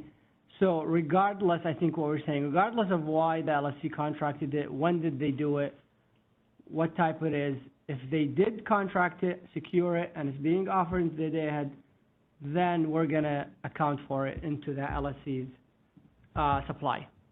So by non-RA, we mean resources that are contracted for but not counted for RA. So is that energy only? Correct. Yeah. Typically, I mean, it could be energy only, could be capacity, but from our perspective is whatever being seems offered. Yeah. It seems like if I'm hearing everyone correctly, maybe it's a combination of two things. Alan, maybe it's capacity that's not shown on a plan, or it's an energy only contract, right? I don't know how common those are these days, but they do exist, right? Okay, I gotcha. I would say, so I would break those into the two separate categories. Right. Energy only contracts, I would say we just shouldn't count because that's not something that should be counted towards your RA obligation. It's not something that should be counted towards your RSE obligation. The bigger problem is how to account for resources that don't show up on the supply plan that are contracted for as RA. I want to we do pause hold back. on one real fast to make sure we're on the same page. Everything that's bid into the day ahead market counts for the RSE, whether it has an RA contract or not. Yeah, we have different philosophies on what the RSE is doing and what its purpose is. To my mind, whether or not you happen to fail the RSE on any given day, the RSE probably throws up more spurious failures than it does actually signal actual deficiencies in procurement. In other words, for California, you can check our homework 45 days prior to the start of every month. We've done all of it. That really is the ultimate check. That's the correct check, is whether or not we're meeting our RA obligation. We should be passing the RSE test every single minute, every single hour, every single day. The fact that we don't is really more of a signal of a problem with the RSE test than anything. And so what you need to be checking is, have we met our procurement target? Because that's ultimately what we're trying to do, right? Is we're trying to make sure that everyone coming to market has done the appropriate legwork before the start of the market to procure. And so what we need to be checking against is the supply plan. And so I think, Alan, this is Danny at the ISO, and I think in the context of EDAM, the issue is that the RAs procurement target is different from the procurement target of other BAAs. So where we settled is the RSC is a day-ahead test to see if those procurement targets provided enough supply to meet the expected next-day obligations. Granted, but the problem is most of what the RSC is signaling is not that any entity has failed to do its procurement. It's that there might be random outages on a given day. There might be unexpected load. You know, if you're far over your 1 and 2 plus your planning reserve margin, then you're at risk of failing your RSC, even though you've done all your procurement. And so I grant you, we have to come up with some common way of measuring that everyone is coming to market appropriately resourced. That being said, the RSC is a poor answer to that solution. And so we got to figure out some way to make it work. But as much as possible, we need to bring this down to a discussion of, has the LSC done its appropriate homework, right? And so it is a much better test, a more accurate gauge if you're looking at the load requirement and comparing it against the supply plan that the entity is bringing, because that is the signal. This is Abdul. I think what you're saying would work if the RA procurement succeeds in securing enough capacity for the CAISO BAA every single day of the year and every single hour. That's it. Yeah, great point, John. So, which as we have seen, is not the case. So I think what this is trying to do, RSC is trying to ensure that we have enough capacity for the next day. It doesn't matter if the RA targets have been achieved or not. What really matters in this case, do we have enough supply for tomorrow based on tomorrow's forecast? That's what it comes down to, not month-ahead procurement. I see your point. I mean, month-ahead procurement, like I said, if it's successful and if the targets are set, well enough, we could be covered most of the time. But keep in mind, even if the RA targets might not cover us if we hit 1 in 20 heat wave. So in an ideal scenario, yes, but in reality, what we're trying to do is just to simplify it and say, do we have enough capacity for tomorrow or not? And if we don't, and we fail, and there's charges, then who's going to pay for these charges? I think what we're saying under Category 1, if LSCs didn't bring enough capacity to meet their load, even though they met their RA obligation, at the end of the day, tomorrow we got to hit with a heat wave and we got to meet their load. Their load is much higher. Someone has to pay for it. And I think what we're saying is the LSCs will have to pay for it based on how much supply they brought in that day. That's Category 1. Category 2, we're looking at the supply that failed to come in, and then, and then the muted load. So I think you make good points, but at the end of the day, we can't really, like I said at the beginning, we don't want to tie it completely to RA, because really this is not an RA check. This is a tomorrow, are we good or not? So again, this reflects a difference of philosophy in what is the RSC supposed to be doing. Your view is that the RSC is supposed to be a guarantee of EDAM market supply sufficiency. And that to me is the wrong answer. The RSC is intended to make sure that there's no leaning, which is to say that everyone is doing the appropriate level of procurement to avoid the tragedy of the commons problem. And so the appropriate check is not whether every single minute, every single hour, people are resource sufficient. The appropriate check is, have you done the procurement?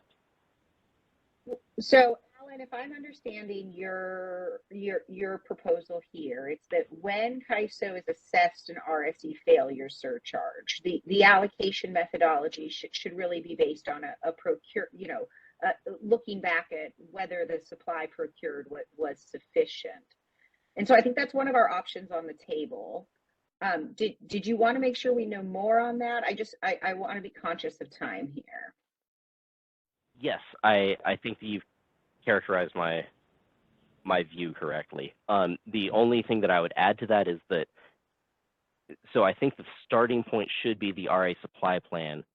The problem is we do have to then deal with resources that are contracted for as RA, but are not shown on the supply plan. And there you get into a problem with the way that the CAISO planned out substitution rules are set up, which are set up to penalize LSCs for declaring all of their RA on their supply plans, which we tried to say at the time is nonsensical and you should change it, and CAISO didn't listen. And now we're seeing the result of this, where you should have a very easy go-to document that says, here's all of the supply that CAISO has available, and you cannot rely on that anymore, i.e. the supply plan. Okay, well, I think we understand the proposal, as well as hopefully not a fatal flaw, but definitely a flaw that we would have to deal with, I think, if we go down that path. CD, So did Heather, we have more? this is, Oh, go ahead. yeah, this is John Gooden, Alan. So, there's many LRAs in the state of California and within the BAA that set their own RA requirements. So are you saying that for those LRAs that set actually much lower standards, minimum reliability standards, PRMs, than the PUC does, that your proposal and framework, you're still okay with that? Because they'll show, but it's going to be at a lower standard than perhaps the PUC, but they showed everything. Is that still good under your framework? No, so I think that we should have a common, it's tough because I don't obviously want to use the CEC's load forecast, because if other entities aren't using that, then that's kind of unfair. But I think that we should be using the supply plan as the measure of their supply, and then maybe CAISO would use their forecast of demand. So maybe SDG&E has, 3,000 megawatts, and SCE has 10,000 megawatts, PG&E has 10,000 megawatts, and maybe various municipals might have like half a megawatt, I don't know. So you use that as sort of your common true up, is one single forecast of load that you hold everyone to, and then use the supply plan to gauge, okay, have you done the appropriate procurement? That, to my mind, is the best you can get to comparing apples to apples and assessing whether people have done the appropriate procurement to a common level of resource efficiency. It's a good question. So, Alan, if you go off the demand forecast and then you compare your supply, isn't that really kind of what we're talking about in category one? Now you're really divorced from RA. You're just saying, here's the benchmark as your forecast LRA, and here's the supply that you provided. And the PUC may have a more robust RA plan, so you show more resources on your showings and supply plans, versus another LRA is less. They have less supply. But the delta between their supply and the forecast is exactly really what Category 1 is about when you're looking at this day-to-day, hour-to-hour. I'm trying to come up with a reasonable in-between solution. You're right, everyone might not procure to a 0.1 LOLE planning standard. And it's debatable whether even the PUC does, and so I think that if we just come up with a common load forecast to apply to everyone, and then compare that against the resources that everyone has under contract, i.e. your RA, I think that's the best middle ground solution that I can think of. but you're right, you do have to account for the possibility that other LRAs might be procuring to a lower planning standard. And in my vision, I would envision that those entities are going to be responsible for more failures more often. And so when CAISO does, as a whole, end up failing the RSE, I think that those entities should be the ones bearing the brunt of the cost on balance. So, Alan, this is Danny. I'm just trying to kind of follow the logic here. What's the benefit of looking at the load of each LSE and comparing it to a planning timeframe procurement target versus potentially what was actually kind of operationalized and brought to the market at the day-ahead timeframe? Because you're not going to get spurious RSE failures as a result of outages that may happen, because outages just happen. You can't control it necessarily. I mean, to a certain extent you can, but forced outages you can't. And so I don't think that we should be penalizing someone who has done their homework but might suffer an unusual number of outages on an unfortunate day just for those outages, right? So Because what they've you're still done proposing their is homework. almost pooling the forced outage risk on a BAA level. I'd have to think about that a little bit, maybe. Okay. Thank you. Thank you. Thanks a lot, Alan. Guys, we're getting close to 3:05 here. I want to make sure we have time for the next topic. How are we doing, Isabel? Yeah, we're good on time. We have that extra padded time for Okay. the open discussion at the end. Okay. So I think if we want to take like a 5-minute break, we can do that now before we head into our last topic for today. Okay. So let's meet back at 3:10. Great. All right. Welcome back from break, everyone. We are going to get started with our last topic today. So we have the RA imports and intertie bids and EDAM. So I'm going to hand it over to Milosh, James, and George to wrap us up today. Thank you, Isabella, and good afternoon again, everybody. This is Miloš Bosanec with the ISO. We're on slide 48. Just to introduce a little bit the topic, this is not a discrete element of the proposal. Throughout in the last workshop and in a couple of stakeholder comments, we received requests to talk a little bit more how we envision more of some of the mechanical aspects of RA imports, as well as regular imports, intertie bids, economy imports, being offered at the ISO interties, at our interfaces with EDAM entities, at those transfer points. So these next 2 to 3 slides are going to try to lay out how we're seeing the implementation and the mechanics of these pieces working, and we've got the experts here as well, so if you have any additional questions, feel free to ask those. But let's go to the next slide. Maybe you can, yeah, maybe it'll, yeah. Is it working?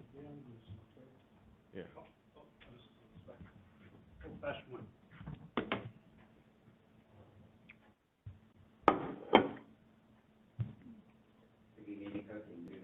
There we go. There we go. Okay, so in terms of just starting a little bit with the ISO interfaces with EDAM entities, as you may know today, those are intertie points. Entities can offer bids at our interties, but once you move into the EDAM, those interfaces between the ISO and the EDAM balancing area become transfer points to support EDAM transfers between those areas and across the EDAM footprint. As you'll see on the next slide, and we'll have a table there talking a bit more in depth about this, but these interfaces, these transfer points, are going to continue to be able to support delivery of a subset of RA imports, primarily the non-source specific delivered energy imports, but they will not be able to support intertie bids any longer, and we'll cover that a bit more as well. Intertie bids are going to continue to be able to be submitted at the ISO, but at the interfaces with non-EDAM areas, those that are not transfer points. And we'll cover that, like I said, a couple of slides from now and walk through how that is expected to work. There was a question last time we met as well, whether there's a need for continued MIC or maximum import capability that's allocated annually to our load-serving entities to support the showings of resource adequacy supply, particularly resource adequacy imports.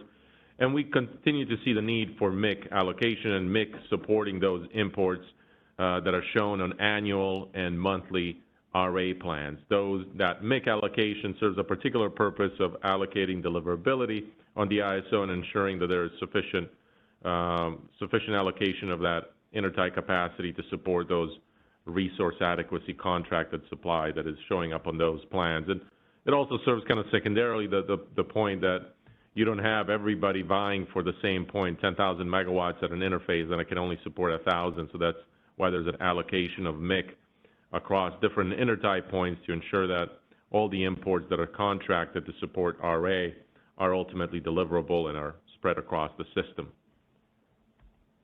Let's go to the next slide. There we go. So a little bit on the table, and then I'll pause here because we're going to talk particularly about RA imports. The next slide is going to focus more on just your regular intertie bids. But there's different categories of resource adequacy imports. You've got pseudo-tied and dynamically scheduled resources that we consider technically imports. These are physically located outside of the BA, but for all intensive purposes, they're treated as if they were within the balancing area. And those can be on RA plans, both in the annual and the monthly timeframes. And entities are going to continue to be able to bid those much as they do today. They're submitting those bids effectively at the resource level. Then you have more source-specific imports that are located in a particular EDAM area. And these are your imports, again, that show up on your annual or your monthly RA plans that are tied for that duration of your showing are tied to a specific resource.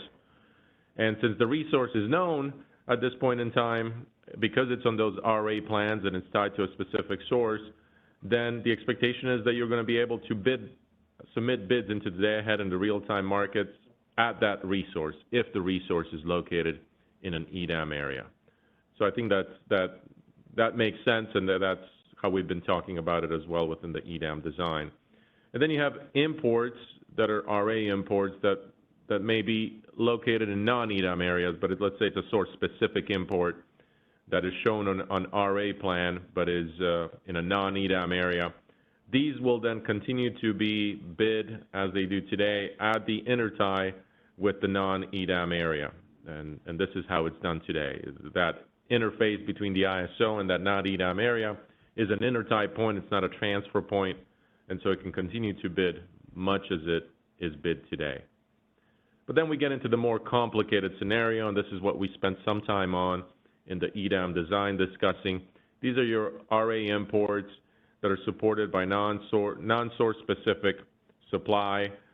These are effectively your delivered firm energy contracts. We've talked about them as WSPP Schedule C arrangements, but there are similar contractual mechanisms that convey the same thing, that concept of delivered firm energy to a particular area. And the unique aspect of these contracts is that these are delivered under the contract to a specified intertie point, and as such, effectively the entity that is procuring that supply is taking title to that power at that delivery point, at that interface. And what we've noted in the discussions is that in the RA plans, these are going to show up as non-source specific imports. Effectively, you don't know a month in advance the different sources. Those sources could be varying throughout the month, throughout the day potentially, or by day.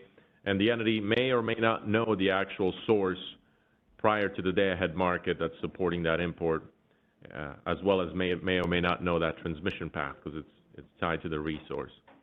And so once you get into the day-ahead time frame and are about to submit bids into the day-ahead market, if the source is known at that point in time and that source is located in an EDAM area, we would expect that the bid then is submitted at the particular EDAM, at the particular resource, if it is located in that EDAM area.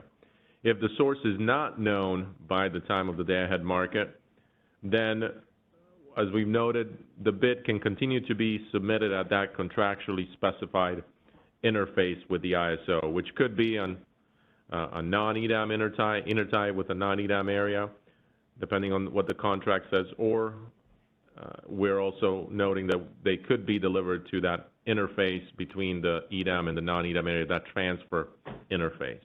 And this is an element that we noted in the EDAM design. It was important for a number of entities across the West to continue to recognize these types of arrangements because they are prevalent today for entities to fill in gaps in their resource portfolios, but also they've been historically reliable and dependable. And we've noted that we're going to monitor how these are utilized because bidding without a source at a particular transfer point poses certain challenges, both from a modeling as well as from a congestion and cost perspective, that we're going to monitor how these are used and how these are bid and offered into the market and the prevalence of these across the EDAM. But with these types of arrangements, we noted that we would expect that these continue to be self-scheduled as they are today largely in the day-ahead market as well as in real time in supporting their must-offer obligation. And in terms of modeling, we noted that we would be modeling these, if the source is not known, that we would be modeling these at the non-EDAM area demand aggregation points or DGAPs. And maybe George, we have George here to tell us a little bit more about the plan for modeling these non-source specific imports that are contractually delivered and offered at the EDAM interface, but the source is not known. Yes, thank you, Milos. This is George Angelidis with the ASO. So this proposed solution for EDAM is actually coming from what we have in place for EIM today. For intertie schedules at what we call external interties. These are interties between an EIM BAA and a non-EIM BAA.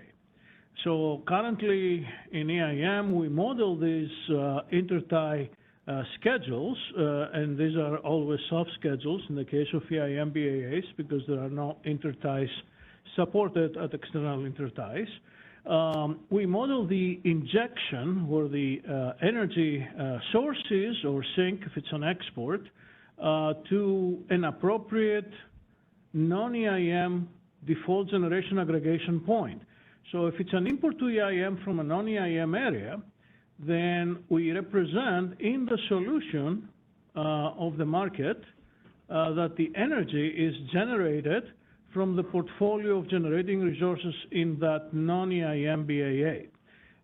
So during the onboarding process where we bring a BAA into EIM, we work with the EIM entity and we define in the master file system resources at their interties, and you can have multiple system resources at the same intertie, but different non-EIM default generation aggregation points as the location of the distribution of the energy for those resources, so that when the EIM entity now submits in the market an intertie schedule, they will select the appropriate scheduling, the appropriate system resource, and the system will distribute the energy at the appropriate non-EIM DGAP. Now, this is relevant because the price that you have for that intertie schedule is really dependent to a certain degree to the location that the distribution of the energy is happening to. That is the non-EIM BAA DGAP.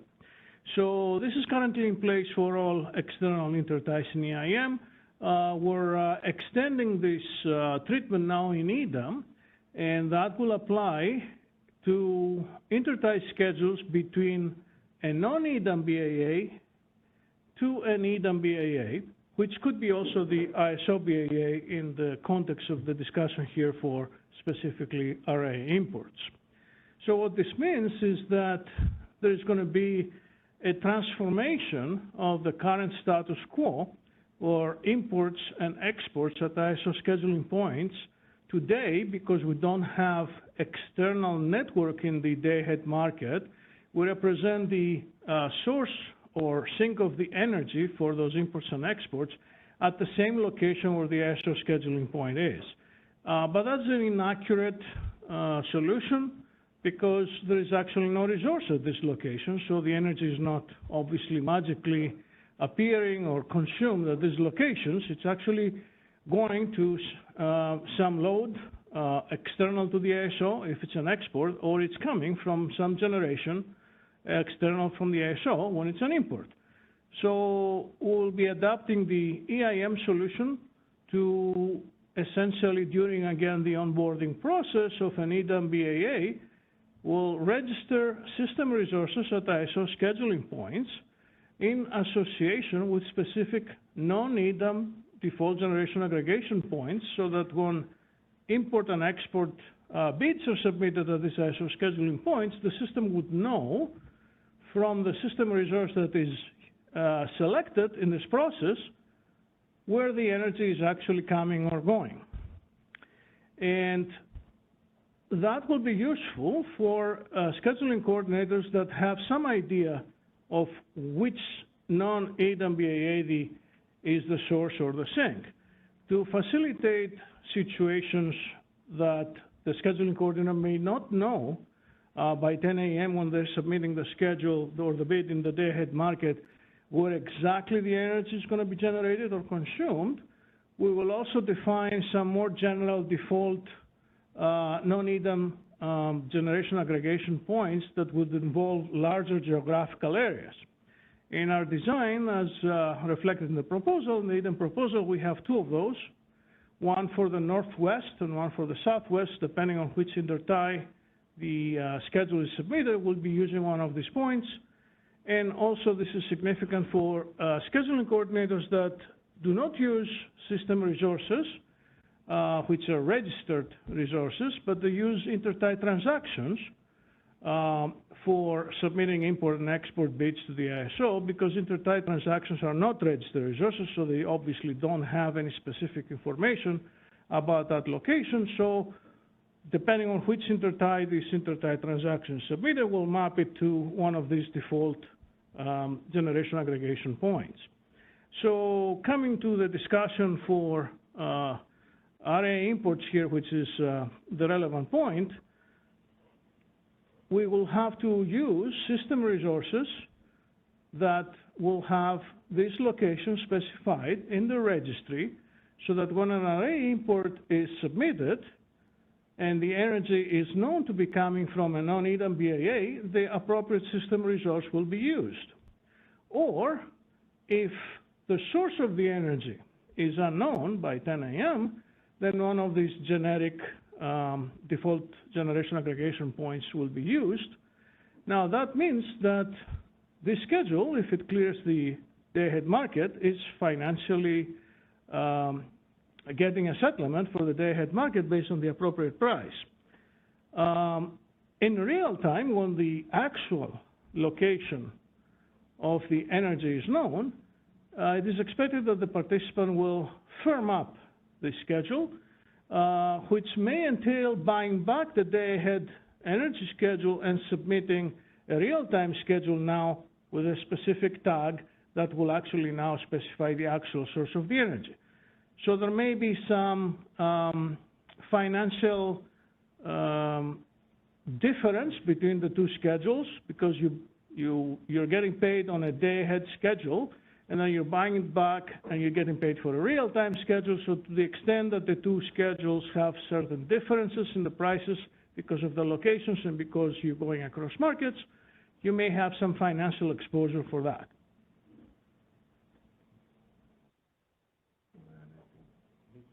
You want to add anything, James, you're from a settlement side? No, George just covered it all. So I was ready, but nope. Okay, and let me maybe cover one more slide, and then I think we can, once we paint the overall picture on imports, we can come back and take some questions. But just to close out, we talked about RA imports, and if we go to the next slide, there we go, 51.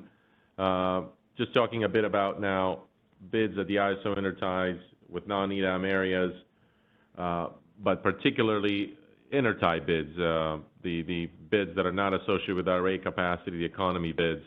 that entities can continue to submit those, either self-schedule or economically bid at our interties with non-EDAM areas. Those are not transfer points, as I mentioned. Those are continue to be interties that support intertie bidding. And these bids could include RA imports, as we mentioned before, but other economic imports as well that are going to be considered by the market in the IFM. And as we noted earlier in the discussion, to the extent that those are under contract, those would contribute to the RSE. If they're not, they would not contribute to the day-ahead RSE. But there also, I do want to acknowledge that there may be interfaces between the ISO and EDAM areas that are partial transfer points, and it's largely based upon the level of transmission rights that that EDAM entity may have at that interface. Consider, for example, some of the larger interties across the West. So some points may be partial EDAM transfer points, while also continuing to support regular intertie bids. And on those points, entities can continue to submit regular intertie bids on non-EDAM, those points, not with non-EDAM scheduling points for delivery to the ISO interface, and that would be on the transmission rights associated with that non-EDAM entity. So as an example, take Malin, for example, you've got multiple entities that have rights at that point. To the extent that Pacificor joins, then you have a certain portion of that interface as an EDAM transfer point, but the rest of it can also continue to support regular intertie bidding as it is today, and entities can continue to submit those bids into the day-ahead or the real-time market. So let me just test here, James and George, did I miss anything here that you want to add on before we turn over to questions? Well, I think it's important to emphasize this conversion that will happen at ISO scheduling points to transfer points once BAAs that are neighboring to the ISO is joining EDAM. So you may have import-export bids at ISO scheduling points today with a BAA that is not in EDAM. When that BAA joins EDAM, those points will be converted to transfer points, and any energy exchange that it was happening before with import and export schedules will be consumed and rolled over to the transfer that now that you have between ISO and that EDAM BAA. Now, that doesn't mean that necessarily the ISO scheduling point at these locations will be terminated. It will still have a function specifically for scheduling coordinators that acquire rights through the EDAM BAA to come to the ISO scheduling point. Scheduling coordinators that can get to the ISO scheduling point through an EDAM BAA by exercising the rights, they will still be able to exercise their today's ability to bid import and export at a scheduling point. However, the expectation and the support in our EDAM design is that if the energy is actually generated or consumed in that EDAM BAA, then there's not going to be any system resource for that at that scheduling point or any activity regarding import or export bids. You expect to see a transfer between those EDAM BAAs that will automatically take into full consideration of the energy bids that are available in the two BAAs and will schedule the transfer economically. Thank you. Okay, with that, I think we can take some questions. Yes, we have a question from Chris Devon. Hi there, can you hear me all right? Yes. Yeah. Great, thanks. This is Chris Devon, Customized Energy Solutions. So thanks for the explanations. I think I'm following this, but I just wanted to get clarification on that table on the last slide where it says the non-source specific, where it says self-schedule. Would those ones be allowed to be economic bids or self-schedules, or would they have to be required to have self-schedules? That part wasn't quite clear to me. So if this is a schedule that goes to the ISO Balancing Authority area still supports import-export bids at scheduling points. If it is an intertie between an EDAM BAA that is not the ISO BAA and a non-EDAM BAA, at these interties in the tariff, we refer to them as external interties. There is no bidding activity supported. These are going to be self-schedules.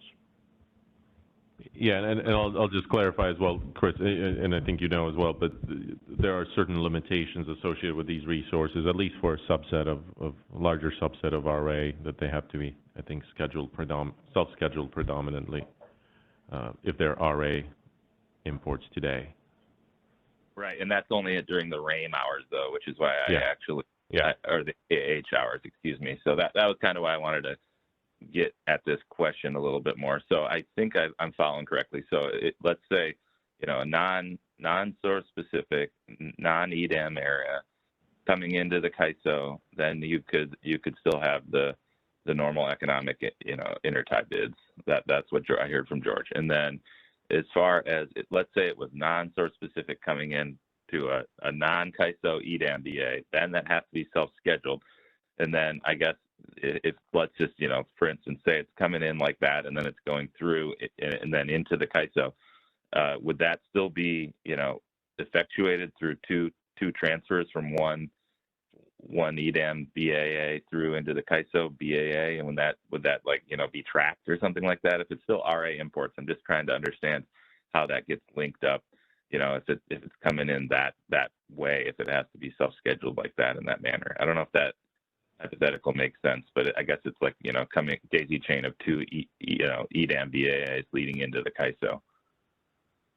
Does that make sense? Chris, yeah, I'm trying to understand your scenario here. So you have energy generated non-EDAM BAA that is transferred to another EDAM BAA and ultimately be transferred to the ISO.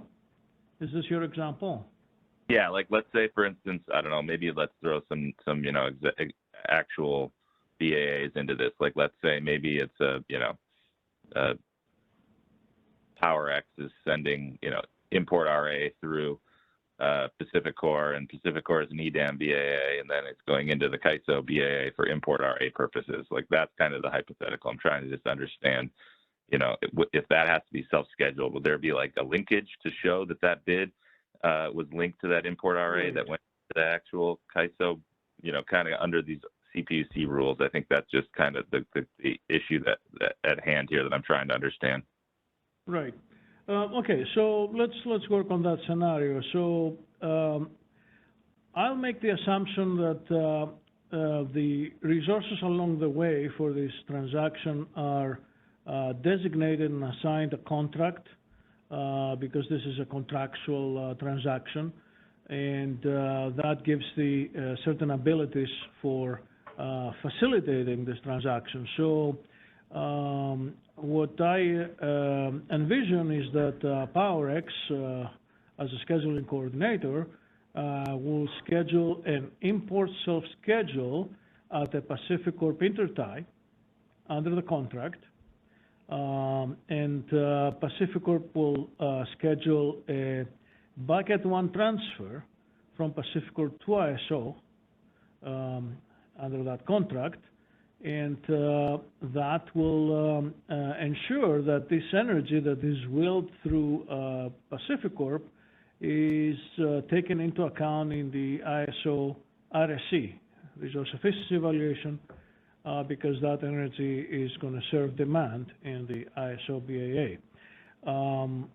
Obviously, the transfers don't have bids because it's an economic construct by itself, and the import into PacifiCorp is a self-schedule, if you were looking for clarity on this. Would this give you an idea?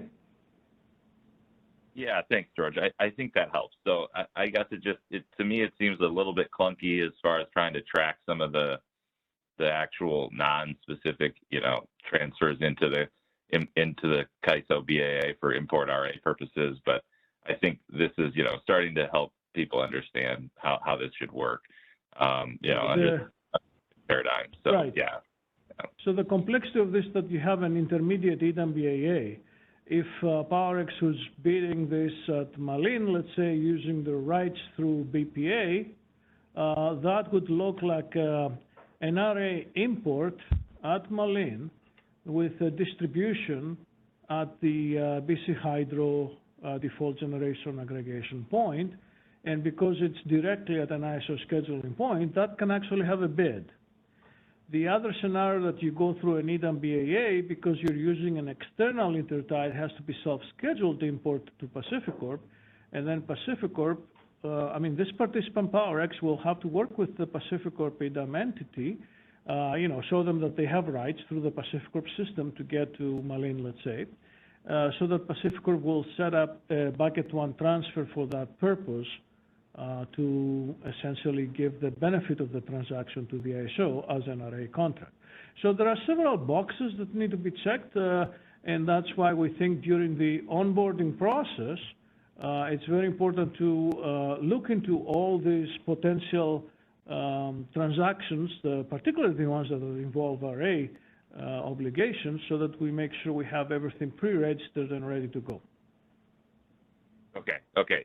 Thank you very much, George. That all helps. I think that all makes sense to me about, how to make this all work under EDAM and still be able to effectuate those transfers through multiple BAs like that. So thank you. And then I guess I'll just make one point on this stuff about the whole economic bidding versus self-scheduling, and just note that, I'm not sure if this is true or not, but I think there might be a bit of a concern with just saying that these all have to be self-scheduled all the time. Obviously, there's the point that Milos made about how, the non-specific need to be, self-scheduled bid at $0 or below during those AAH hours.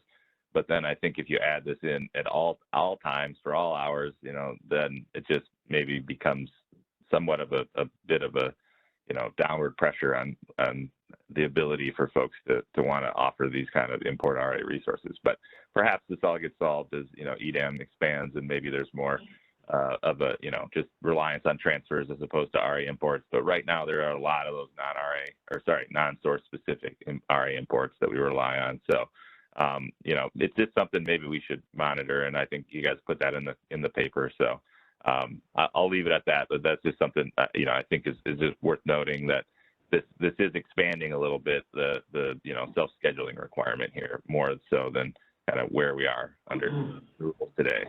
Thank you. And thanks, Chris. And just to clarify that, the intent is at the ISO interties to continue to support, both self-scheduling and then economic bidding in accordance with those relevant rules that are in place. I think what George was just noting, that economic bidding at other EDAM entity interfaces, that's where the design did not support that. The design created some ability to do that if they're designated network resources, but in terms of meeting the ISO RA obligations, as entities are bidding at those delivery points where they have a contractual obligation to take the energy, they can continue to self-schedule or economically bid in accordance with these, with the current rules that are in place that limit some economic bidding in certain periods versus others.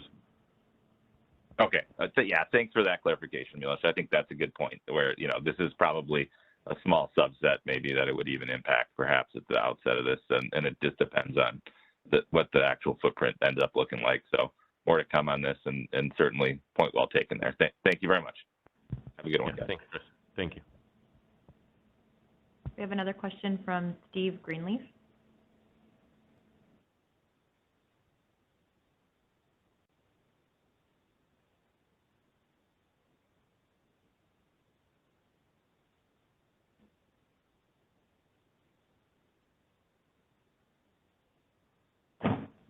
Steve, go ahead. Thanks, I got remuted. Steve Greenleaf, Brookfield. I just want to follow up on Chris's question, because it is a little more nuanced. The PUC rules do require, it's not just limited to self-scheduling as an option, but the PUCs require bidding between 0 and minus 150 for non-resource specific. So I want to loop back, because I'm not sure I followed the examples closely, but so let's just use Knob. It's one of my favorite questions. So coming through Bonneville, and let's assume for a second Bonneville joins EDAM. So it's EDAM to EDAM transfer between Bonneville and CAISO. You will or will not facilitate bidding at that interface? Or will that be exclusively an EDAM transfer point? Or Yeah, and Steve, part of an EDAM before George, before George replies, let me just make sure I understand the example. The obligation to deliver under these non-source specific contracts is at NOB. The challenge is just that you got to get through another EDAM area to get to NOB. And George, then the question is, where would they expect that bid? If you got to go through a couple of EDAM areas, would you expect that bid to come in at NOB, or do they have to do some of these bids at other areas if the contractual delivery point is NOB? And assume for a second it's non-resource specific, so you're not able to offer a bid at a specific node. Right. Steve, there are two scenarios that I want to highlight here. One is the one that you're probably referring to, where the energy is actually generated somewhere in BPA, and the participant has an array contract with an ISO LSC with a delivery at NOB, and in this construct, there will be BPA, or the participant will work with BPA transmission service provider to set up a bucket one transfer between BPA and ISO at NOB. And because this is a transfer is an economic instrument, but it doesn't have a bid. The reason it doesn't have a bid is because the schedule is determined optimally by the bids in the two BAAs. So the support for bidding this essentially RA import comes at the resources in BPA. So that's not resource specific, it's all the resources in BPA could potentially contribute to that transfer, that economic schedule for the transfer. But there's no explicit bid at NOB, because that will be, in addition, will be like a hurdle rate on top of all the bids that BPA will have in their own resources. So that's why there shouldn't be any bid there. So that's the alternative one, where the energy is sourced in BPA and you're using a transfer to get it, and the bids are in BPA resources. The other alternative is the energy is sourced not in BPA, but in a non-EDAM BAA, and the participant has acquired rights through the BPA system to come to NOB. Because NOB is a scheduling point for the ISO, that participant will be able to submit an import bid at NOB as an array import. Even if Bonneville is participating in EDAM, but the source is outside. Right, because it is assumed and will be shown in the tag that this participant has acquired and is using rights through the BPA system to come to NOB, which is not unlike what happens today at NOB. If you see a scheduling coordinator that brings energy not from BPA, but even from BPA because it's not in the day-ahead market today, you can participate in NOB with an import bid, and we assume, and will be shown in the tag, that you have rights to get to NOB. So this may be non-resource specific in the day-ahead market, but then when you tag it, you have to specify the resource, as you know. Right. Second, Well, I just want to add something to that. If you determine that resource is actually back within BPA, then you're going to have to submit a counterflow to offset that day-ahead import from the non-EDAM BAA, and so that we will optimize that resource, and you will account for both your day-ahead import, a counterflow, and then we'll use the transfer to get that energy from that resource to the appropriate location. It's another two. Yep. Steve, did you get this notions there? It's what we said earlier, that if the source is unknown and you're using a system resource that has a location in some non-EDAM D gap to clear the day-ahead market, if Later on, the energy is determined to coming from a resource within BPA in this example. The participant needs to buy back that day-ahead schedule because it's no longer valid, right? It has a different source. And then let the dynamic transfer in real time between BPA and ISO handle this. Or use their own rights. We'll set up OAT rights for this. They can use OAT rights in real time under the context of what we call late schedules in the tariff, so that there will be a potential financial exposure between the day-ahead schedule that cleared the market, which is now replaced, in essence, with a transfer under that contract. Yeah, I did hear that earlier discussion, and I will want to continue to chew on that a little bit, but thanks for that clarification.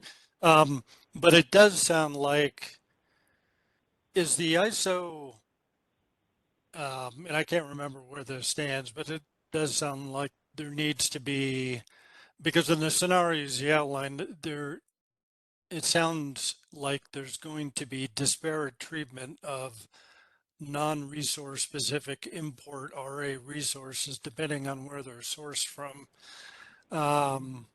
And certainly the inability to bid in one of those scenarios is not consistent with the existing PUC rules. So there sounds to me like there does need to be some coordination between the CAISO and the PUC on that front. And Steve, can you help me just understand what the inconsistency is that you're seeing? Because I think what George noted is that if you don't know where the source is, it's going to be, we would expect a bid at that interface, a knob. If you do know where the source is, and if it's in an EDAM area, we would expect that bid to occur. This is day ahead. That bid to occur at the resource, which I think. Well, I thought I don't see it. Maybe I misunderstood what George said, but I thought, assuming it's a non-resource specific, presumably, let's just say, sourced from a Bonneville system sale, there is no bidding because it's effectively an EDAM transfer and becomes a bucket one transfer. There's no bid. You're correct. There's no bid at the transfer system resource, right? Because there are no bids on those resources. This represents the economic transfer. There's no bid on it, but there are bids in resources in BPA. So these resources will participate in it, and they will have a bid, and that bid will be used in determining the optimal schedule for the transfer. But if are you presuming there it's a resource specific? It's coming from It doesn't have to be.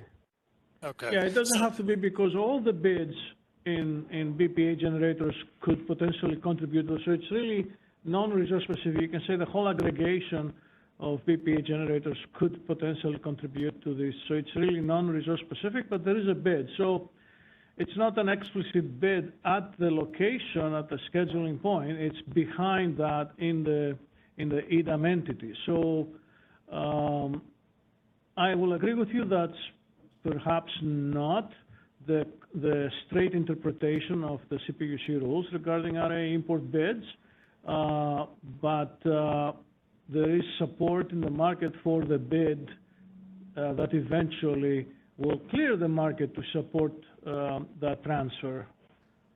So the generation, as you say, would be modeled from the BPA's system as a whole. Is that what the DGAP is?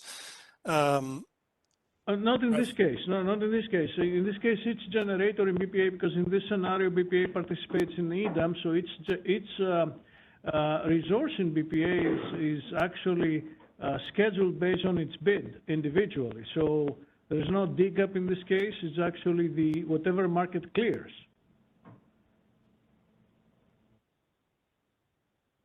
So you can say that the bids that contribute to that RA import do exist in the market and do clear the market, but they are not a resource-specific bid, they're represented by the collection of generators that participate in the market in BPA.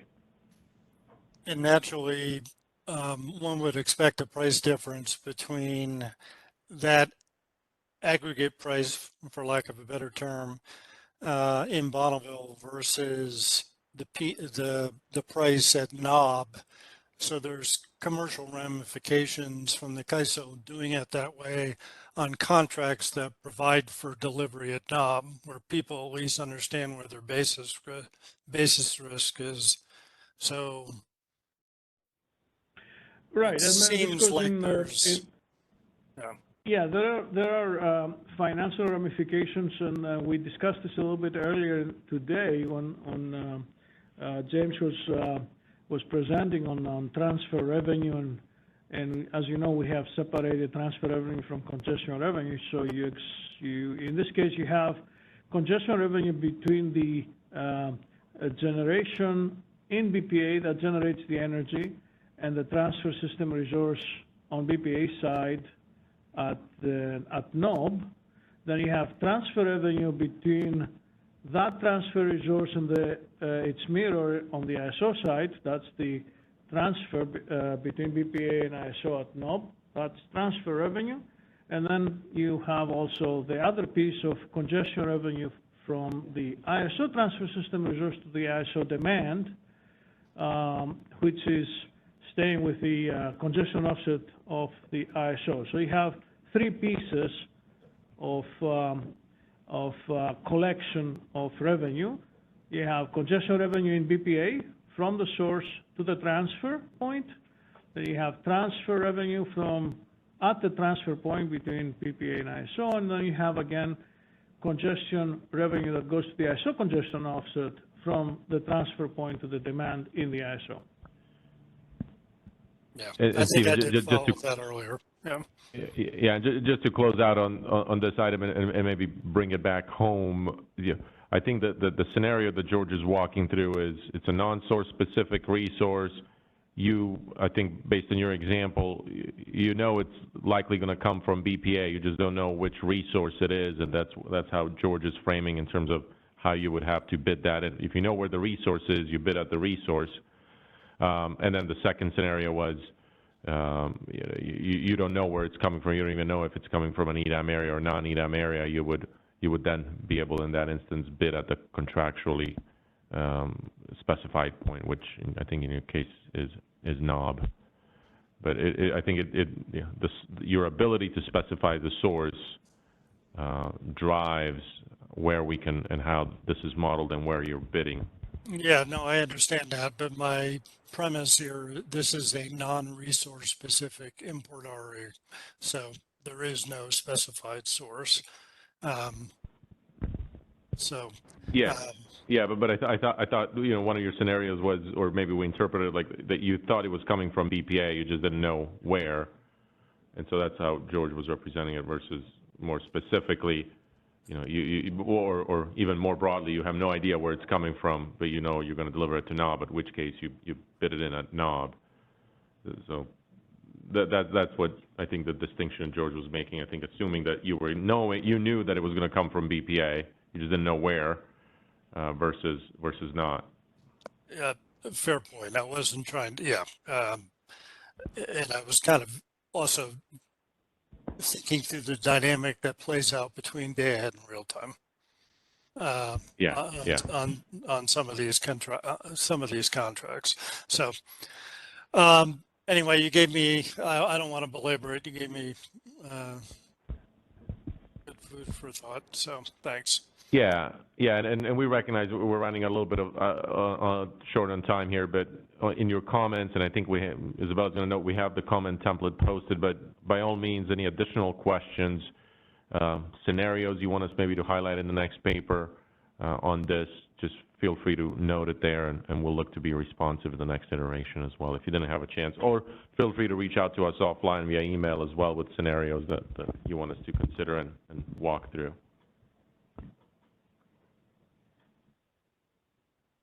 All right, so we do only have 3 minutes until 4 p.m., but I see, Chris, you have your hand up, so we have time for one more brief question, and then we'll go into next steps. So Chris, go ahead.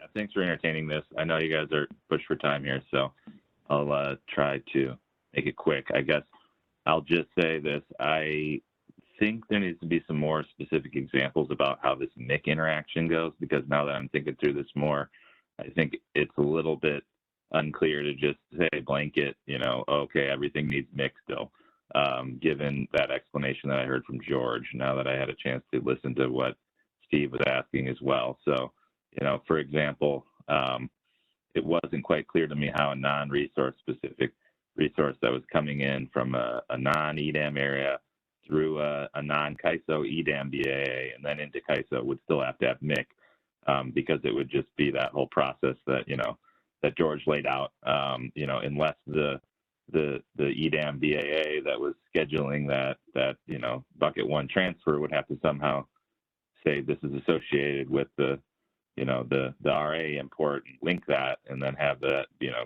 be shown as, you know, be using the MIC or something along those lines. I think there needs to be more specific tariff language that's actually, you know, developed around how this is actually required, because to me at this point it's too nebulous, and I think some real specific examples about how that would work needs to be, you know, developed and provided in here. I think that's what I would, you know, suggest that you guys consider doing. So I don't need to, you know, hear a whole example right now, and I think you can hold off and, you know, think about that more. But I just wanted to make that last point, and I'll let it go at that. So thanks for hearing me out. Yeah, thanks, Chris, and we'll certainly effort to do that. You know, I'll just leave you with the thought of, you know, what would that contract that you've got for RA specify? It's got to specify how you're getting that to the ISO. Even if it's non-source specific, I presume it's identifying where you're picking up the generation. And so to that effect, I think that's what we're envisioning. You still need the MIC allocation. So it's not a contract for RA that you can just bid it in somewhere and it's going to get to the market. But similar to today, it's probably got to have a delivery point on the ISO system. So we'll consider that, note it in your comments as well, and send us a note with some specific examples. But we can talk through that as well. So thank you for that, Chris. Yeah, thanks, Milos. All right, well, that will take us straight to 4 p.m., and I will go over next steps here briefly. So as mentioned at the beginning of today's workshop, the comment deadline is next Wednesday, the 17th. And you'll see in the template that's posted that we do ask some questions specific to track A1, A2, and B, but given the compressed deadline, if you could really just focus your comments mainly on the track A1 proposed changes that we have. And then some upcoming milestones, as discussed again at the beginning of today's workshop. We will target June 7th to publish the track A1 draft final proposal and the draft tariff language, and then hold a stakeholder meeting a week later on the 14th. But again, these dates are tentative, so if there are any changes, we will be sure to communicate that through a notice in the daily briefing. And then here's just a link to the initiative page where you'll find all the materials that we discussed today, as well as the comments template. And if you have any questions, you can send an email to me directly at inicasia@caiso.com, or you can send it to ISO Stakeholder Affairs at caiso.com. But that concludes today's workshop. Thank you all for joining us here in person and over the phones, and I hope you have a great rest of your evening.